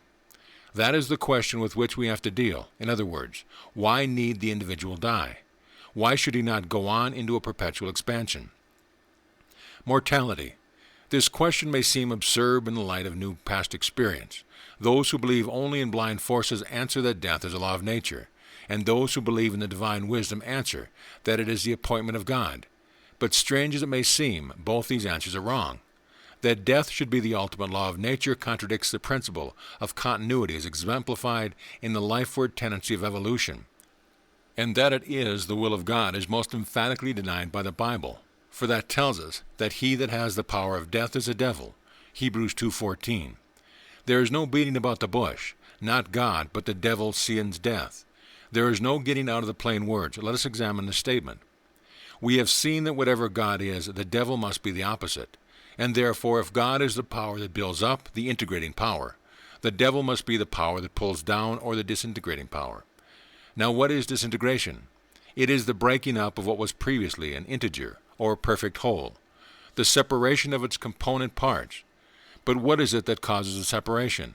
It is still the building up power, only the law of affinity by which it works is now acting from other centers, so as to build up other organisms. Diversion and distraction. The universal power is still at its building work, only it seems to have lost sight of its original motive and have taken up fresh motives in other directions. And this is precisely the state of the case. It is just the want of continuous motive that causes disintegration. The only possible motive of the all-originating life principle must be the expression of life. And therefore we may also picture it as continually seeking to embody itself in intelligence, which shall be able to grasp its motive and cooperate with it by keeping the motive constantly in mind. Granted that this individualization of motive could take place, there appears no reason why it should not continue to work out indefinitely. A tree is an organized center of life, but without the intelligence which would enable it to individualize the motive of the universal life principle, it individualizes a certain measure of the universal vital energy, but it does not individualize the universal intelligence, and therefore when the measure of energy which it has individualized is exhausted, it dies, and the same thing happens with animals and men. But as the particular intelligence advances in the recognition of itself as the individualization of the universal intelligence, it becomes more and more capable of seizing upon the initial motive of the universal mind and giving it permanence. And supposing this recognition to be complete, the logical result would be never ceasing and perpetually expanding individual life, thus bringing us back to those promises which I have quoted in the opening pages of this book, and reminding us of the Master's statement to the woman of Samaria, that the Father is always seeking those who will worship him in spirit and in truth. That is, those who can enter into the spirit of what the Father is aiming at. But what happens in the absence of a perfect recognition of the universal motive is that sooner or later the machinery runs down, and the motive is transferred to other centers where the same process is repeated, and so life and death alternate with each other in a ceaseless round. The disintegrating process is the universal builder taking the materials for fresh construction from a tenement without a tenant, that is, from an organism which has not reached the measure of intelligence necessary to perpetuate the universal motive in itself, or as the Master put it in the parable of the 10 virgins, such as have not a supply of oil to keep their lamps burning. Matthew 25. This negative disintegrating force is the integrating power working, so to say, at a lower level relatively to that which has been working in the organism that is being dissolved.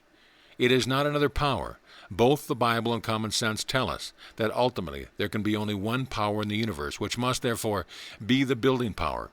so that there can be no such thing as a power which is negative in itself, but it shows itself negatively in relation to the particular individual, if through want or recognition he fails to provide the requisite conditions for it to work positively. Work it always will, for its very being is ceaselessly activity, but whether it will act positively or negatively towards any particular individual depends entirely on whether he provides positive or negative conditions for its manifestation, just as we may produce a positive or negative current according to the electrical conditions which may be applied.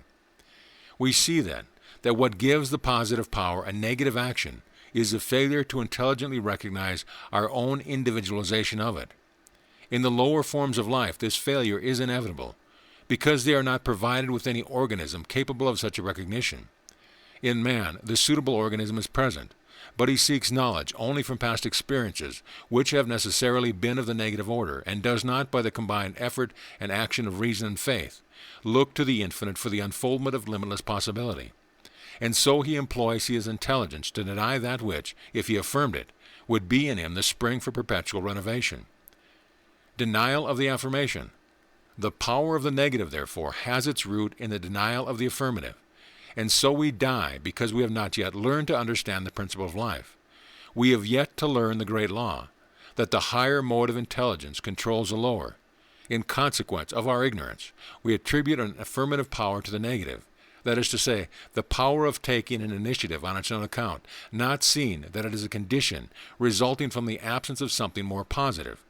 And so the power of the negative consists in affirming that to be true which is not true, and for this reason it is called in Scripture the father of lies, or that principle from which all false statements are generated.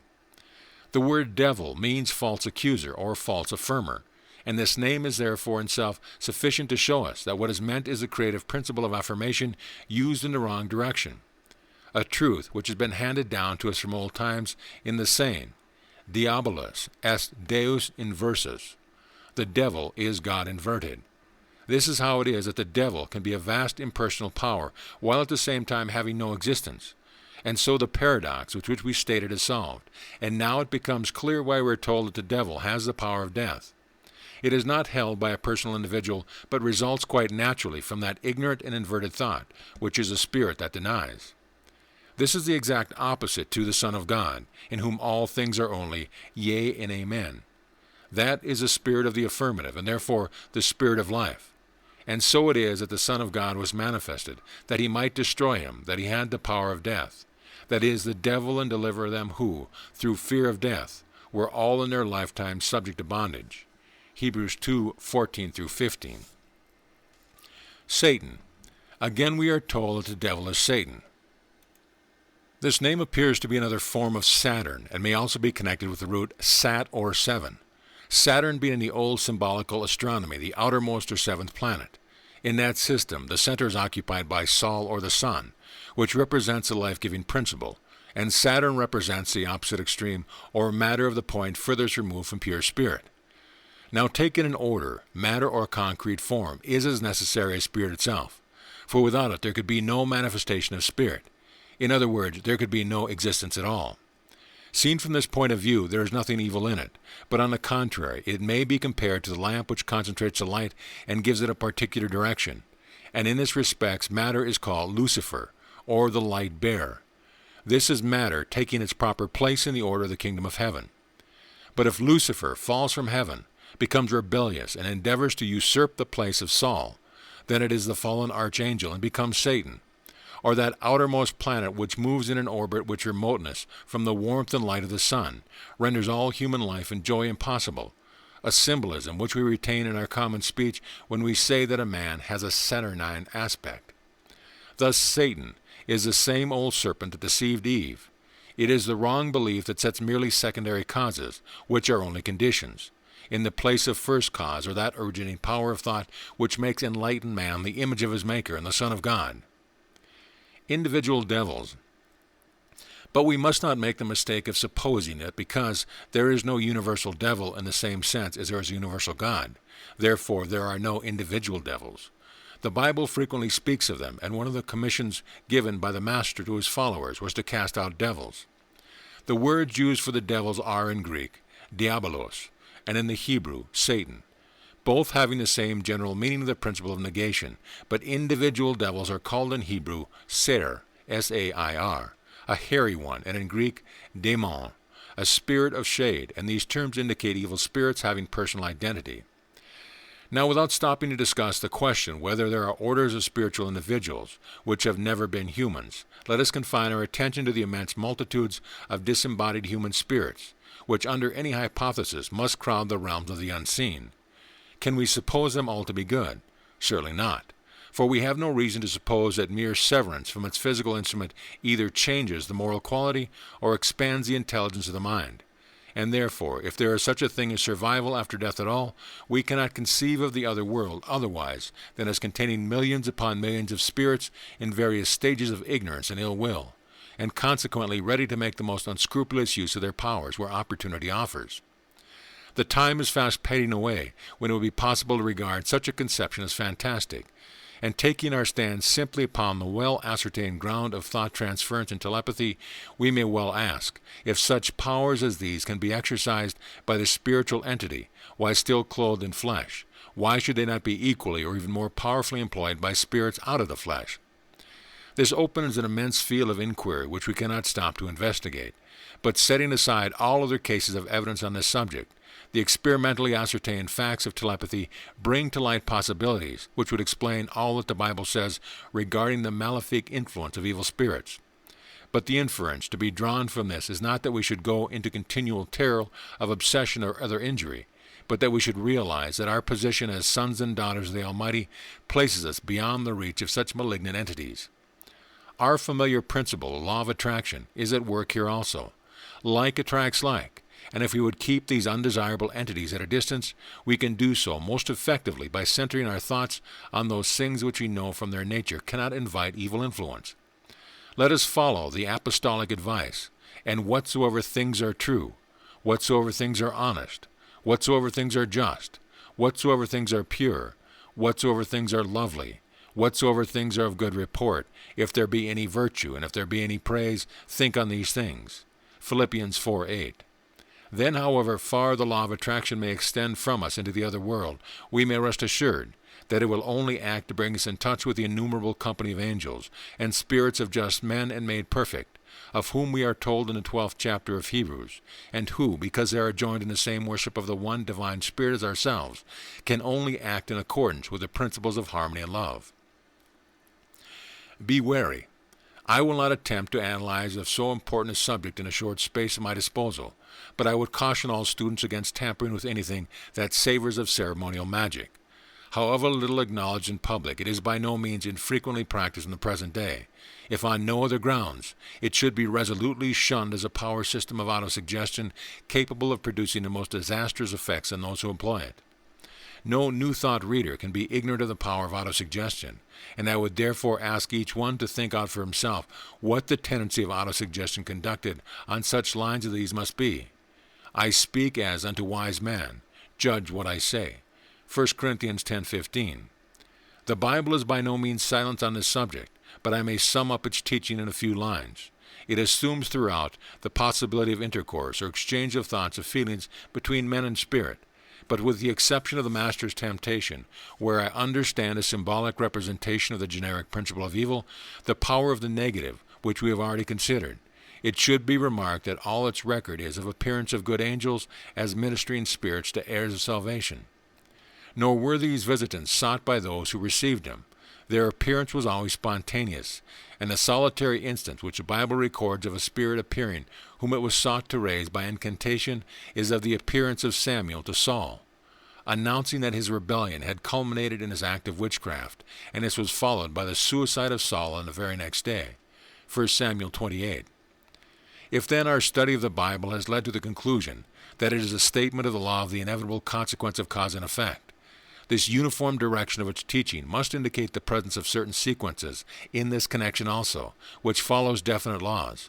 Although we may not yet understand them, this knowledge will come to us by degrees with the natural expansion of our power, and when it arrives in its proper order, we shall be qualified to use it. And if we realize that there is a universal mind capable of guiding us at all, we may trust it not to keep back from us anything that is necessary we should know at each state of our onward journey. Do we want knowledge? The Master has promised that the Spirit of truth shall guide us into all truth. Should not a people seek unto their God instead of unto them that have familiar spirits? Isaiah 8:19. There is a reason at the back of all these things. The antidote. We thus see that the whole question of the power of evil turns on the two fundamental laws which I spoke of in the opening pages of this book as forming the basis of Bible teaching. The law of suggestion and the law of the creative power of thought. The conception of an abstract principle of evil. The devil receives its power from our own autosuggestion of its existence, and the power of evil spirits results from a mental attitude which allows us to receive their suggestions. Then in both cases, the suggestions have been accepted, or our own creative power of thought does the rest and so prepares the way for receiving still further suggestions of the same sort. Now the antidote to all this is the right conception of God as the universal spirit of life, as the one and only originating power. If we realize that relatively to us this power manifests itself through the medium of our own thought, and that in so doing in no way changes its inherent quality of life-givingness, this recognition must constitute such a supremely powerful and all-embracing suggestion as must necessarily eradicate all suggestion of a contrary description, and so our thought being, based on a supreme suggestion of good, is certain to have a correspondingly life-giving character. To recognize the essential oneness of this power is to recognize it as God, and to recognize its essential life-givingness is to recognize it as love, and so we shall realize in ourselves the truth that God is love. Then, if God be for us, who can be against us? Romans 8:31. And so we realize a further truth that perfect love casteth out fear, 1 John 4:18, with the result that in our own word there can be no devil. End of chapter. Chapter 9. The Law of Liberty. Nothing is more indicative of our ignorance regarding the purpose and meaning of the Bible than the distinction which is often sought to draw between the law and the gospel. We are told of different dispensations, as though divine method of conducting the world changed after the fashion of political constitutions. If this were the case, we should never know under what system of administration we were living, for we could only be informed of these alterations by persons who were in the know, with the divine power, and we should have nothing but their bare assertion to justify their claim. This is a logical outcome of any system which is based upon the allegation of specific determination by a divine autocrat. It cannot be otherwise, and therefore all such systems are destined sooner or later to fall to pieces, because their foundation of so-called authority crumbles away under the scrutiny of intelligent investigation. The divine ordering can only be known by the divine working, and the intelligent study of the divine working is the only criterion which the Bible, rightly understood anywhere, sets up for the recognition of truth. All of the Psalms are based entirely on this principle, and the Master claimed their testimony to this mission. He himself spoke of tradition as rendering void the true law of God, and so far from claiming to introduce any new dispensation, he emphatically declared that his special business was to fulfill the law, that is, to demonstrate it in all its completeness. If the law taught by Moses is true, and the Gospels preached by Jesus is true, then they are both true together and are simply statements of the same truth from different standpoints. And the proof of their truth will be found in their agreement with one another and with the universal principles of natural law, which we can learn by the study of ourselves and of our environment. If the Old and New Testaments are right in saying that the foundation of all other knowledge is that God is one, then we may be certain that we are on the wrong track if we think that divine truth can be different at one point to what it is at another. We realize the principle of continuity throughout physical nature, and if we see that the physical must originate in the spirit, we cannot deny the extension of continuity throughout the entire system.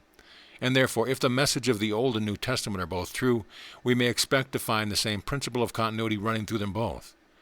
On investigation, this will be found to be the case, and no truer definition can be given of the gospel, and that is the law worked out to its logical conclusion. The law which the Bible sets forth from first to last is a law of human individuality. The Bible is the spiritual natural history book of man. It begins with his creation by evolution from the kingdoms which had preceded him, and it terminates with his hypothesis. The line is long, but it is straight, and it reaches its glorious destination by an orderly sequence of cause and effect. It is a statement of evolution of the individual as a result of his recognition of the law by which he came to be a human being at all.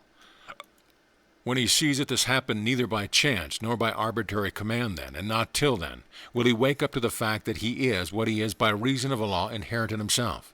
the action of which he can therefore carry on indefinitely by correctly understanding and cheerfully following it.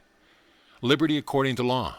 His first general perception that there is such a law at all is followed by the realization that it must be the law of his own individuality, for he has only discovered the existence of the law by recognizing himself as the expression of it, and therefore he finds that, before all else, the law is that he shall be himself.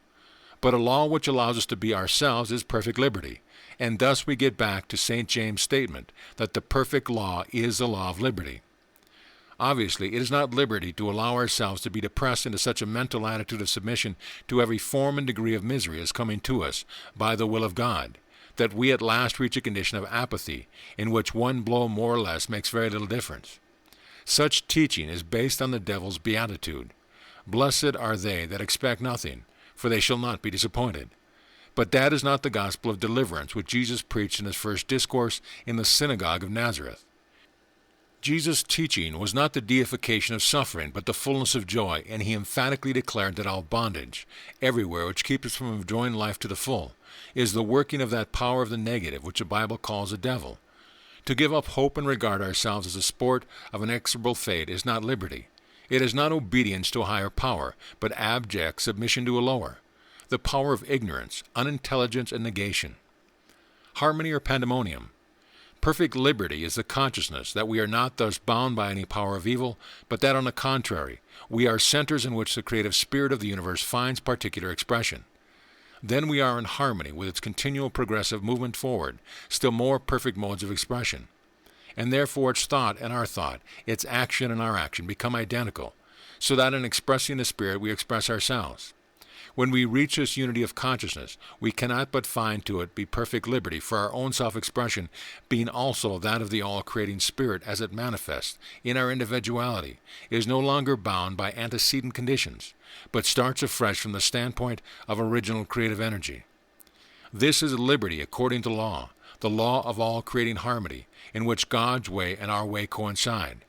The idea of liberty without a unifying harmony as its basis is inconceivable, for with everyone struggling to get their own way at someone else's expense, you create a pandemonium, and that is just why there is so much of that element in the world at the present time. But such an inverted idea of liberty is based on the assumption that man does not possess the power of controlling his condition by his thoughts. In other words, the flat denial of the initial statement of Scripture regarding him, that he is made in the image and likeness of God. Once grant the creative power of our thought, and there is an end of struggling for our own way, and an end of gaining it at someone else's expense. For since by the terms of the hypothesis we can create what we like, the simplest way of getting what we want is not to snatch it from someone else, but to make it for ourselves. And since there is no limit to thought, there can be no need for straining, and for everyone to have his own way in this manner would be to banish all strife, want, sickness, and sorrow from the earth. Faith in God. Now it is precisely on this assumption of the creative power of our thought that the whole Bible rests. If not, what is the meaning of being saved by faith? Faith is the essentially thought, and therefore every call to have faith in God is a call to trust in the power of our own thought about God. According to your faith be it unto you, says the Old Testament. As a man thinketh in his heart, so is he, says the Old Testament. The entire book is nothing but one continuous statement of the creative power of thought. The whole Bible is a commentary on the text. Man is the image and likeness of God. And it comments on this text, sometime by explaining why, by reason of the oneness of the Spirit.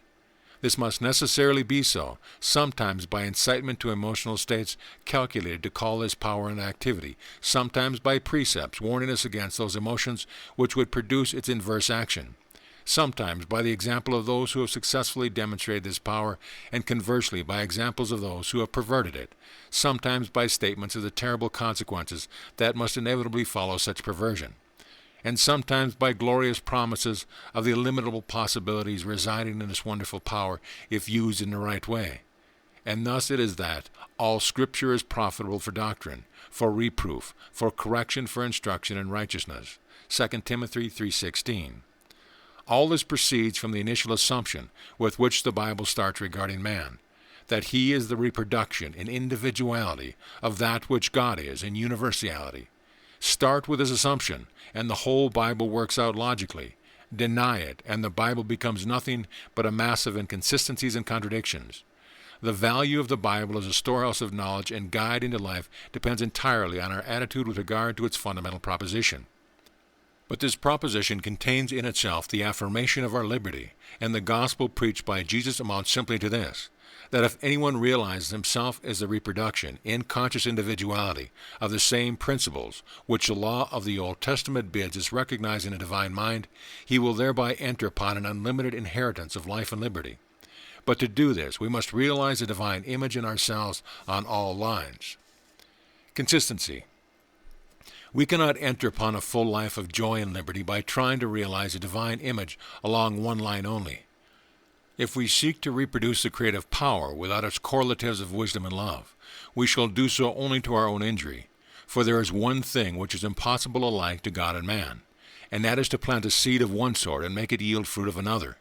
We can never get beyond the law that the effect must be of the same nature as the cause. To abrogate this law should be to destroy the very foundation of the creative power of thought, for then we could never reckon upon what our thought might produce, so that the very same law which places creative power at our disposal necessarily provides punishment for its misuse and reward for its right employment.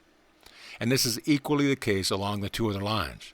To seek development only on the line of knowledge is to contemplate a store of wealth while remaining ignorant of the one fact which gives it any value, that is our own. And in like manner, to cultivate only love makes our great motive power evaporate in a weak sentimentality which accomplishes nothing, because it does not know how and does not feel able. So here we see the force of the Master's words when he bids us aim at a perfection like that of our Father in heaven, a perfection based on a knowledge that all being is threefold in essence and one in expression, and that therefore we can attain liberty and only be recognizing this universal law in ourselves also, and that accordingly the thought that sets us free must be a simultaneous movement along all three lines of our nature. The divine mind may be represented by a large circle and the individual mind by a small one, but that is no reason why the smaller circle should not be as perfect for its own area as the larger, and therefore the initial statement of the Bible that man is the image of God is the charter of individual liberty for each one, provided we realize that this likeness must extend to the whole threefold unity, that is ourself, and not to part only. Our liberty, therefore, consists in being ourselves in our wholeness, and this means the conscious exercise of all our powers, whether our visible or invisible personality. It means being ourselves, not trying to be someone else. Universal principles. The principles by which anyone ever attains to self-expression, whether in the humblest or the most exalted degree, are always the same, for they are universals and apply to everyone alike. And therefore we may advantageously study their workings in the lives of others, but to suppose that the expression of these principles is bound to take the same form in us that it did in the individual who is the object of our hero worship, is to deny the first principle of manifested being, which is individuality. If someone towers above the crowd, it is because he has grown to that height, and I cannot permanently attain the same elevation by climbing on his shoulders, but only by growing to the same height myself. Therefore, the attempt to copy a particular individual, however beautiful his character, is bondage and a relinquishing of our birthright of selfhood. What we have to do in studying these lives which we admire is to discover the universal principle which these persons embodied in their way, and then set to work to embody them in ours. To do this is to realize the universal I Am manifesting itself in every individuality, and when we see this, we find that the statement of the law of individual liberty is the declaration that was made to Joseph at the burning bush, and is the truth that Jesus proclaimed when he said that it was a recognition of the I Am that would set us free from the law of bondage and death. In speaking of the I Am as the principle of life, neither Jesus nor Moses used the words personally, and Jesus especially avoids any such misconstruction by saying, "If I bear witness of myself, my witness is not true." John 5:31. In other words, he came to set forth not himself personally, but those great principles common to all mankind, of which he exemplified the full development. When a little child is first told that God made the world, it accepts the statement without doubting, but immediately and logically follows it up with a question, then who made God? And the unsophisticated mother very often gives the correct answer, God made himself. There is the whole secret, and when we come down, or rather when we rise to the level of these souls whose pure intuitions have not been warped by arguments drawn only from the outside of things, We see the principle of continual self-creation in all varieties of individuality affords a true clue to all we are and to all that is around us. And when we see this, the teaching regarding the I Am in ourselves becomes clear, logical, and simple. Then we understand the law of our whole being, that which is cause as well as effect, is the reproduction and individuality of the same power which makes the worlds, and when this is understood in its wholeness, we see that this principle cannot, as manifested in us, be in opposition to its manifestation of itself in other forms. The whole must be homogeneous. That which is homogeneous cannot act in opposition to itself, and consequently this homogeneous principle, which underlies all individuality and is the I Am in each, can never act contrary to the law of life. Therefore, to know ourselves as a concentration of this principle into the focus of self-recognition is to be at one with the life principle, which is in all worlds and under all forms. The Son. It is this recognition of our own individuality as being a reproduction of the universal principle and the whole personally that constitutes belief in the Son, or the principle of spiritual sonship, which brings us out of bondage into the liberty of knowledge and power. But the reader, who is still within the trammels and traditional exegesis, will probably say, if this be so, what is meant by such text is that contained in the 53rd chapter of Isaiah. He was wounded for our transgressions, etc. And the answer is that the personality here spoken of is still the same typical man, the divine Son, who is described by Isaiah as the wonderful child.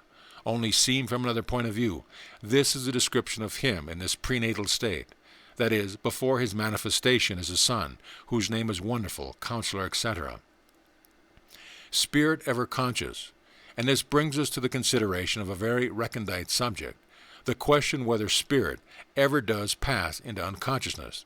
Whether from the physiological or the psychological side, there is important evidence tending to the conclusion that spirit is never in a condition of unconsciousness. And if this is the case with that concentration of pure spirit, which is the individualized I Am in each of us, how can we conceive it suffering from these transgressions of the law of our own being, which results in all the misery, pain, and death that the world has witnessed? If the spirit in us is the very impersonation, individualized in a person, or no suggestion of fraud is intended, of the law of life, what wounding, what bruising we must suffer in the course of educating the lower principle in self-recognition and spontaneous compliance with the true law of the individuality in its wholeness. Then we see that it is only by infinite persistence of the spirit in its struggle towards perfecting the vehicles of its self-expression that the individuality in all its completeness can ever be brought to maturity, and the crown set to the work of evolution which commenced far back in the dim, unfathomable past. We realize St. Paul's meaning in saying that the Spirit groans with unutterable groaning, for it is that principle which St. John tells us cannot sin, that is, cannot act contrary to the true law of being, and thus a peculiar emphasis is set on the injunction, grieve not the Spirit, quench not the Spirit, for the individualized spirit is the intensely living center of ourselves, the I Am that I myself am in every one of us. Natural education. The question of the ultimate consciousness of the individuality under the outward semblance of unconsciousness, as in trance or under the conditions induced by hypnotism or anesthetics, involves problems of a scientific character which I hope to have an opportunity of discussing on another occasion.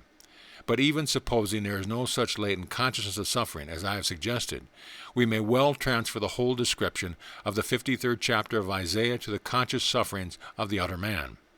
That, at any rate, is a man of sorrows and acquainted with grief, and the reason of these suffering is the want of wholeness.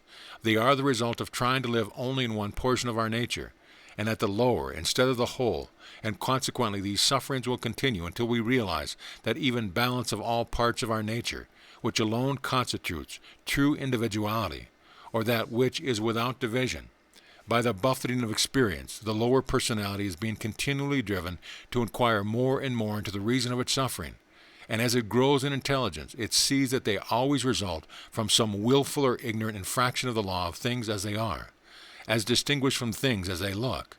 And so by degrees the lower personality grows into union with the higher personality, which itself is the law of things as they become personal, until at last the two are found to be one, and the perfected man stands forth whole. This is the process to which the writer of the Epistle to the Hebrews refers when he says that, though he were a son, yet learned he obedience by the things which he suffered, Hebrews 5:8, thus indicating a course of education which can only apply to a personality whose evolution is yet not completed. But by these sufferings of the lower personality, the salvation of the entire individuality is at length accomplished, for, being thus led to the study of the law of the whole, the law or simply intellectual mentality at last discovers its relation to the intuitive and creative principle, and realizes that nothing short of harmonious union of the two makes a complete man. Until this recognition takes place, the real meaning of suffering is not understood. To talk about the mystery of pain is like talking of the mystery of broken glass if we throw a stone at a window. It is of our own making. We attribute our suffering to the will of God simply because we can think of nothing else to attribute them to, being ignorant alike of ourselves as centers of causation and of God as a universal life principle, which cannot will evil against anyone. So long as we are at this stage of intelligence, we esteem the lower personality, the only self we yet know, to be stricken and smitten of God. We put it all down to God's account, while all the time the cause of our wounding and bruising was not the will of God, but our own transgression and inequity. Transgression, the infraction of the law of causation, and inequity, unequalness, or the want of even balance between all portions of our individuality, without which the liberating recognition of our own I-amness can never take place. This reading of this wonderful chapter, Isaiah 53, takes it out of the region of merely speculative theology and brings it into a region where we can understand its statement as links in a chain of cause and effect, connecting the promised redemption with facts that we know and starting from causes whose working is obvious to us. This reading in no way detracts from the value of this passage as a prophecy of the great work of the Master, for it is a generic description applicable to each, in his degree, who in any way labors or suffers for the good of others, and the description is therefore supremely applicable to Jesus, in whom the perfect individualization of the divine of which we speak was fully accomplished. A gospel of peace. The law of man's individuality is therefore the law of liberty, and equality is the gospel of peace. For when we truly understand the law of our own individuality, we see that the same law finds its expression in everyone else. And consequently we shall reverence the law in others exactly in proportion as we value it in ourselves. To do this is to follow the golden rule of doing to others what we would they should do unto us.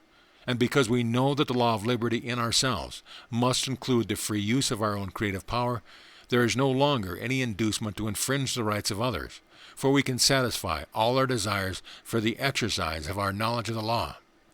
As this comes to be understood, cooperation will take the place of competition, with the result of removing all grounds of enmity, whether between individuals, classes, or nation, and thus the continual recognition of the divine or highest principle in ourself brings peace on earth, goodwill among men, naturally in its train, and it is for this reason that the Bible everywhere couples the reign of peace on earth with the knowledge of God. The whole object of the Bible is to teach us to be ourselves, and yet more ourselves. It does not trouble itself with political and social questions, or even with those of religious organization, but it goes to the root of all, which is the individual. First set people right individually, and they will naturally set themselves right collectively. It is only by applying to mankind the old proverb, "Take care of the pence, and the pound will take care of themselves." And therefore the Bible deals only with the two extremes on the scale, the universal mind and the individual mind. Let the relation between these two be clearly understood, and all other relations will settle themselves on lines which, however varied in form, will always be characterized by individual liberty working to the expression of perfect social harmony. End of chapter. Chapter 10. The Teaching of Jesus. A System of Universal Principles. In this chapter I shall endeavor to give a connected idea of the general scope and purpose of the Master's teaching, the point of which we in great measure miss by taking particular sayings separately, and so losing the force which pertains to them by reason of the place they hold in the system as a whole.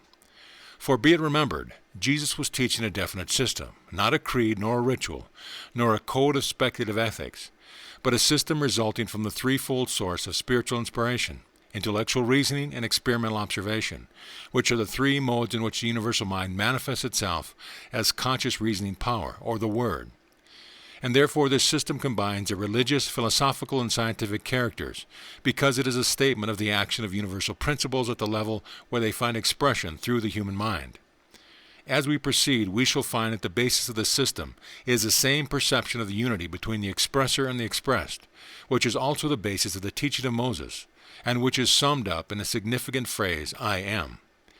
Jesus brings out the consequence of this unity in the relation to the individual, and therefore presupposes the teaching of Moses regarding the universal unity as a necessary foundation for its reflection in the individual.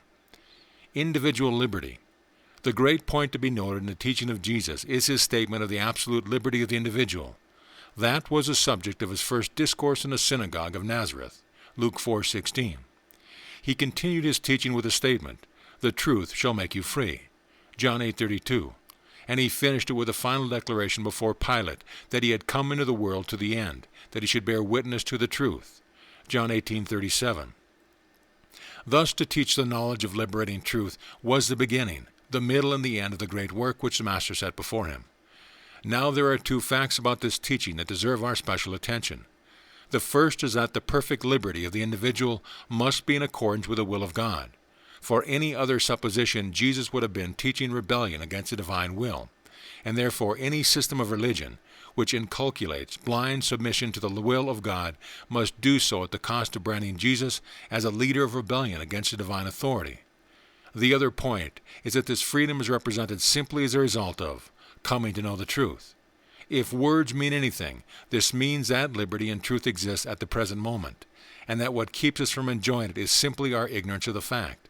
In other words, the Master's teaching is that the essential and therefore ever-present law of each individual human life is absolute liberty. And it is so in the very nature of being. And it is only our ingrained belief to the contrary that keeps us in bondage to all sorts of limitation. Of course, it is easy to explain away all that the Master said by interpreting it in the light of our past experience. But these experiences themselves constitute the very bondage from which he came to deliver us. And therefore to do this is to destroy his whole work. We do not require his teaching to go back to the belittling and narrowing influence of past experiences. We do that naturally enough so long as we remain ignorant of any other possibilities. It is just this being tied up that we want to get loose from, and he came to tell us that when we know the truth, we shall find we are not tied up at all. If we hold fast to the initial teaching of Genesis, that the divine principle makes things by itself becoming them, then it follows that when it becomes the individual man, it cannot have any other than its own natural movement in it. That is, a continual pushing forward into fuller and fuller expression of itself, which therefore becomes fuller and fuller life in the individual. And consequently, anything that tends to limit the full expression of the individual life must be abhorrent to the universal mind expressing itself in that individuality. Then comes the question as to the way in which this truth is to be realized, and the practical way inculcated by the Master is very simple. It is only that we are to take this truth for granted. That is, we may be ready to exclaim this to a large demand upon our faith, but after all, it is the only way in which you ever do anything. We take all the operations of the life principle in our physical body for granted, and what is wanted is a similar confidence in the working of our spiritual faculties. Trust. We trust our bodily powers because we assume their action in the natural law of our being, and in just the same way, we can only use our interior powers by tactfully assuming them to be as natural to us as any others. We must bear in mind that from first to last the Master's teaching was never other than a veiled statement of truth. He spoke the word to the people in parables, and without a parable spake he not unto them. It is indeed added, and when they were alone he expounded all things to his disciples. But if we take the interpretation of the parable as the sower as a sample, we can see how far these expositions were from being full and detailed explanation. The thickest and outermost veil is removed, but we are still very far from plain speaking among the full grown, which St. Paul tells us was equally distant from his own writing to the Corinthians.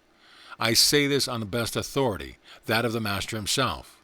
We might have supposed that in the last discourse, which commences with the 14th chapter of St. John's Gospel, he had withdrawn the veil from his teaching, but no, we have his own words, for that even this veiled statement of the truth, he tells his disciples that the time when he shall show them plainly of the Father is still future.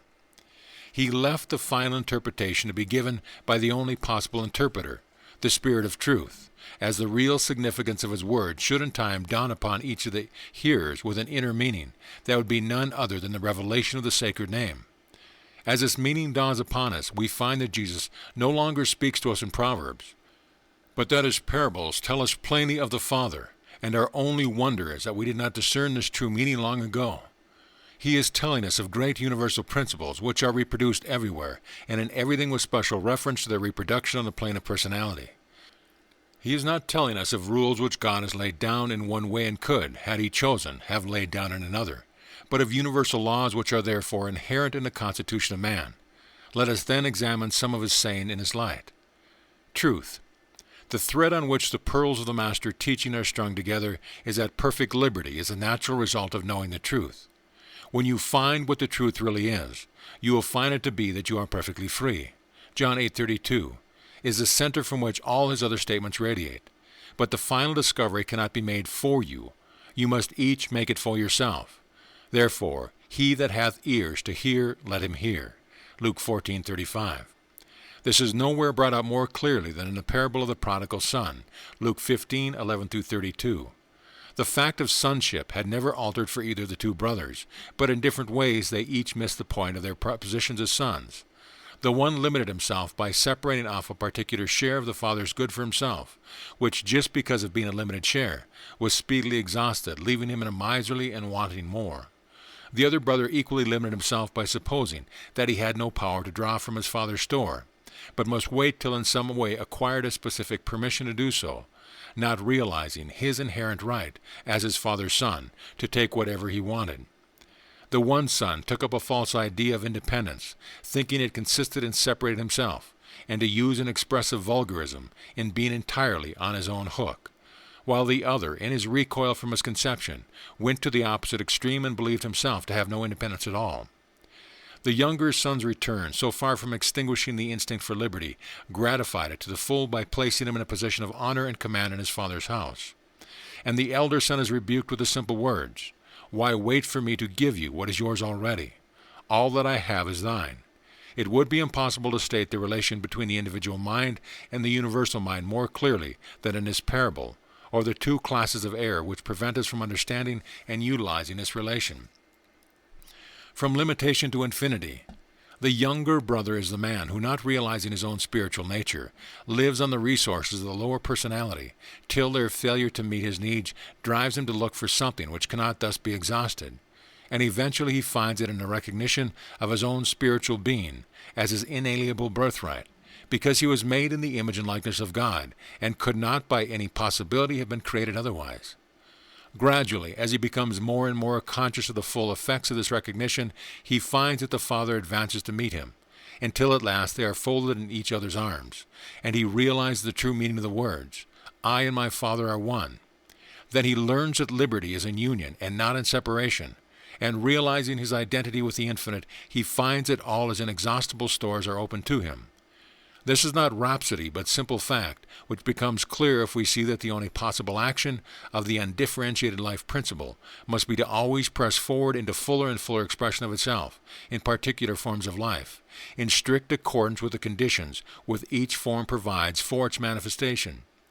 And when anyone thoroughly grasps this principle of the differentiation through form of an entirely undistributed universal potential, then he will see that the mode of differentiation depends on the direction in which the specializing entity is reaching out. If he further gets some insight into the boundless possibilities which must result from this, he will realize the necessity, before all things, of seeking to reproduce in individuality that harmonious order which is the foundation of the universal system. And since he cannot particularize the whole infinite at a single stroke, which would be a mathematical impossibility, he utilizes its boundless stores by particularizing, from moment to moment, the specific desires, powers, and attractions, which at that moment he requires to employ. And since the energy from which he draws is infinite in quantity and unspecialized in quality, there is no limit either of extent or of kind to the purpose for which he may employ it. But he can only do this by abiding in the Father's house, and by conforming to the rule of the house, which is the law of love. The law of universal love. This is the only restriction, if it can be called a restriction, to avoid using our powers injuriously, and this restriction becomes self-obvious when we consider that the very thing which puts us in possession of this limitless power of drawing from the infinite is the recognition of our identity with the universal one, and that any employment of our powers to the intentional injury of others, is in itself a direct denial of that unity of the Spirit which is the bond of peace. The binding power, religio, of universal love is thus seen to be inherent in the very nature of the liberty which we attain by the knowledge of the truth. But except this, there is no other restriction. Why? Because by the very hypothesis of the case, we are employing first cause when we consciously use our creative power with the knowledge that our thought is the individual action of the same Spirit which, in its universal action, is both the cause and the being of every mode of manifestation. For the great fact which distinguishes first cause from secondary causation is its entire independence of all conditions, because it is not the outcome of conditions but itself creates them. It produces its own conditions step by step as it goes along. If therefore the law of love be taken as a foundation, any line of action can be worked out successfully and profitably. But this does not alter the fact that a higher degree of intelligence will see a much wider field of action than a lower one. And therefore, if our field of activity is to grow, it can only be as a result of the growth of our intelligence, and consequently, the first use we should make of our power of drawing from the infinite should be for steady growth and understanding. Companionship. Life is the capacity for action and enjoyment, and therefore any extension of the field for the exercise of our capacities is an increase of our own livingness and enjoyment, and so the continual companionship of the Spirit of truth, leading us into continually expanding perception of the limitless possibilities that are open to ourselves and to the whole race, is the supreme vivifying influence, and thus we find that the Spirit of truth is identical with the Spirit of life. It is this consciousness of companionship that the presence of the Father, and it is in returning to this present and dwelling in it that we get back to the source of our own spiritual nature, and so find ourselves in possession of boundless possibilities without any fear of misusing them, because we do not seek to be possessors of the divine power without being possessors of the divine love and wisdom also.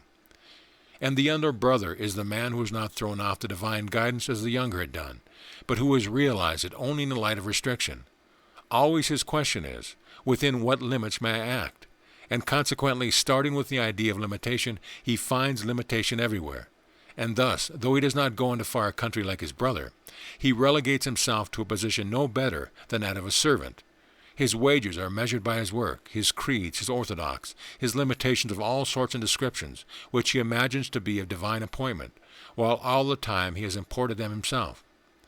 But him also the Father meets with the gracious words, Son, thou art ever with me, and all that I have is thine.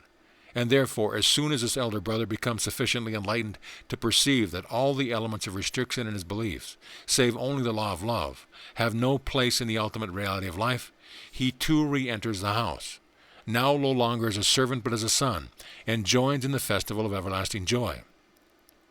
We find the same lesson on the parable of the talents, Matthew 25:14-30. The use of the power and opportunities we have, just where we are now, naturally opens up sequences by which still further opportunities and consequently higher development of our powers become possible, and these higher development in their turn open the way to yet further expansion.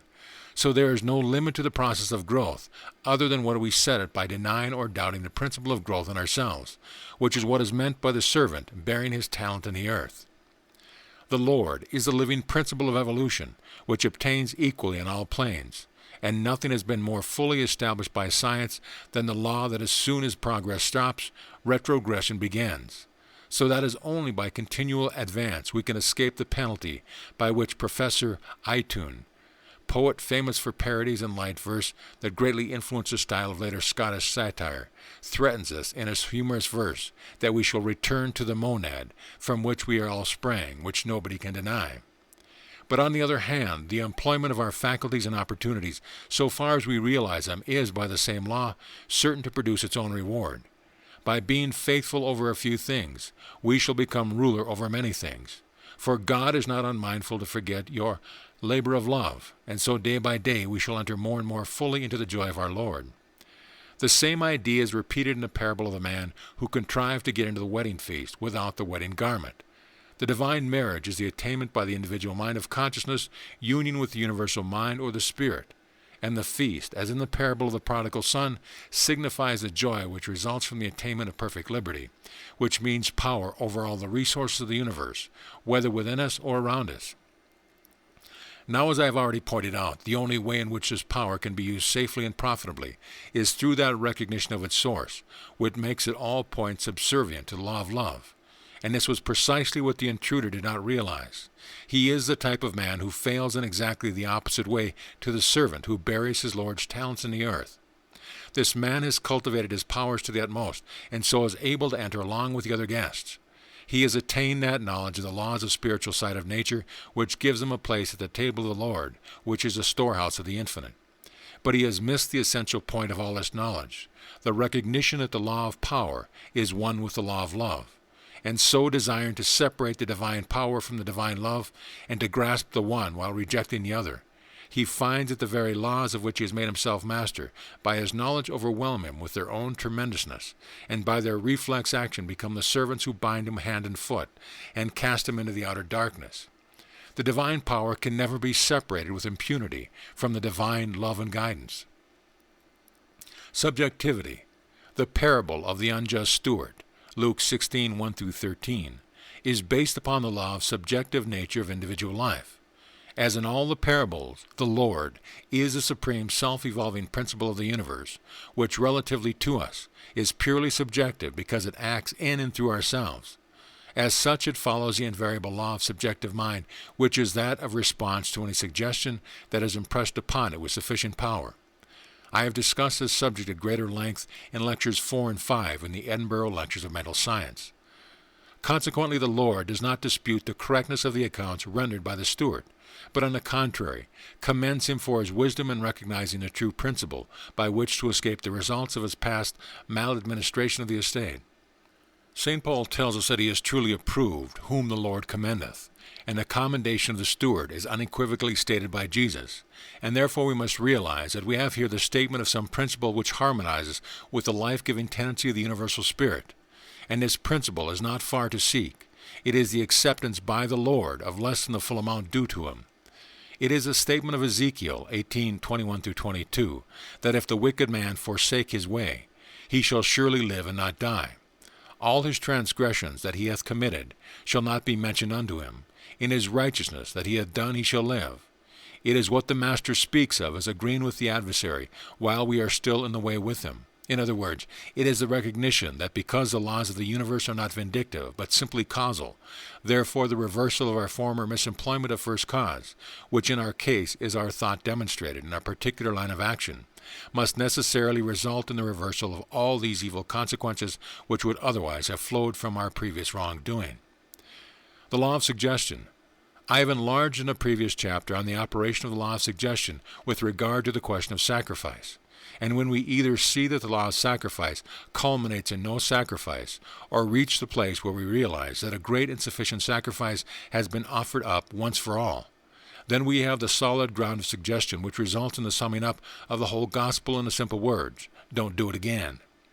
If we once realize the great truth stated in Psalm 18:26 and 2 Samuel 22:27, that the divine universal spirit always becomes to us exactly the correlative of our own principle of action, and it does so naturally by the law of subjective mind, that it must become clear that it can have no vindictive power in it, or, as the Bible expresses it, fury is not in me, Isaiah 27:4. But for the very same reason we cannot trifle with a great mind by trying to impress one character upon it by our thought, while we are impressing another upon it by our actions. This is to show our ignorance of the nature of the law with which we are dealing, for a little consideration will show us that we cannot impress two opposite suggestions at the same time. The man who tried to do this, so described in a parable of the servant, who threw his fellow servant into prison, after his own debt had been cancelled. The previous pardon availed him nothing, and he was cast into prison till he should pay the uttermost farthing. The meaning becomes evident when we see that what we are dealing with is the supreme law of our own being. We do not really believe what we do not act up to. If therefore we cast our fellow servant into prison, no amount of philosophical speculation in the opposite direction will set us up at liberty. Why? Because our action demonstrates that our real belief is in limitation. Such compulsion can only proceed from the idea that we shall be the poorer if we do not screw the money out of our fellow servant, and this is to deny our own power of drawing from the infinite in the most emphatic manner, and so to destroy the whole edifice of liberty. We cannot impress upon ourselves too strongly the impossibility of living by two contradictory principles at the same time. And the same argument holds good when we conceive that the debt is due to our injured feelings, our pride, and the like. The principle is always the same. It is that perfect liberty places us above the reach of all such consideration, because by the very hypothesis of being absolute freedom, it can create far more rapidly than any of our fellow servants can run into debts. And our attitude towards those who are running up scores should be to endeavor to lead them into the region of fullness, where the relation of debtor and creditor cannot exist, because it becomes merged in the radiation of creative power. Obedience precedes mastery. But perhaps the most impressive of all the parables is that in which, on the night when he was betrayed, the Master expressed the great mystery of God and man by symbolic action rather than by words, girding himself with a towel and washing the disciples' feet. He assured Peter that though the meaning of the symbolic act was not apparent at the time, it should become clear later on. A wonderful light is thrown on this dramatization of a great principle by comparing it with the Master's utterance in Luke 12:35-37. The idea of girding is very conspicuous in that parable. First we are bidden to have our loins girded, and our lights burning, like unto men that wait for the Lord. Then we are told that if the servants are found thus prepared, when the Lord does come, the positions will be reversed, and he will make them sit down, and will gird himself and serve them. Now what Jesus in this parable taught in words, he taught on the night of the Last Supper in act. There is a strict parallel. In both cases the Master, the Lord, girds himself and serves those who had hitherto accounted themselves as his servants. The emphatic reduplication of this parable shows that here we have something of the very highest importance presented to us, and undoubtedly it is the veiled statement of the supreme mastery of individual being. And this mystery is the raising to the highest spiritual level of the old maxim that nature will obey us in proportion as we first obey nature. This is the ordinary rule of all science. The universal principle can never act contrary to themselves, whether on the spiritual or the physical level, and therefore, unless we are prepared by study of the law and obedience to it, we cannot make use of these principles at any level. But granted such preparation on our part, and the law becomes our humble servant, obeying us in every particular on the one condition that we first obey it. It is thus that modern science has made us masters of a world of power, which for all practical purposes did not exist in the times of the Tudors, and transferring this truth to the highest and the innermost, to the very principle of life itself. The meaning becomes plain. Because the life principle is not something separate from ourselves, but is a supporter of our individuality. Therefore, the more we understand and obey its great generic law, the more fully shall we be able to make any specific applications of it that we like. But on one condition we must be washed. If I wash thee not, thou hast no part with me, were the words of the Master. He spoke as the conscious mouthpiece of the universal Spirit, and this must therefore be taken as a personal utterance of the Spirit itself. And seen in this light, the meaning becomes clear. We must first be cleansed by the Spirit. Supreme symbol of unity. And here we meet with another symbolic fact of the highest importance. The dramatization of the final truth of spiritual knowledge took place after the supper was ended. Now, as we all know, the supper was itself a supreme symbolical significance. It was the Jewish Passover and the Christian commemoration, and tradition tells it was also the symbolic act by which, through antiquity, the highest initiates signified their identical realization of truth, however apparently separated by outward forms of nationality. We find these mystical emblems of bread and wine presented to Abraham by Melchizedek, himself the type of the man who has realized the supreme truth of the birth which is without father, without mother, without beginning of days or ends of years. Hebrews 7:3. And therefore, if we would grasp the full meaning of the Master's actions on that night, we must understand the meaning of the symbolic meal of which he and his followers had just partaken. Briefly stated, it is the recognition by the participant of his unity with, and power of appropriating, the divine in its twofold mode of spirit and substance. Science and religion are not two separate things. They both have the same object, to bring us near and near to the point where we shall find ourselves in touch with the one universal cause. Therefore the two were never disassociated by the greatest thinkers of antiquity, and the inseparableness of energy and matter, which is now recognized by the most advanced science as the starting point of all its speculation, is none other than the old doctrine of the identity of spirit and ultimate substance. Now it is this twofold nature of the universal first cause that is symbolized by the bread and wine, the fluid and the solid, or spirit and substance, as the two universal supports of all manifested forms. These are the universal principles which the two typical elements signify. But in order that the individual may be consciously benefited by them, he must recognize his own participation in them, and he denotes his knowledge on his point by eating the bread and drinking the wine, and his intention in doing so is to signify his recognition of two great facts. One, that he lives by continually drawing from the infinite Spirit in its twofold unity, and the other, that he not only does this automatically but also has the power to consciously differentiate the universal energy for any purpose that he will. Now this combination of dependence and control could not be more perfectly symbolized than by the acts of eating and drinking. We cannot do without food, but it is our own discretion to select what and when we shall eat. And if we realize the true meaning of the Christ, we shall see that it is that principle of perfect humanity which is the highest expression of the universal spirit substance. And taken in this sense, the bread and wine are fitting emblems of the flesh and blood, or substance and spirit, of the Son of Man, the ideal type of all humanity. And so it is that we cannot realize the eternal life except by consciously partaking of the innermost life principle, with due recognition of its true nature, not meaning the mere observance of a ceremonial rite, however august in its association and however useful as a powerful suggestion, but meaning personal recognition of the supreme truth which that rite signifies. This, then, was the meaning of the symbolic meal which had just concluded. It indicated the participant's recognition of this union with the universal spirit as being the supreme fact of which its individual life was based, the ultimate of all truth. Now the word rendered washed in John 13:10 is more correctly given in a revised version as bathed, a word that signifies total immersion. But no bathing had taken place on the occasion. To what, then, did Jesus allude when he spoke to his disciples as men who had been bathed? It is precisely that which in Ephesians 5:26 is spoken of as the washing of water by the Word.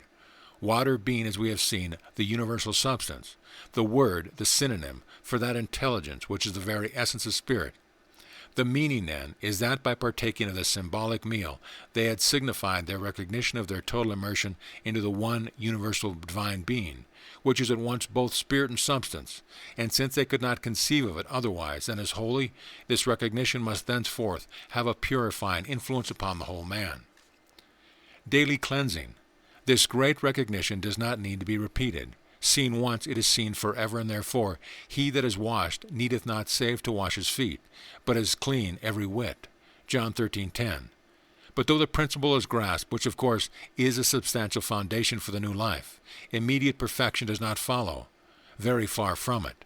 And so we have to come day by day to the Spirit for the washing away of these stains which we contract in our daily life through life. If we say that we have no sin, the truth is not in us.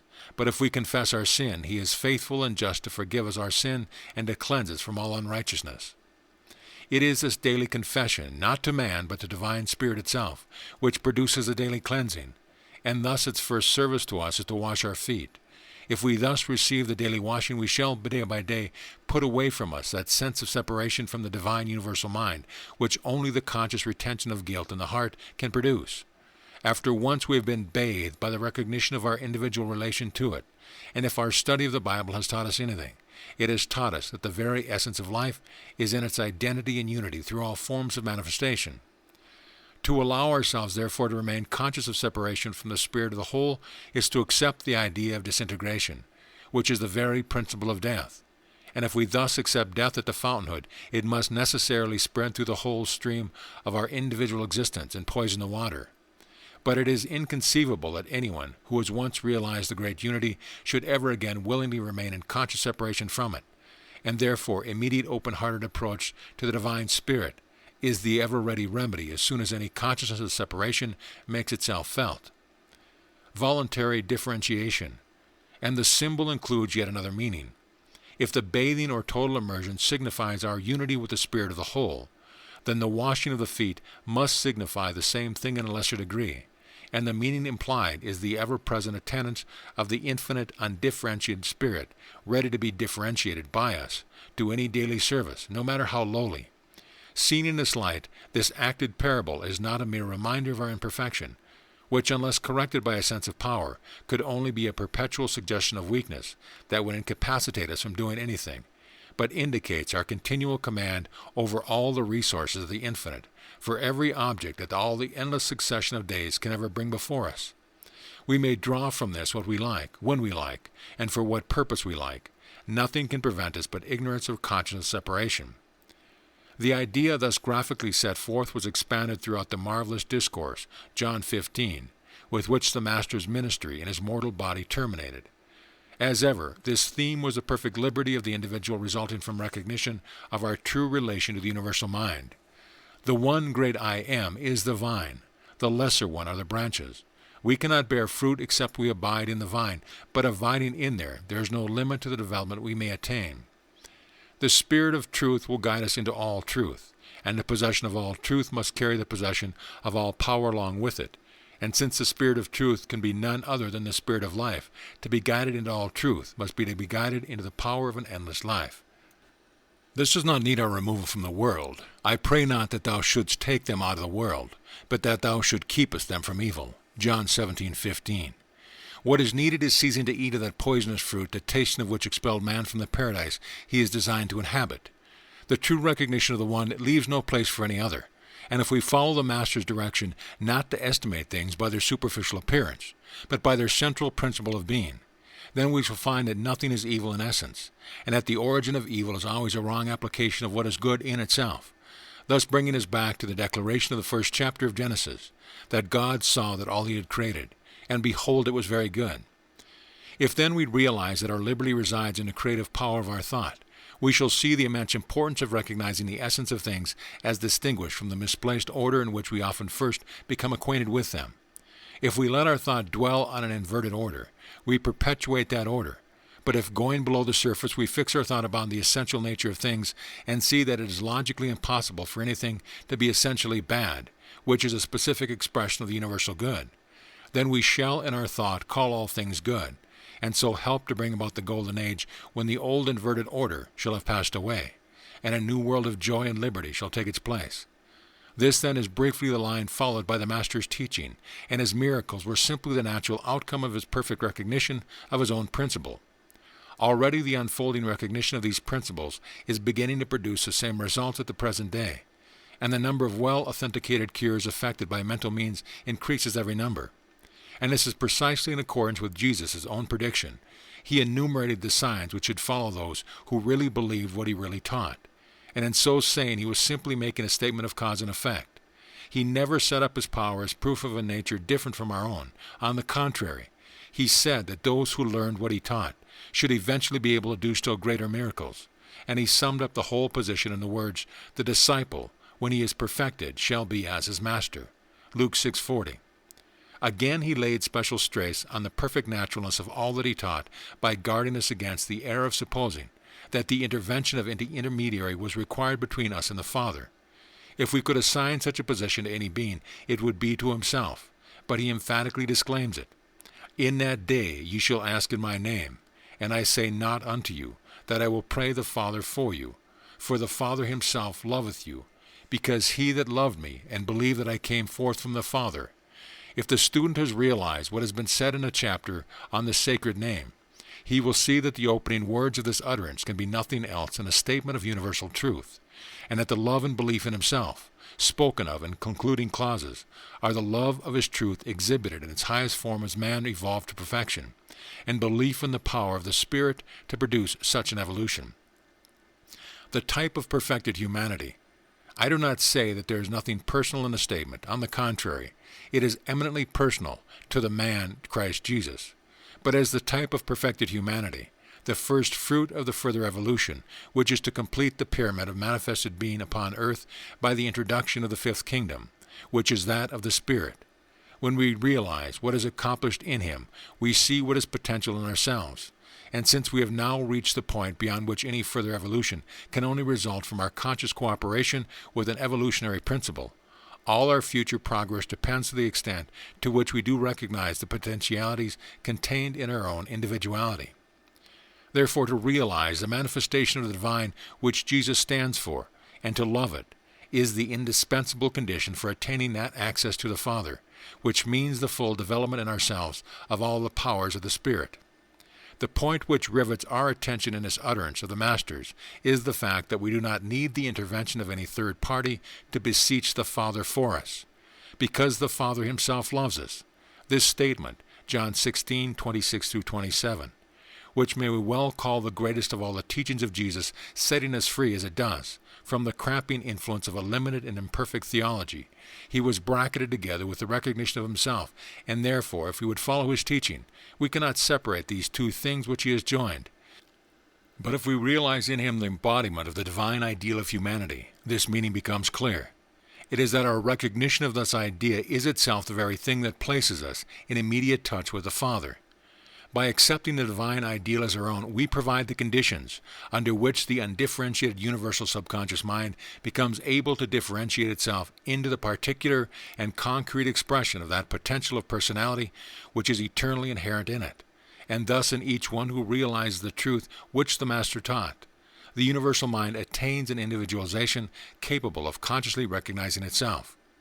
To attain this is the great end of evolution, and in thus gaining its end, the one becomes the many, and the many return into the one, not by absorption depriving them of individual identity, which would be to stultify the entire operation of the spirit and evolution by simply ending where it begun, but by impressing upon innumerable individualities the perfect and completed likeness of that original and the potential image of which they were first created.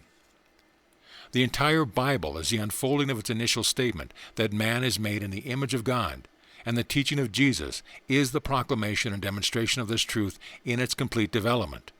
The individual rejoicing in perfect life and liberty because of his conscious oneness with the universal. Summing up, the teaching of Jesus, whether by word or deed, may therefore be summed up as follows. He says in effect to each one of us, what you really are in essence is a concentration of the one universal life spirit into conscious individuality. If you live from the recognition of this truth as your starting point, it makes you free. You cannot do this as long as you imagine that you have one center and the infinite another. You can only do it by recognizing that the two centers coincide, and that which, being infinite, is incapable of centralization in itself, finds center in you. Think of these things until you see that it is impossible for them to be otherwise, and then step forward in perfect condition, knowing that the universal principles must necessarily act with the same mathematical precision in yourself that they do in attractions of matter and the vibrations of ether. His teaching is identical with the teaching of Moses, that there is only one being manifested anywhere, and that the various degrees of its manifested consciousness are to be measured by one standard, the recognition of the meaning of the words I am. I have endeavored to show that the Bible is neither a collection of traditions belonging only to a petty tribe, nor yet a statement of dogmas which can give no account of themselves beyond the protestation that they are mysteries which must be accepted by faith, which faith, when we come to analyze it, consists only in accepting the bare assertion of those very persons who, when we ask them for the explanation of the things they bid us believe, are unable to give any explanation beyond the word mystery. The true element of mystery we shall never get rid of, for it is inherent in the ultimate nature of all things. But it is an element that perpetually unfolds, inviting us at each step to still further inquiry by satisfactorily and intelligently answering every question that we put into really logical succession. And thus the mystery continually opens out into meaning, and never pulls us up short with an anathema for our irreverence in daring to inquire into divine secrets. When the interrogated is driven to the fulmination of anathemas, it is very plain that he has reached the end of his tether. As Byron says in Don Juan, he knew not what to say, and so he swore. And therefore his mode of answering a question always indicated one of two things, ignorance of the subject or the intention to conceal facts. On either alternative, any authority, which thus only tells us to shut up, thereby at once loses all claim to our regard. Every undiscovered fact in the great universal order is a divine secret until we find the key that unlocks it. But the psalmist tells us that the secret of the Lord is with them that fear him, and the Master says that there is nothing hidden that shall not be revealed. To seek, therefore, to understand the great principles on which the Bible is written, so far from being an act of presumption, is the most practical proof we can give of our reverence to it, and in the foregoing pages have in any way helped the reader to see the Bible a statement of the working of the laws which are inherent in the nature of things, and follow an intelligible sequence of cause and effect, my purpose in writing will be answered. The limited space at my disposal has allowed me only to treat the whole subject in an introductory manner, and in particular, I have not yet shown the method by which the one universal principle follows out of the exclusive line of unfoldment, building up a chosen people by a process of natural selection, culminating in the great central figure of the gospel. It does this without in any way departing from its universal character, for it is that power which cannot deny itself, but it does it as a consequence of the very universality, and upon the importance of this specialized action of the universal principle to the future development of the race, it is impossible to lay too much stress. The Bible tells us that there is such a special selection, and if we have found truth in its more general statements, we may reasonably expect to find the same truth in its more specialized statements also. End of chapter. Chapter 11. The Forgiveness of Sin. Man is not a machine. In the preceding chapters I have dealt principally with the teaching of the Bible regarding the reciprocity of being between God and man, that ultimate spiritual nature of man which affords the generic basis in all men upon which the Spirit of God can work to produce further specific development of the individual. But if we stop short at that recognition of this merely generic similarity, we are liable to be led into an erroneous course of reasoning, resulting in logical conclusions the very opposite of all the Bible is seeking to teach us. In a word, we should be led into an atheism far deeper than that of the mere materialist, and that it is on the spiritual plane, the inverted development of the supreme principle of our nature. Such a dire result comes from a one-sided view of things, a knowledge of certain truth without the knowledge of their counterbalancing truth. And the counterbalancing truth which will preserve us from so great a calamity is contained in the Bible teaching regarding the forgiveness of sins. Once grant that there is such a thing as a forgiveness of sins, and the root of all possible spiritual inversion is logically cut away. For there must be one who is able and willing to forgive, and who is therefore the object of worship, and is capable of entering into a specific, conscious personal relation to us. It is therefore important to realize what the Bible teaching on the subject is. The logic of it is sufficiently simple if we grant the premise on which it starts. It is that man, by his essential and true innermost nature, is a being fitted and intended to live in uninterrupted intercourse with the all-creating Spirit, thus continually receiving a ceaseless inflow of life from this infinite source. At the same time, it is impossible for a being capable of thus partaking of the infinite life of the originating Spirit to be a mere piece of mechanism, mechanically incapable of moving in more than one direction. For if he is to reproduce in his individuality that power of origination and initiative which must be the very essence of the creative spirit's recognition of itself, he must possess a corresponding liberty of choice as to the way in which he will use his power. And if he chooses wrongly, the inevitable law of cause and effect must produce the natural consequence of his choice. The nature of his wrong choice is told us in the allegorical story of the fall. It is mistaking the sequence of laws which necessarily proceeds from any creative act for the creative power itself. The error of looking upon secondary causes as the originating cause and not seeing that they are themselves effects of something antecedent, which works through them to the production of the ultimate effect.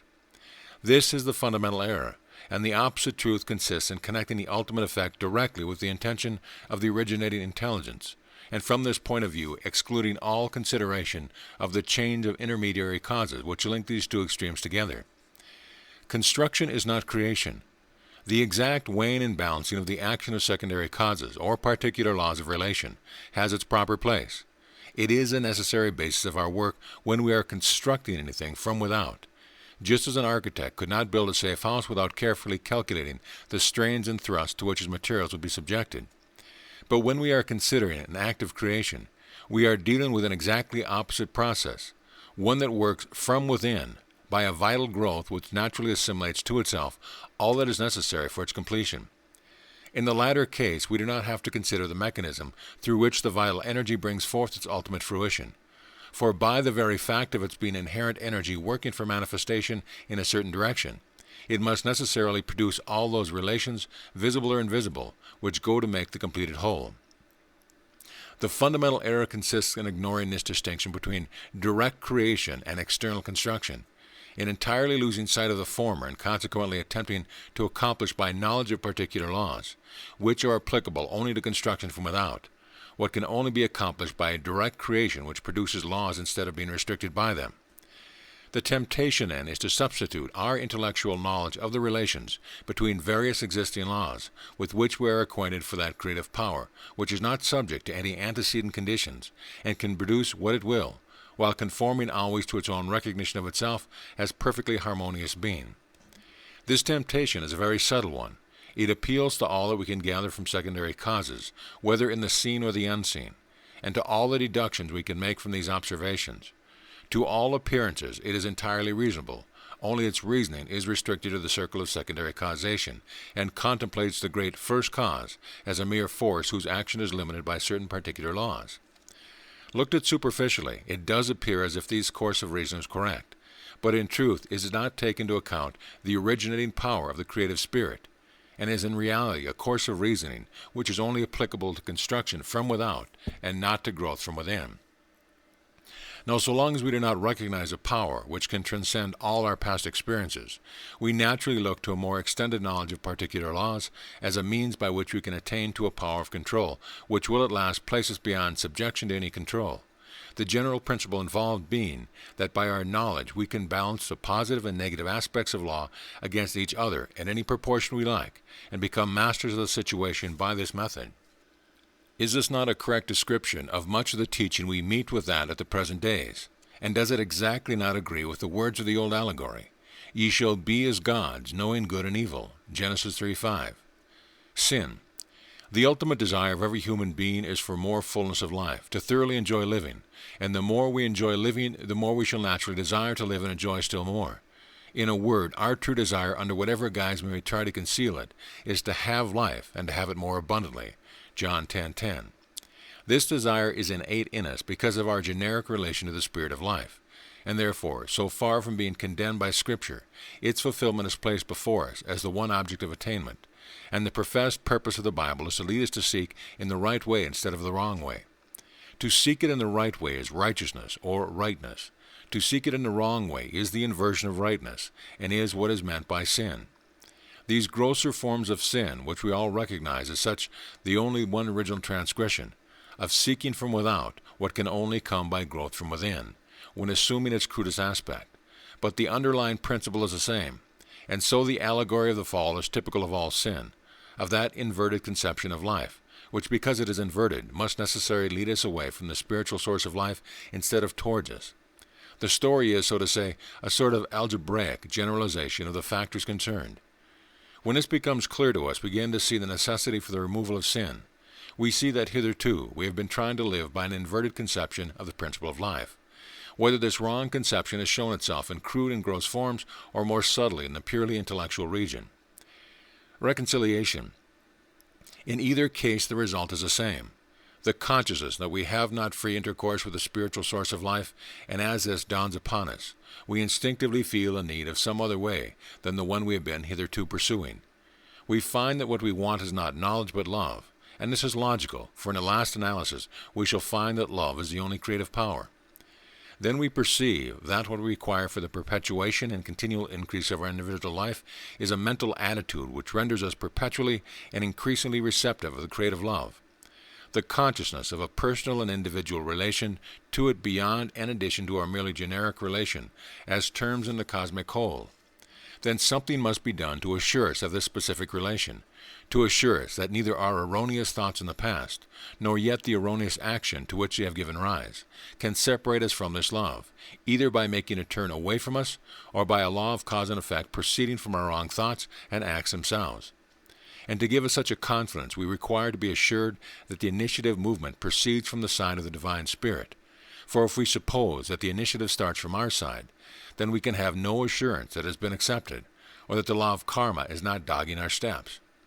It is this misconception of pacifying the Almighty by an initiative originated on our side that shows itself in penance, sacrifice, and various rites and ceremonies, at the end of which we do not know whether our operations have been successful, or whether through deficiency in quantity or quality they have failed of the desired result. All such performances are vitiated by the inherent defect of making the first move towards reconciliation come from our side. It is nothing else than carrying into our highest spiritual yearning the old error of trying to produce by working from without what can only be produced by growth from within. We are still substituting the constructive process for the creative. Accordingly, the Bible tells us that the fundamental proposition that there is such a thing as forgiveness of sins enunciated by God Himself, And so we find that the story of the fall includes the promise of the one by whom man shall be redeemed and released from sin, and brought into conscious realization of that reciprocal intercourse with the source of life, which is the essence of his innermost being. Man is told to look to the divine promise of forgiveness, and from this point onwards, belief in this promise is set forth as a way by which sin and its consequence are effectively removed. I sometimes meet with those who object to the teaching that there is forgiveness. To such I would say, why do you object to this teaching? Of course, if you are entirely without sin, you have no need of it yourself, but then you are a very rare exception, and at the same time beastly selfish not to consider all the rest of us who have the more ordinary side. And if you put it that everybody's without sin, then the newspapers of all country flatly contradict you with their daily details of theft, murders, swindles, and the like. Punishment. But perhaps you will say that sin must be punished. Why must? What is the object of punishment? Its purpose is to rub it well in, so that the offender may not do it again for fear of consequence. But supposing he has become convinced of the true nature of his offense, so as to hate it for his own sake, and to shrink from it with abhorrence, what then is to be gained by going on whacking him? The change in his own view of things has already accomplished all, and more than all, that any amount of whacking can do. And this is the teaching of the Bible. Its purpose is to see sin in its true light, as severance from the source of life. And it is this that has been accomplished. Why should the punishment be prolonged? Again, the conception of a God who will not forgive sin when repented of is the conception of a monstrosity. It is the conception of the spirit of life determining to deal death, when by its very nature it must be seeking to express life to the fullest extent that the expressing vehicle will admit of, and repentance is turning away from something that had previously hindered its fuller expression. Therefore, such a conception is illogical, for it implies a spirit of life acting in opposition to itself. Also, such a God ceases to be an object of worship, for there is nothing to be gained by worshiping him.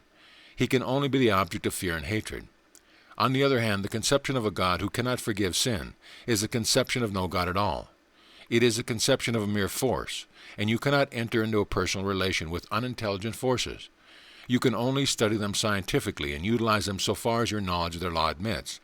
And this logically brings you back to your own knowledge and power as your own source of life, so that in this case also there is nothing to worship.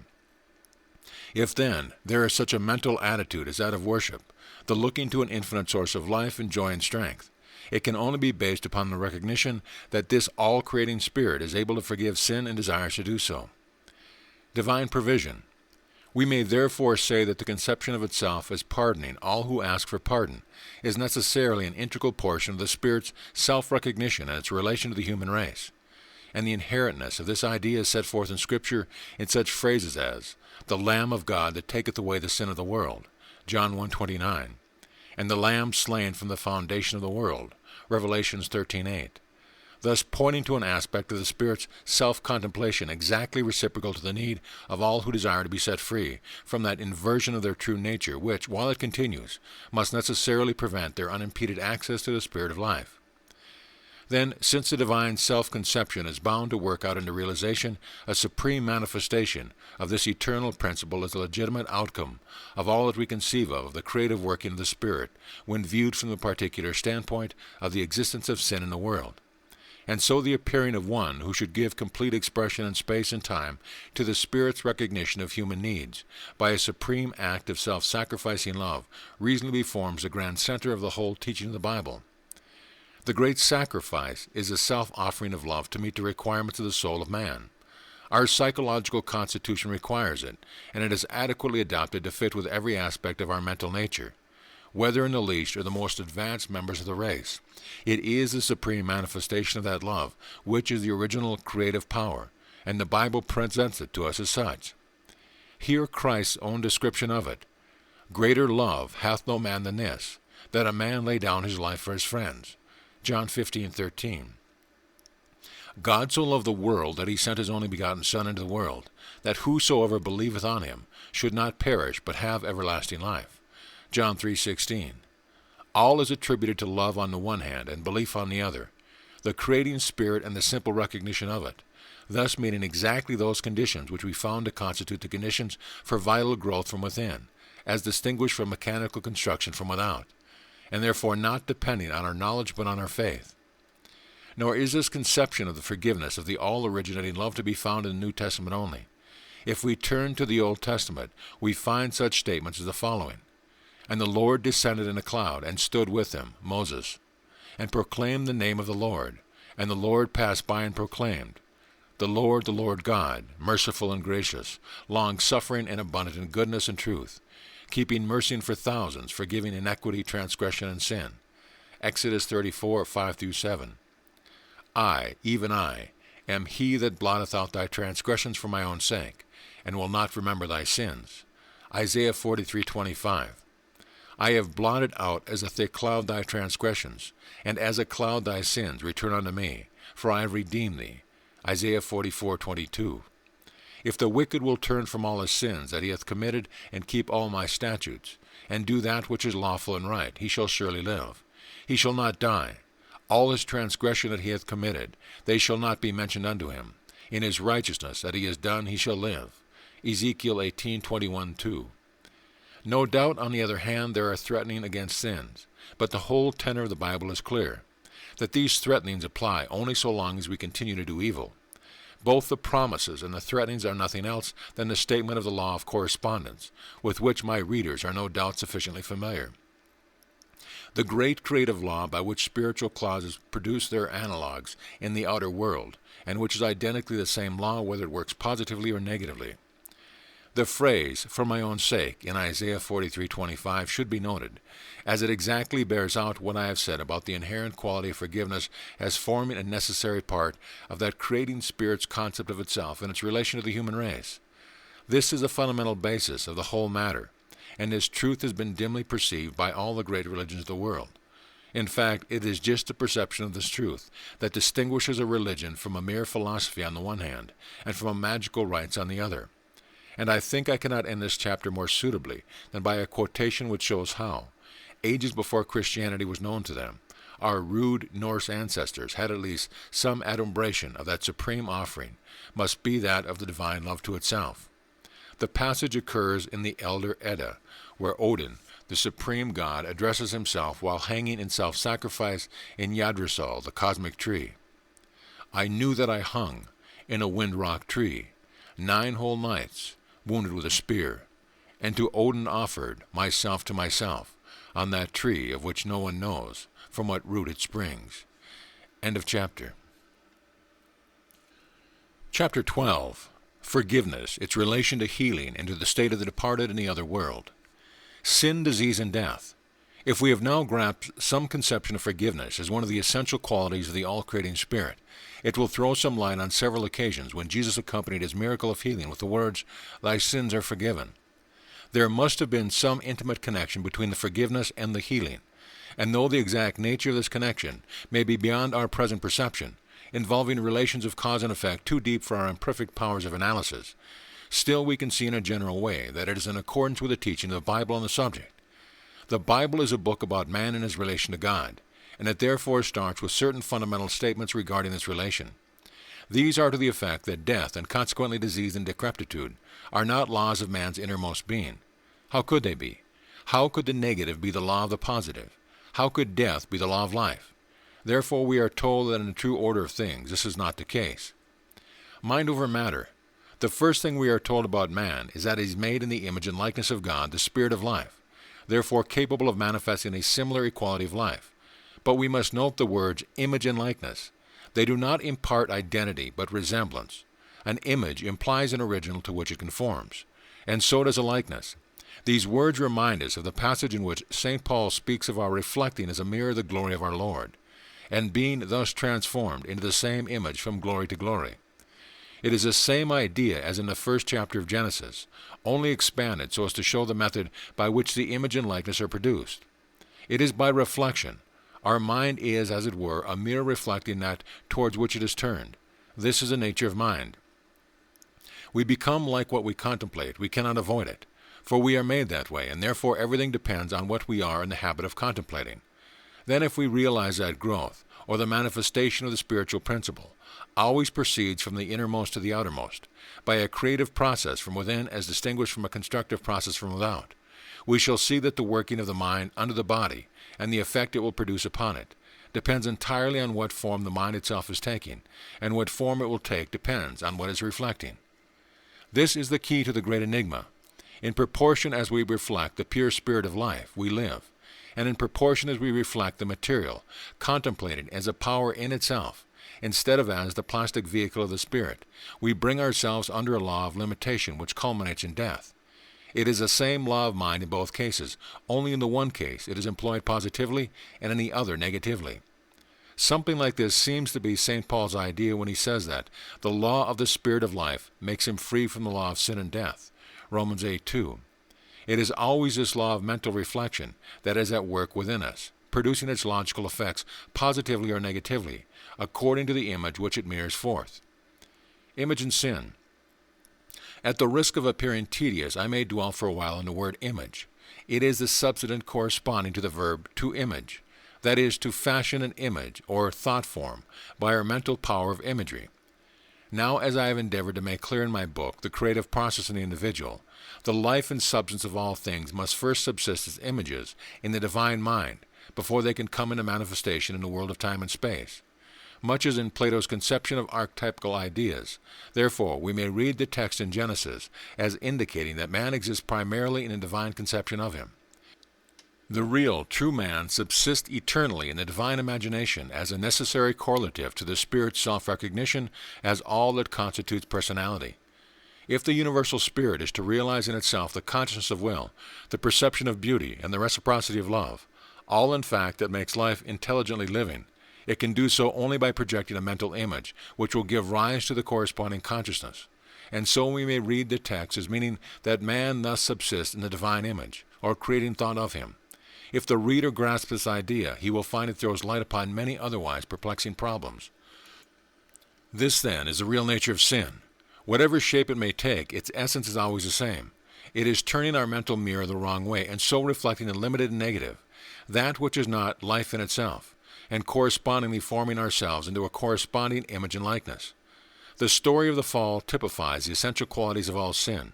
It is seeking the living among the dead, trying to build up the skill and power of a worker out of the atoms of the material in which he works, just as though when you wanted a carpenter, you went into his workshop and tried to make him out of sawdust. Forgiveness. Now, if we grasp the great fundamental law that our mind, meaning by this our spiritual creative power, attracts conditions which correspond to its own conception of itself, and that its conception of itself must always be the exact reflection of its own dominant thought, then we can in some measure understand why Christ announced forgiveness of sin as the accompaniment of physical healing. By sin, in the sense we have now seen, death and all lesser evils enter into the world. Sin is the cause and they are the effect. Now if the cause is removed, the effect must cease. The root of the plant has been cut away, and so the fruit must wither. It is a simple working of cause and effect. Healing. It is true that Jesus is not recorded to have announced forgiveness in every case in which he bestowed healing, and no doubt he had a good reason for not making the announcement in some cases, as for making it in others. I cannot pretend to analyze these reasons, for that would imply a knowledge on my part equal to his own. But from what we do know of psychological laws and of the power of mind over body, I might haphazard the conjecture that in those cases where he pronounced forgiveness, the sufferer apprehended that his sickness was in some way the consequence of his sins, and therefore it was necessary to his bodily healing that he should be assured of their pardon. In other cases, there may not have been such a conviction, and to speak of forgiveness would only withdraw the mind of the sufferer from the immediately receptive attitude which was necessary for the working of the spiritual power. But who shall say that the principle of the removal of the root of suffering by the forgiveness of sin was not always present in the mind of the august healer? Rather, we may suppose that it always was. On one occasion, he very pointedly put his forward. The proof, he said, that the Son of Man has power on earth to forgive sins is this: I can say to the palsied man, arise and walk, and it is accomplished. Luke 5:24. This was what in the mind of the great healer, and comparing it with general teaching of Scripture on the subject, we may reasonably suppose that he always worked from this basic principle. Whether the exigencies of the particular case made it or not desirable to impress the fact of forgiveness upon the person to be healed. If we start with the assumption that sickness and death of the body result from imperfect realization of life by the soul, and that the extent and mode of the soul's realization of life is the result of the extent and mode its realization of union with its divine spirit, then it follows that the logical root of healing must be in the removal of the sense of separation, the removal, that is, of that inverted conception of our relation to the spirit of life which is sin. and the replacing of it by the right conception in accordance with which we shall more and more fully reflect the true image of the Father or parent Spirit. When we see this, we begin to apprehend more clearly the meaning of St. Paul's word, "There is now no condemnation to them that are in Christ Jesus, which walk not after the flesh, but after the Spirit." Romans 8:1. Life in the unseen. Again, there is another phase of this subject which we cannot afford to neglect. Although, as it appears to me, there are grounds for supposing that the present resurrection of the body, its transmutation while in the present life into a body of another order, like the resurrection body of Christ, is not beyond the bounds of possibility. Still, this supreme victory of the life principle is not a thing of generalization, and so we are confronted by the question, what happens on the other side when we get there? For a deeper explanation, see Chapter 8 in the creative process in the individual. But I would like to say here to clarify chiefly in connection with the subject on the forgiveness of sin. Now if, as I apprehend, the condition of consciousness when we pass out of the body is in the majority of cases purely subjective, then from what we know of the laws of subjective mind, we may infer that we live there in the consciousness of whatever was our dominant mode of thought during earth life. We have brought this over with us on parting with our objective mentality as it operates through its physical instrument, the brain. And if this is the case, then the nature of our experience in the other world will depend on the nature of the dominant thought which we have left this one, the idea which was most deeply impressed upon our subjective mind. If this be so, what a stupendous importance it gives to the question whether we do or do not believe in the forgiveness of sins. If we pass into the unseen with a fixed idea that no such thing is possible, then what can our subjective experience be but the bearing of a burden of which we can no way rid ourselves? But for the conditions of the case, all these objective things with which we now distract our attention will be beyond our reach. When the loss of our objective mentality deprives us of the power of inaugurating fresh trains of idea, which practically means new outlooks on life, we shall find ourselves bound within the memories of our past life on earth, and since the outward conditions which then colored our views of things will no longer exist, we shall see the motives and feelings which led to our action in our true light, making us see what it was in ourselves, rather than in our circumstances which led us to do what we did. The motive thought which gave the key to our past life will still be there, and no doubt the memory of particular facts also. For this is what has been most deeply impressed upon our subjective mind, and since by the conditions of the case, the consciousness is entirely subjective, these memories will appear to be the reenacting of past things only now seen in their true nature, stripped of all the accessories which give a false coloring to them. Of course, what the pain of such a compulsory reenacting of the past life may amount to must depend on what the past life has been. But even in the most blameless life, we can well suppose that there have been passages which would rather not repeat when we saw the mental conditions in ourselves which gave rise to them. Not necessarily crimes or grave mortal delinquencies, but the shortcomings of the everyday respectable life. The unkind words we thought so little of, but which cut so deep. The selfishness which perhaps ran on for years and which, because of that very self-centeredness, we do not see dimming the happiness of those around us. These and the like things of even the most blameless life we should not like to be compelled to repeat when seen in their true light, and how much less the episodes of a life which has not been blameless. That there should be a reenacting of past memories is what we might infer from our knowledge of the law of subjective mind. But there are not wanting certain facts of experience which go to support the a priori argument, or the argument from self-evident propositions. Ghosts. Many of my readers, I dare say, will smile at the mention of ghosts, but I can assure them that there is a good deal of reality in ghosts, especially to the ghosts themselves. Remember that if there are such things as ghosts, they were once people such as you and I are today, and the practical point is that the reader may be a ghost himself before very long. Therefore, one of my objects in the present chapter is to show how to avoid becoming a ghost. I used to laugh at ghosts when I was a young man and thought it all bunkum, but an experience which I went through many years ago entirely changed my ideas on the subject and indeed was the starting point of my giving consideration of the laws of unseen sides of things. If I had not been for that ghost, you would not be reading this book.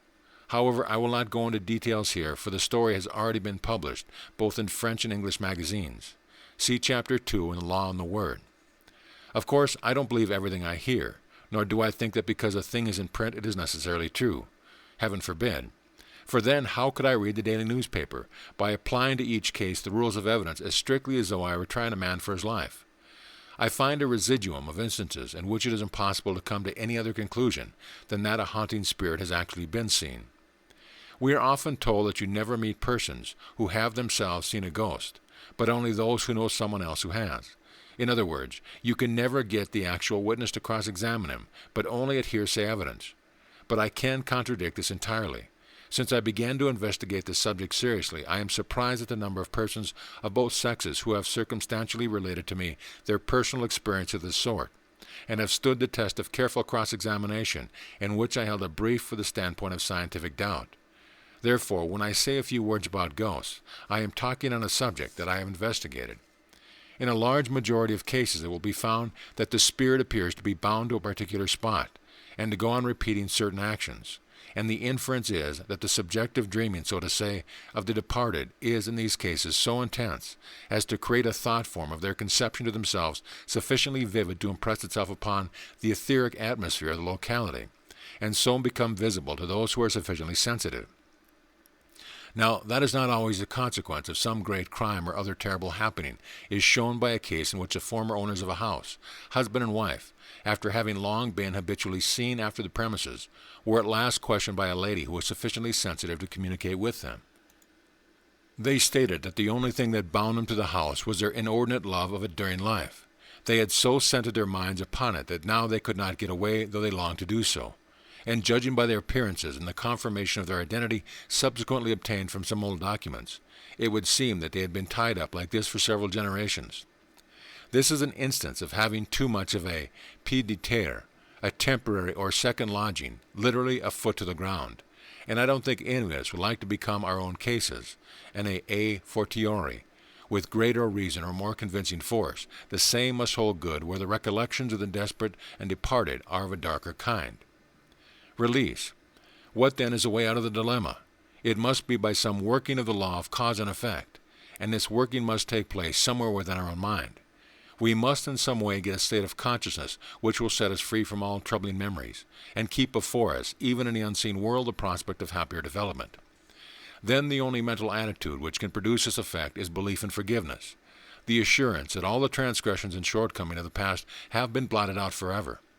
If we attain this realization in the present life, if this assurance is our dominant idea, the idea upon which all our ideas are based, then by all the laws of mind we are bound to carry this consciousness with us in the other world, and thus find ourselves free from all that would make our existence there unhappy. Or even, if we have not yet attained such a vivid assurance as to be able to say, I know, or can as yet only say, I hope, still the fact that we recognize that the principle of forgiveness exists will cause us to lay hold of all of it as our dominant idea in the subjective state, and so place us in a position to gain clear and clearer perception of the truth that there is forgiveness, and that it is for us.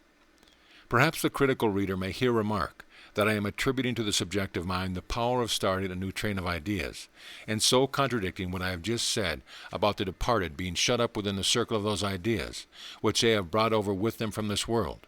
It looks as though I have made a slip, but I haven't, for if we have carried over with us, not perhaps the full assurance of actual pardon, but even the belief that forgiveness is possible, we have brought along with us a root idea whose very essence is that of making a new start. It is the fundamental conception of a new order, and as such carries with it the conception of ourselves as entering upon new trains of thought and new fields of action. In a word, the dominant idea of the subjective mind is that of having brought the objective mental faculties along with it. If this is the mode of self-consciousness, then it becomes an actual fact, and the whole mentality is brought over in its entirety, so that those who are thus in the light are liberated from imprisonment in the circulus of past memories by the very same law which binds those fast who refuse to admit the liberating principle of forgiveness. It is the same law of our mental constitution in both cases, only acting affirmatively in the one and negatively in the other, just as an iron ship floats by the identical law by which a solid lump of iron sinks. Of course, we may conceive of degrees in these things. We may well suppose that some may recognize the actual working of forgiveness in their own case less clearly than others. But whatever may be the degree of recognition of the personal fact, the realization of the principle is the same for all, and this principle must assuredly bear fruit in due time in the complete deliverance of the soul from all that would otherwise hold it in bondage. Forgiveness and healing for the departed. Far be it from me to say that the case of those who pass over, convinced of their denial of the principle of forgiveness, is forever hopeless. But by the nature of mental law, they must remain bound until they see it. Moreover, by their denial of this principle, they must fail to bring over their objective mentality, and so they must remain shut in the world of their subjective memories until some of those who have brought over their whole mentality are able to penetrate the spheres of their subjective mind and impress upon it a new conception, that of forgiveness, and so plant in them the seed for the new growth of their objective mental powers. And perhaps we may even go so far as to suppose that the power of those who are thus in wholeness of mind to aid those who are not is not confined as such as having passed over. It may be the privilege also of those who are still in the body, for the action of mind upon mind is not a thing of physical substances. If so, then we can see a reason for prayers for the departed, to say nothing of the many instances in which ghosts are reported to have besought an intercession of the living for their liberation. There is, however, in certain quarters, a lamentable inversion of this principle where prayers for the departed are turned into an article of traffic and a means for making money. I say I have something to say about this in another book, and meanwhile I would only say, beware of spurious imitations. Of course, this picture of the conditions of souls in the other world does not profess to be drawn from actual knowledge, but it appears to me to be a reasonable deduction from all that we know of the laws of our mental constitution. And if the experiences of the departed logically result from the working of these laws, then what greater action of the divine love and wisdom can we conceive than such an expression of itself as must utilize these laws affirmatively for our liberation instead of negatively for our bondage? The law of cause and effect cannot be broken, but it can be applied with intelligence and love instead of being left to work itself out negatively for want of guidance. So it is then that the doctrine of the forgiveness of sins is the mainspring of the Bible, the promise of a Messiah in the Old Testament, and the fulfillment of that promise in the New, and the realization, whether in or out of the body, that God is both able and desiring to forgive, freely and without any offering, save that of his own providing, and requiring nothing in return except this, that to whom much hath been forgiven, the same loveth much. End of chapter. Chapter 13, The Divine Giving. Giving and accepting. In the last two chapters we have considered the principle of the forgiveness of sin, and having laid this foundation, I would now direct attention to the working of the same principle in other directions. In its essence, it is the quality of givingness, free giving, having simple accepting for its correlative, for the clear reason that you cannot put a man in possession of a gift if he will not take it. Now a little consideration will show us that free giving is a necessity of the very being of the all-originating Spirit. By the very fact that it is all-originating, we have nothing to give to it, nothing except that reciprocity of feeling which, as we have seen, is fundamental to the divine ideal of man, that idea which is called the human race into existence. If then we have nothing to give but our love and worship, why not take up the position of grateful and expectant receivers? It simplifies matters and relieves us of a great deal of worry, and moreover it is undoubtedly scriptural. The reason we don't do so is because we don't believe in the free giving, and consequently we cannot adopt a mental attitude of receiving, and so the Spirit cannot make the gift. Material obstacles. If we seek the reason why this is so, we shall find it in our materialism, our inability to see beyond secondary causes. We get things through certain visible channels, and we mistake these for the source. The things I possess I got with my money, and my money I got by work. Of course you did. God doesn't put dollars or banknotes into your cash box by a conjuring trick.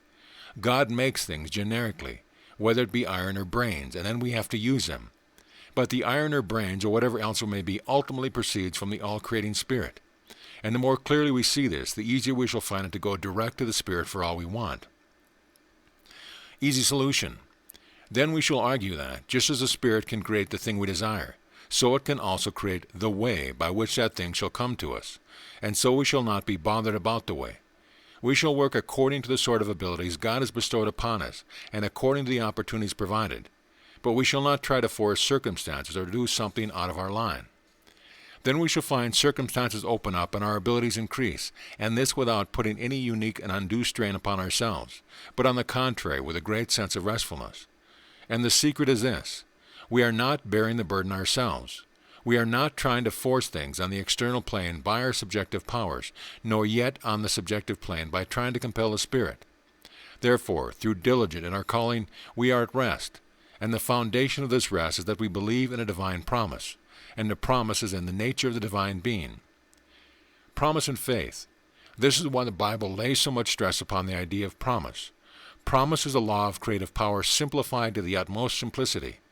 Faith in a divine promise is the strongest attitude of mental affirmation.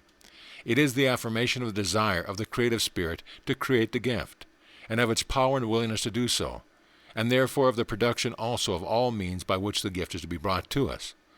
Also it fixes no limits, and so does not restrict the mode of operation, and thus it conforms exactly the principles of the original cosmic creation, and so the whole universe around us becomes a testimony to the stability of the foundation on which our hope is based. This reference to the cosmic creation as bearing witness to the ground of our faith is of constant recurrence in the Bible, and its purpose is to impress upon us that the power to which we look to that power, which is the beginning, made the heavens and the earth.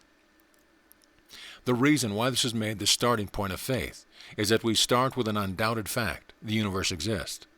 Then a little consideration will show us that it must have had its origin in the thought of the universal spirit before its manifestation in time and space.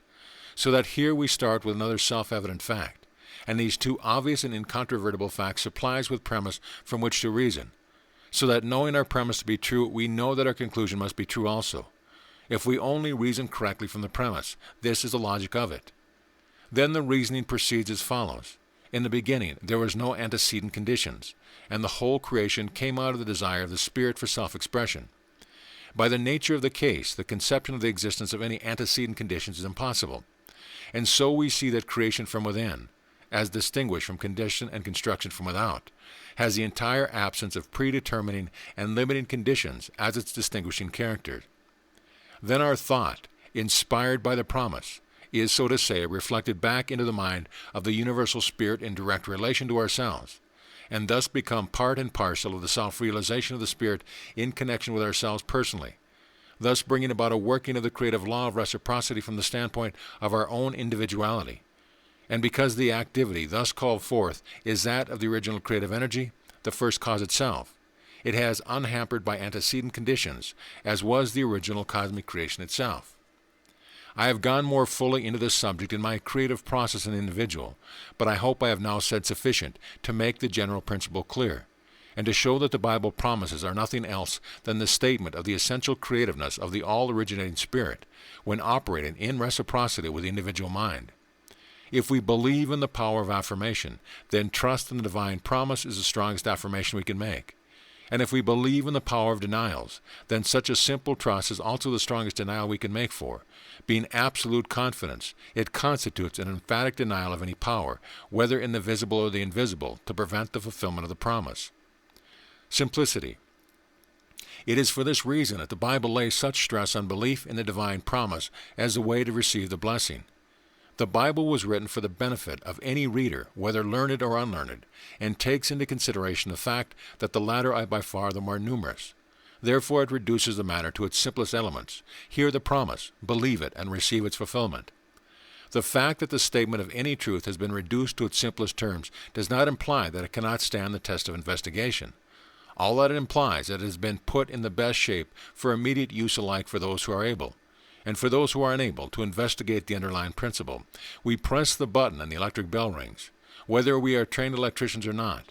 But the fact that the bell rings for those who know nothing about electricity does not hinder the investigator from learning why it rings. On the other hand, the greatest electrician does not have to go through the whole theory of the working of the current when he rings at the door at your house, which would be inconvenient to say the least, and still does he have to solve the ultimate problem of what electricity actually is in itself, for he knows no more about that than anyone else.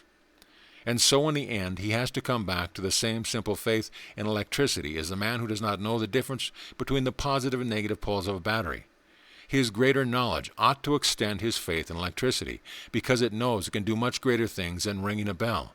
And in like manner, any clear insight we may gain into the modus operandi of the divine promises should increase our trust in them, while at the same time it leaves us on just the same level with the most ignorant as to what the divine Spirit actually is in itself.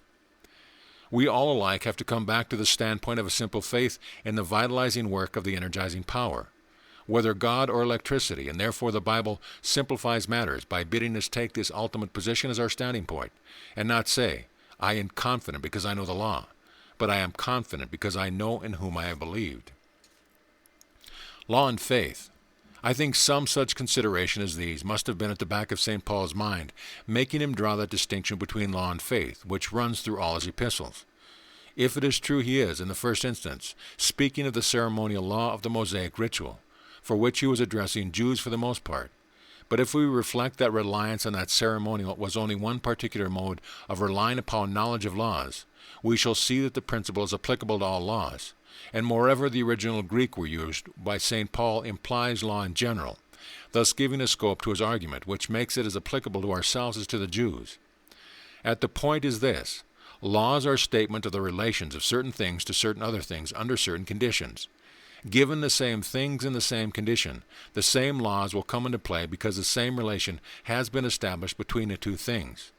But this is exactly the sphere which excludes the idea of original creation. It is the sphere of science, of analysis, of measurement. It is the proper domain of all merely constructive work. But that is just what original creation is not. Original creation is not troubled about antecedent conditions. It creates new conditions, and by so doing establishes new relation, and therefore new laws. And since the declared purpose of the Bible is to bring us into a new order, into which all that is meant by the fall shall be obliterated, this is nothing else than a new creation, which indeed the Bible calls it. Therefore our knowledge of particular laws, whether mental or material, is of no avail for this purpose, and we have to come back to the standpoint of simple faith. Creative power. I do not wish to say anything against the knowledge of particular laws, either mental or material, which is useful in its way. But what I do want to emphasize is that this knowledge is not the creative power. If we get hold of this distinction, we shall see what is meant by the promise contained in the Bible. They are statements of the original creating power of the Spirit as it works from the standpoint of a specific personal relation to the individual, which relation is brought about by the expectant attitude of the individual mind, which renders it receptive to the anticipated creative action of the Spirit, and it is this mental attitude that the Bible calls faith. Seen in this light, faith in the promise is not a mere unreasoning belief, neither is it in opposition to law, but on the contrary, it is the most all-embracing conclusion to which reasoning can lead us and channel through which the supreme law of the universe, the law of the creative activity of the all-originating Spirit, operates to make new conditions for the individual. It is not trying to make yourself believe that you know is not true, but it is the exercise of the highest reason based upon the knowledge of the highest truth. The divine promise and the individual faith are thus the correlatives of each other, and together constitute a creative power to which we can assign no limits. When we begin to apprehend this connection of cause and effect, we see the force of the statements made by the Master. All things are possible to him that believeth, Mark 9:23. Have faith in God, and nothing shall be impossible unto you, Matthew 17:20, and the like. If we attribute any authority whatever to these sayings, we are justified by them in affirming that there is no limit to the power of faith, and that his declarations on this subject are not mere figures of speech, but statements of the special and individual working of the creative law of the universe. Viewed in this light, the Bible promises assume a practical aspect and a personal application, and we see what is meant by being children of promise. We are no longer under bondage of law, that is, to these laws of sequence, which arise from the relations of existing things to one another, but have risen into what the Bible tells us is the perfect law, the law of liberty, and so, according to the symbolism of the two representative mothers, Hagar and Sarah, we are no longer children of the bondwoman, but of the free, Galatians 4:31. Only to be heirs according to promise, we must be descendants of Abraham. I am not prepared to say that the majority of readers of this book are not so literally, though they may not be aware of the fact, but that is another branch of the subject with which I deal elsewhere. See Salvation is of the Jews in the Door Lectures of Mental Science. Setting aside this historical question, let us here consider the question of spiritual principles. On this point, the teaching of the Bible is very plain. It is that they are children of Abraham, who are of the faith of Abraham. They are his seed according to promise. That is, they are living by the same principle, which is set forth as forming the groundwork of Abraham's life. Abraham believed God, and it was counted unto him for righteousness. Romans 4:3. Two results. Now what will be the fruit of such a root? It must necessarily produce two results in our inner life: restfulness and enthusiasm. At first sight, these two might appear opposed to one another, but it is not so, for enthusiasm is born of confidence, and so also is restfulness. Both are necessary for the work we have to do. Without enthusiasm, there can be no vigorous work. Even if attempted, it would be only at the task work, something which would have to grind at compulsory, and though I would not deny that a certain amount of good and useful work may be done from a mere sense of obligation, still it will be of a very inferior quality to what is done spontaneously for love of the work itself.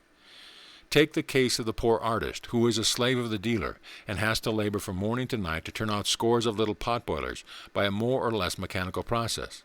If he was a born artist, the fact will assert itself in spite of the conditions, and even the pot-boilers will have some degree of merit. But put the same man in a more favorable circumstance, where he is no longer restricted by trade requirements, but is allowed to give full scope to his genius. Then the artist in him rises up. He creates his own vision of nature, and masterpiece comes from the brush. This is because he is now working from enthusiasm and not from compulsion. It is also because he is working with a sense of restfulness.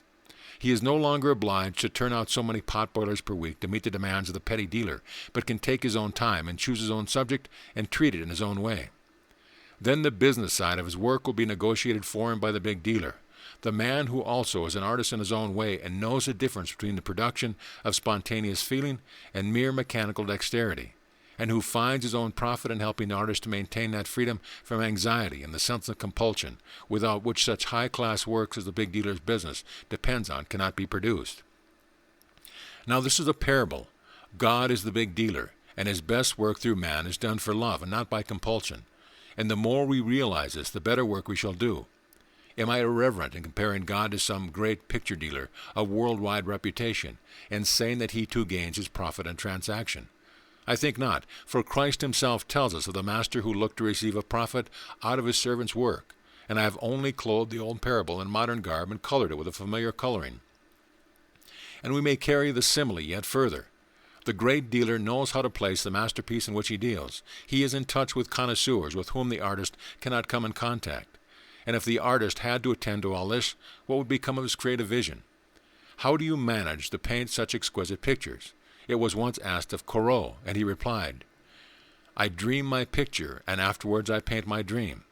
The true artist dreams with his eyes open, looking at nature, and it is because he thus sees the inner spirit of her beauty through its external veil of form that he can show others that they cannot see unaided by themselves.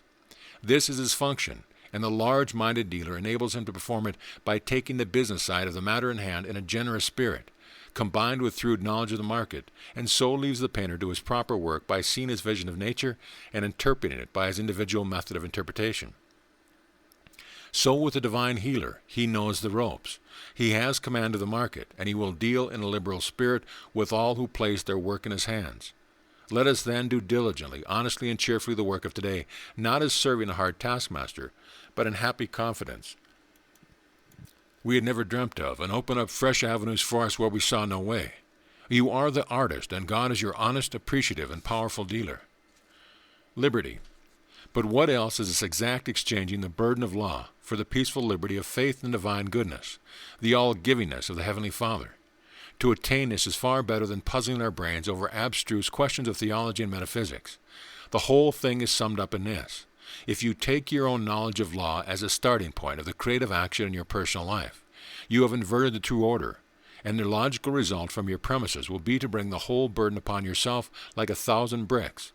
But if you take the all-givingness of the creative spirit as your starting point, then everything else will fall into a harmonious order, and all you will have to do is receive and use what you receive, asking divine guidance to use it rightly.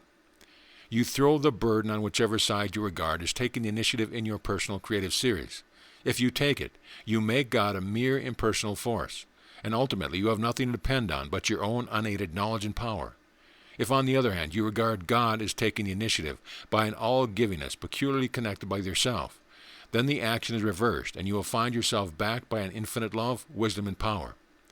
Of course, there is a reason for these things, and I have endeavored to suggest a few thoughts as to the reason. But the practical advice I give to each reader is, stop arguing about it. Try it, my boy, try it, my dear girl, for the promise is, let him take hold of my strength, that he may be at peace with me, and he shall make peace with me. Isaiah 27:5. End of chapter. Chapter 14. The Spirit of Antichrist. Unavoidable conflict. When we have realized the essential nature of any principle, we can form a pretty fair guess as to the general lines in which it will show itself in action, whether in individuals or institutions, nations or events. The evolution of principles is the key to all history in the past, and similarly is the key to all history that is yet to come. Therefore, if we grasp the significance of any principle, though we may not be able to prophesy particular events, we shall be able to form some general idea of the sort of development it prevalent may give rise to. Now, all through the Bible we find the statement of two leading principles which are diametrically opposed to one another. The principle of sonship or reliance upon God, and its opposite or the denial of God, and it is latter that is called the spirit of Antichrist. This spirit or mode of thought is described in the second chapter of the second epistles to the Thessalonians and the fourth chapter of the fourth epistle to Timothy, and its distinctive note is that it sets itself up in the temple of God, placing itself above all that is worshipped, and a similar description is given in Daniel 11:36-39. The winning side. The widespread development of this inverted principle, the Bible tells us, is the key to the history of the latter days. Those times in which we now live and the prophetic scriptures are largely occupied with a struggle which must take place between those opposing principles. It is impossible for the two to amalgamate, but they are in direct antagonism, and the Bible tells us that, though the struggle may be severe, the victory may at last remain with those who worship God. The reason for this becomes evident if we look at the fundamental nature of the principles themselves. One is the principle of the affirmative, and the other is the principle of the negative. One that which builds up, the other is that which pulls down. One consents to the initiative being taken by the Spirit, which has brought all creation into existence, and the other bids his Spirit take a back seat and denies that it has any power of initiative. This is the essence of the opposition between the two principles. Whatever one affirms, the other denies. And so, since no agreement is possible, the conflict between them must continue until one or the other gets the final victory. Now, if the spirit of Antichrist is what the Bible describes it, we cannot shut our eyes to the fact that it is now present among us. St. Paul tells us that it was already beginning to work in his day, only that at the time there was a hindrance to its fuller development. But he adds that when the hindrance should be removed, the development of the spirit of Antichrist would be phenomenal. Tradition. Various commentators on this text have explained the hindrance alluded to by St. Paul to have been the existence of the Roman Empire, and no doubt this is true as far as it goes. In this passage, 2 Thessalonians 2:1, St. Paul reminds the Thessalonians of something he had told them of the subject. That is, something he had communicated verbally and not in writing regarding the falling away which would take place before the resurrection. He says, "Remember ye not, when I was yet with you, I told you of these things, and now ye know what withholdeth, that he might be revealed in this time." The very earliest traditions tell us that when St. Paul had then verbally explained to the Thessalonians was that the Roman Empire, as then existing, must pass away before these future developments could take place. But he was careful not to put this in writing, lest it should express to Christians to additional persecution of the charge of being enemies to the state. This tradition is by no means a vague one. We first find it mentioned by Irenaeus, the disciple of Polycarp, who was himself the disciple of St. John, so that we get on the authority of one who had been instructed by a personal friend and acquaintance of the apostles, and we may therefore feel assured that in this tradition we have a correct statement of what St. Paul had said regarding the nature of the hindrance to which he alludes to in this epistle. The cause of the hindrance. The existence of the Roman Empire, then, was doubtless the outward and immediate cause of this hindrance to the coming of Antichrist.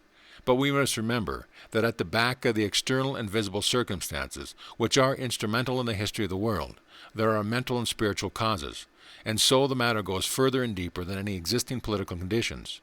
It is a question of spiritual principles, a question of causes, and so long as any given cause is at work, its effects will continue to show themselves, though the particular form they will assume will vary with the conditions under which the manifestation takes place. Therefore, we may look deeper than the political conditions of St. Paul's time to find the spiritual and causal nature of the hindrance to which he alludes.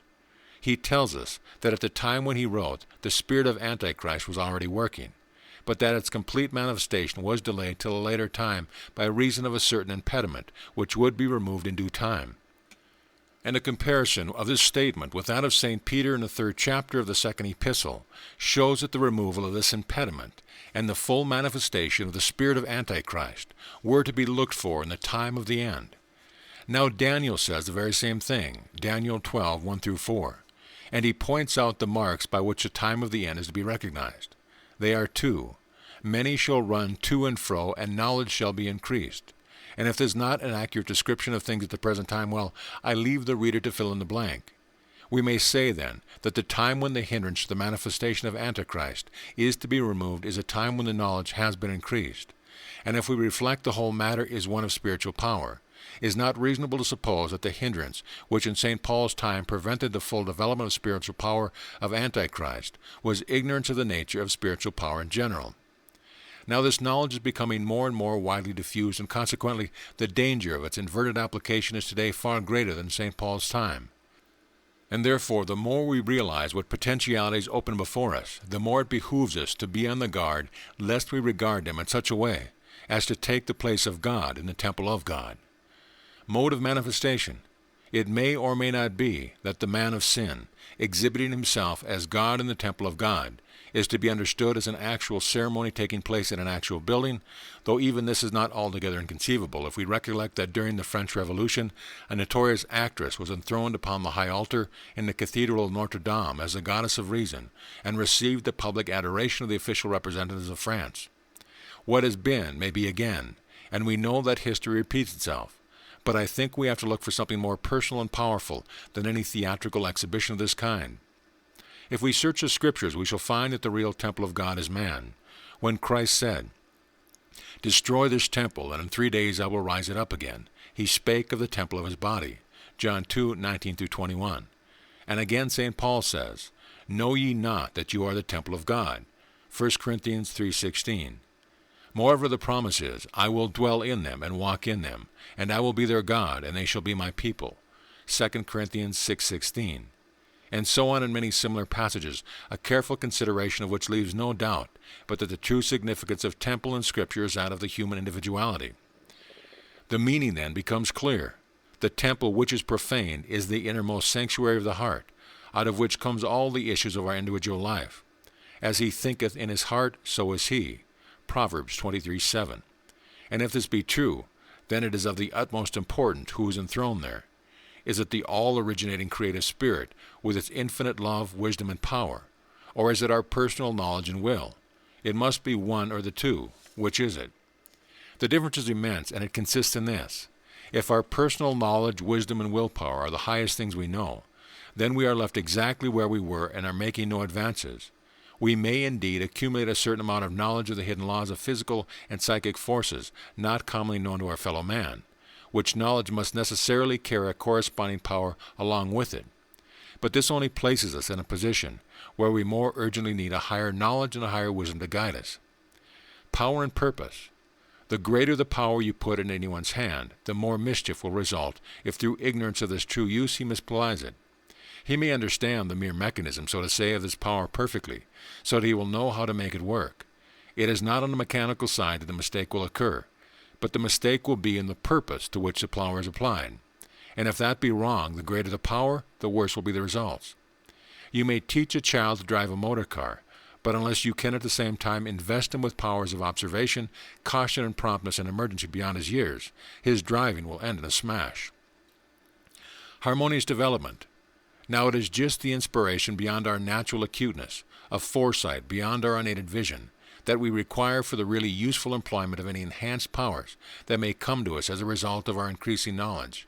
And this is not to be drawn from the knowledge of what we may call the merely mechanical working of the law of cause and effect, whether on the side of the visible or the invisible. That knowledge, taken by itself, is only the lower knowledge, learning, so to say, how to do that particular trick. But to make it of real value, we need to know not only how to do it, but why to do it. And since the only true why is the building up of any harmonious whole, both in ourselves and in the race, a whole which, by an organic connection between the cause sown today and the results produced tomorrow, shall continually germinate into greater and greater fullness of joyous life. And since the production of such a continuously growing and rejoicing wholeness is the only reasonable purpose to which our knowledge and our powers, whether great or small, can be applied, how are we to get such an outlook into the unending future and into our present relation in all their ultimate consequences by our own personal knowledge, however extended? We are sowing causes all the time with only a very limited outlook as to what they will produce. But if we are conscious that we have submitted our actions to the guidance of the supreme wisdom and love, we know that we must be importing into it an adjustment with the great purpose of the universe. We cannot grasp that purpose in all its detail and infinite extent, but we can see that it must be an unending growth into ever-increasing manifestation of the life, love, and beauty with the all-originating Spirit is in itself. That Spirit is in itself unity, and its self-expression is through its manifestation in multiplicity. And the more clearly we see this, the more clearly we shall see that the way to cooperate with it is by seeking to make our own thought the channel of its thought. But to do this is to recognize the presence of divine intelligence guiding our thought and a divine power working through our actions. And this recognition, coupled with the desire that our thought should be thus guided and our action thus vivified, is the very essence of worship. It is the very opposite to the mental attitude which sets itself up as needing no guidance and no help from a higher source, and which denies the working of any higher power, and so worship becomes the foundation principle of the life. This does not mean a specific ceremonial observance, but the adoption of the principle of worship, which is the recognition of the true relation of the individual mind to the parent mind from which it springs. Modes of worship. If anyone finds that a particular ceremonial conduces towards this end, then that ceremonial is useful to him. But it does not follow that the same ceremonial is necessary for anyone else. It is just like watercolor painting. One man requires to keep his paper dry through the progress of the work, while another paints entirely in the wet. Yet if they are both artists, each will record his vision in a way that will unfold to the spectator some secret of nature's beauty. Each must use the means which at his present stage he finds most conducive to the end. Only let him remember that it is the end alone which really counts. Therefore it is the great teacher laid down only one rule for worship, that it should be in spirit and in truth. The essence and not the form is what counts, because the whole thing is a question of mental attitude. It is that attitude of constant receptiveness which is the only possible conscious correlative to the infinite divine givingness. To attain this is conscious union with the all-created Spirit. Logic. The logic of it may be briefly put thus. We want to come into touch with the power which originates the universe, but we cannot do this and at the same time disqualify it by denying that it all continues to be originative when it comes in touch with ourselves. Therefore, to be really in touch with it as the originating power, we must let it lead us and not try to compel it, and to do this is to worship. The mark of the opposite mental attitude is to take no heed of such a guiding power, and then the only alternative is to set oneself in its place. When we realize that spiritual causes are always at the back of external phenomena, and the more we come to see the particular causes can be resolved into variations of the ultimate cause, the more our intent to rule that ultimate cause must result in self-deification. But the bad logic comes in not seeing that the real ultimate cause must be entirely originative. That is just what makes it worth seeking and trying to deprive it of its power by attempting to compel it instead of looking to it for leading. Psychic force. It is just here that those who realize the nature of spiritual causation are in greater danger than the mere materialist. There really is an unseen force which can be controlled in a manner they contemplate, and their mistake is in supporting that this force is the ultimate creative power. I dare say some readers will smile at this, and I am well aware that it is quite possible to build up an apparently logical argument to show that what I am now speaking of is a merely fanciful idea, but to these I will not make any reply. The matter is one requiring careful development, and a partial and inadequate explanation would be worse than useless. I must therefore leave its discussion to some other occasion, and in the meanwhile ask my readers to assume the existence of this force simply as a working hypothesis. In asking this, I am not asking more than they are ready to concede in the case of physical science, where it is necessary to assume the existence of purely speculative conditions of energy and matter, if we would coordinate the observed phenomena of nature into an intelligible whole. And in like manner, I would ask the critical reader to assume, as a working hypothesis, the existence of an essence intermediate between the originating spirit and the world of external manifestation. The existence of such an intermediary is a conclusion which has been arrived at by some of the deepest thinkers who have ever lived, and it has been called by various names in different countries and ages. But for the purpose of the present book, I think I cannot do better than adopt the name given it by the European writers of the 15th, 16th, 17th centuries. They called it anima mundi, or the soul of the world, as distinguished from animus Dei, or the divine spirit, and they were careful to discriminate between the two. If you look in a Latin dictionary, you will find that this word, which means life, mind, or soul, is given in a twofold form, masculine and feminine, animus and anima. Now it is in a dual nature thus indicated that the action of spiritual causation consists, and we cannot eliminate either of the two factors without involving a confusion of ideas, which the recognition of their interaction would prevent us falling into. When once we recognize the nature and function of anima mundi, we shall find that, under a variety of symbols, it is referred to throughout the Bible, and indeed forms one of the principal subjects of its teaching. But to explain these Bible references would require a book of itself. In general, however, we may say that anima mundi is the eternal feminine, and the necessary correlative to the animus Dei, the true originating spirit. It is what the medieval writers called the universal medium, and it is that principle which I pointed out in the opening chapter of this book is esoterically called water. It is not the originating principle itself, but it is that principle through which the originating principle operates. It is not originative, but receptive. Not the seed, but the ground, formative, of that which is impregnated, as is indicated by the old French expression for ventre saint gris, or the holy blue womb. The innermost maturing piece of nature, and its power is that of attracting the conditions necessary for the full maturing of that seed, with which it is impregnated, and thus bringing about the growth which ultimately culminates in completed manifestation. Subconscious mind. Perhaps the idea may be put into terms of modern Western thoughts by calling it the subconscious mind of the universe, and if we regard it in this light, we may apply to it all the laws of the interaction between conscious and subconscious mentality, with which I conclude most of my readers are familiar with, and are explained more fully in the Edinburgh Lectures on Mental Science. Now, the chief characteristic of subconscious mind are its amenability to suggestion, and its power of working on into mental conditions the logical consequence of the suggestion impressed upon it. It is not originative, but formative. It does not provide the seed, but it causes it to grow. And the seed is a suggestion impressed upon it by the objective mind.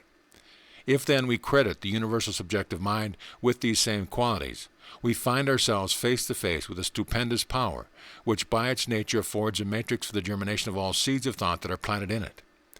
Looking at the totality of nature as we see it, the various types of life, vegetable, animal, and human, and the evolution of these types from earlier ones, we can only come to the conclusion that the originating mind, animus Dei, as distinguished from anima mundi, must in the first instant see things generically, the type rather than the individual, much as Plato puts it in his doctrine of archetypal ideas.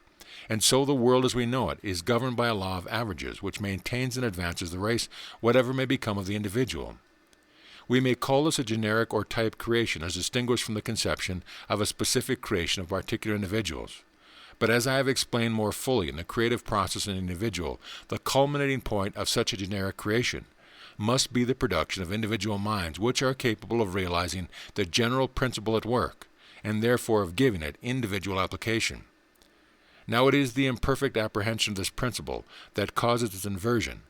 It is recognizing anima mundi without animus Dei, and the more a man sees of the immense possibility of his own thought and volition working upon anima mundi, while at the same time ignoring animus Dei, the more likely he is to grow too big for his boots. He then logically has nothing to guide him but his own personal will, and with all the resources of anima mundi at his disposal, there is no saying to what extremes he may not go. Appetite comes from eating, and the more power he gets, the more he will want, and the more his desires are gratified, the more he will become satiated and require fresh stimulus to his jaded appetites. Knowledge. This is no fancy picture. History tells us of Emperor Tiberius offering a great reward to anyone who would discover a new pleasure, and Nero burning Rome for a sensation. Picture such men in the possession of a knowledge of psychic laws, which would place all the powers of anima mundi at their disposal. And then imagine not one such, but hundreds of thousands combining in some common enterprise under the leadership of some preeminently gifted individual, and recollect in this connection the accumulated power of massed mental action, and what must be the result? Surely, just what the Bible tells us, the working of all sorts of prodigies, which to the uninstructed multitude must appear to be nothing else than a miracle. The knowledge, then, of the enormous possibilities stored up in anima mundi, or the soul of nature, is the great instrument through which the power of the Antichrist will work. It is indeed the acquisition of this power that will more and more confirm him in his idea of self-deification. And note that though for convenience I use a singular pronoun, I am speaking of a class, that is, of all who do not offer to God the sincere worship of trust in a divine love, wisdom, and power. I use the name Antichrist as that of a class, and not one which seems likely to be widespread before long, though this in no way excludes the possibility of some phenomenally powerful leader of this class attaining to a preeminence which will make him the typical manifestation of the principle of self-deification. Antichrist, whether as class or as an individual, has attained to the recognition of a great universal principle which I have endeavored to set forth in this and other books. The principle of the introduction of the personal factor into the realm of unseen causes. He has laid hold of a great truth. Hubris. All progress beyond the merely generic working of the law of averages is to be made by the introduction of the personal factor. But the mistake which Antichrist makes is that he cannot see any personality but his own. He sees the soul of nature and the power of its responsiveness to the personal elements in the mind of man, and he sees no further. Therefore, after his own fashion, he recognizes the spiritual power of mere forces, but he does not recognize beyond this the presence of the God of gods. Logically, therefore, he becomes to himself the person. He rightfully says that the law of cause and effect is universal, and that the expansion of this law to the production of hitherto unknown effects depends upon the introduction of the personal factor. But he does not understand the reinforcement of the individual human personality by a divine personality, the recognition of which would bring into that principle of worship, which from the standpoint of this imperfect assumption of premises, he logically denies. To this power based upon self-deification is opposed the power based upon the worship of God, and the fact to be noted is they are both using the same instrument. Both work by the power of the personal factor acting upon the impersonal soul of nature. The anima mundi itself is simply neutral. It is responsive to impression and generative of the conditions corresponding to the seed sown in it. But being entirely impersonal, is without any sort of moral consciousness and will therefore respond equally to the impression of good or evil. Therefore, in estimating the final result, anima mundi may be entirely eliminated from our calculation. To put it mathematically, if anima mundi be represented by the same quantity of either side of the equation, it may be struck out from both sides, and then the real calculation will involve only the remaining factors. In the case we are considering, the only other factor is that of personality, and consequently the ultimate question at issue is, on which side is the greater fourth of personality? The infinite is greater than the limited. The answer to this question is to be found in the cosmic creation. We are part of that creation. Our personality is part of it. Our personality proceeds by derivation from the all-originating spirit, and therefore, logically, that spirit must be the infinite personality. It is true we cannot analyze or fathom the profundities of the spirit, and from this point of view we may speak of it as the unknowable, and so we may not be able to define what the all-creating spirit consciousness of personality may be to itself. But unless we entirely deny our derivation from it, must it not be clear that it must contain the infinite potential of all that can ever constitute personality in ourselves? And if this be so, then the growth of our own personality must be proportioned to the extent to which its potential flows into us, and to adopt the receptive mental attitude towards our Creator, which will allow of such an inflowing is to take the attitude of worship which Antichrist denies. Therefore, the greater power of personality is on the side of the worshippers of God. Then if this be so, their control over the powers of the unseen is greater than that of the Antichrist. But they do not seek to control these powers in the same way that he does. He knows no personality but his own, and so he seeks to gain this control by his own knowledge of particular laws and by his own force of will, and is thus limited by the capacities of his own personality. However extensive they may be, his method is to consciously control anima mundi for his own purpose by his own strength. Those on the opposite side do not thus seek to subject anima mundi to their personal will. Many, perhaps a majority of them, do not even know that there is such a thing as anima mundi, and so they rely on a simple trust in the Father. And those among them who do know it know also that the worshipper of God may entirely eliminate it from consideration, as I have already said, and so they also rely upon simple trust in the Father. The only difference is that, knowing something of the nature of the medium through which the unseen powers are working on both sides, and that the ultimate question is only that of personality, they should have a yet stronger faith than their less instructed brethren, though in kind it is still the same faith, that of the Son and the Father. Whether, then, instructed in these matters or not, the worshipper of God will, by their very faith and worship, be exercising a constant influence over anima mundi, attracting all those conditions which must tend to their final victory over the opposing force.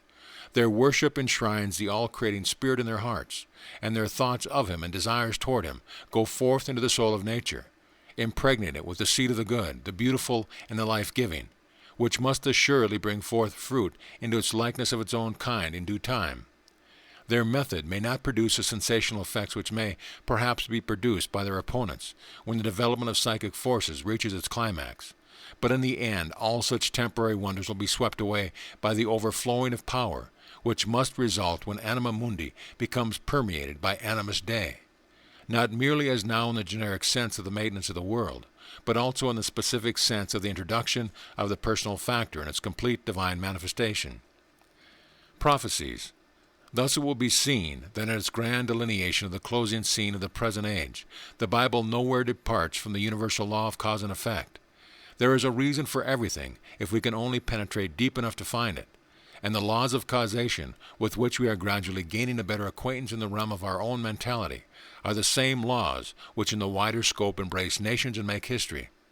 When we see this, the why and wherefore of even the great climax of the present age which the Bible sets forth before us becomes intelligible. We may not be able to predict specific events, but we can recognize the development of principles, and so we see more clearly the meaning of those inspired prophecies which would otherwise be enigmatic to us. Then when we see that these prophecies are in no way isolated from the natural laws of the universe, but rather are based upon them, and are in fact a description of those very laws operating in their widest field of action on the human plane, we shall feel the more confidence in these hints of definite measures of time which they afford us.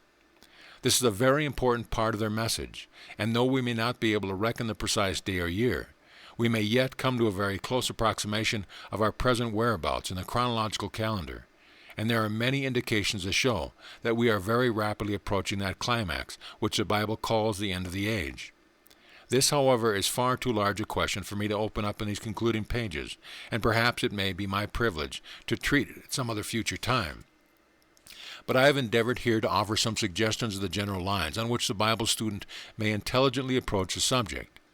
Realizing the close connection that exists between the Bible teachings regarding the forgiveness of sins, the spirituality of worship, the development of personality, and the originative action of the all-creating Spirit. These are all parts of one great whole and cannot be disassociated. To disassociate them is to pull down the edifice of the divine temple. To realize their unity is to build up that true temple of God, which is the individuality of man made perfect by the indwelling of the Holy Spirit. It shall come to pass that whosoever shall call in the name of the Lord shall be saved. Acts 2:21.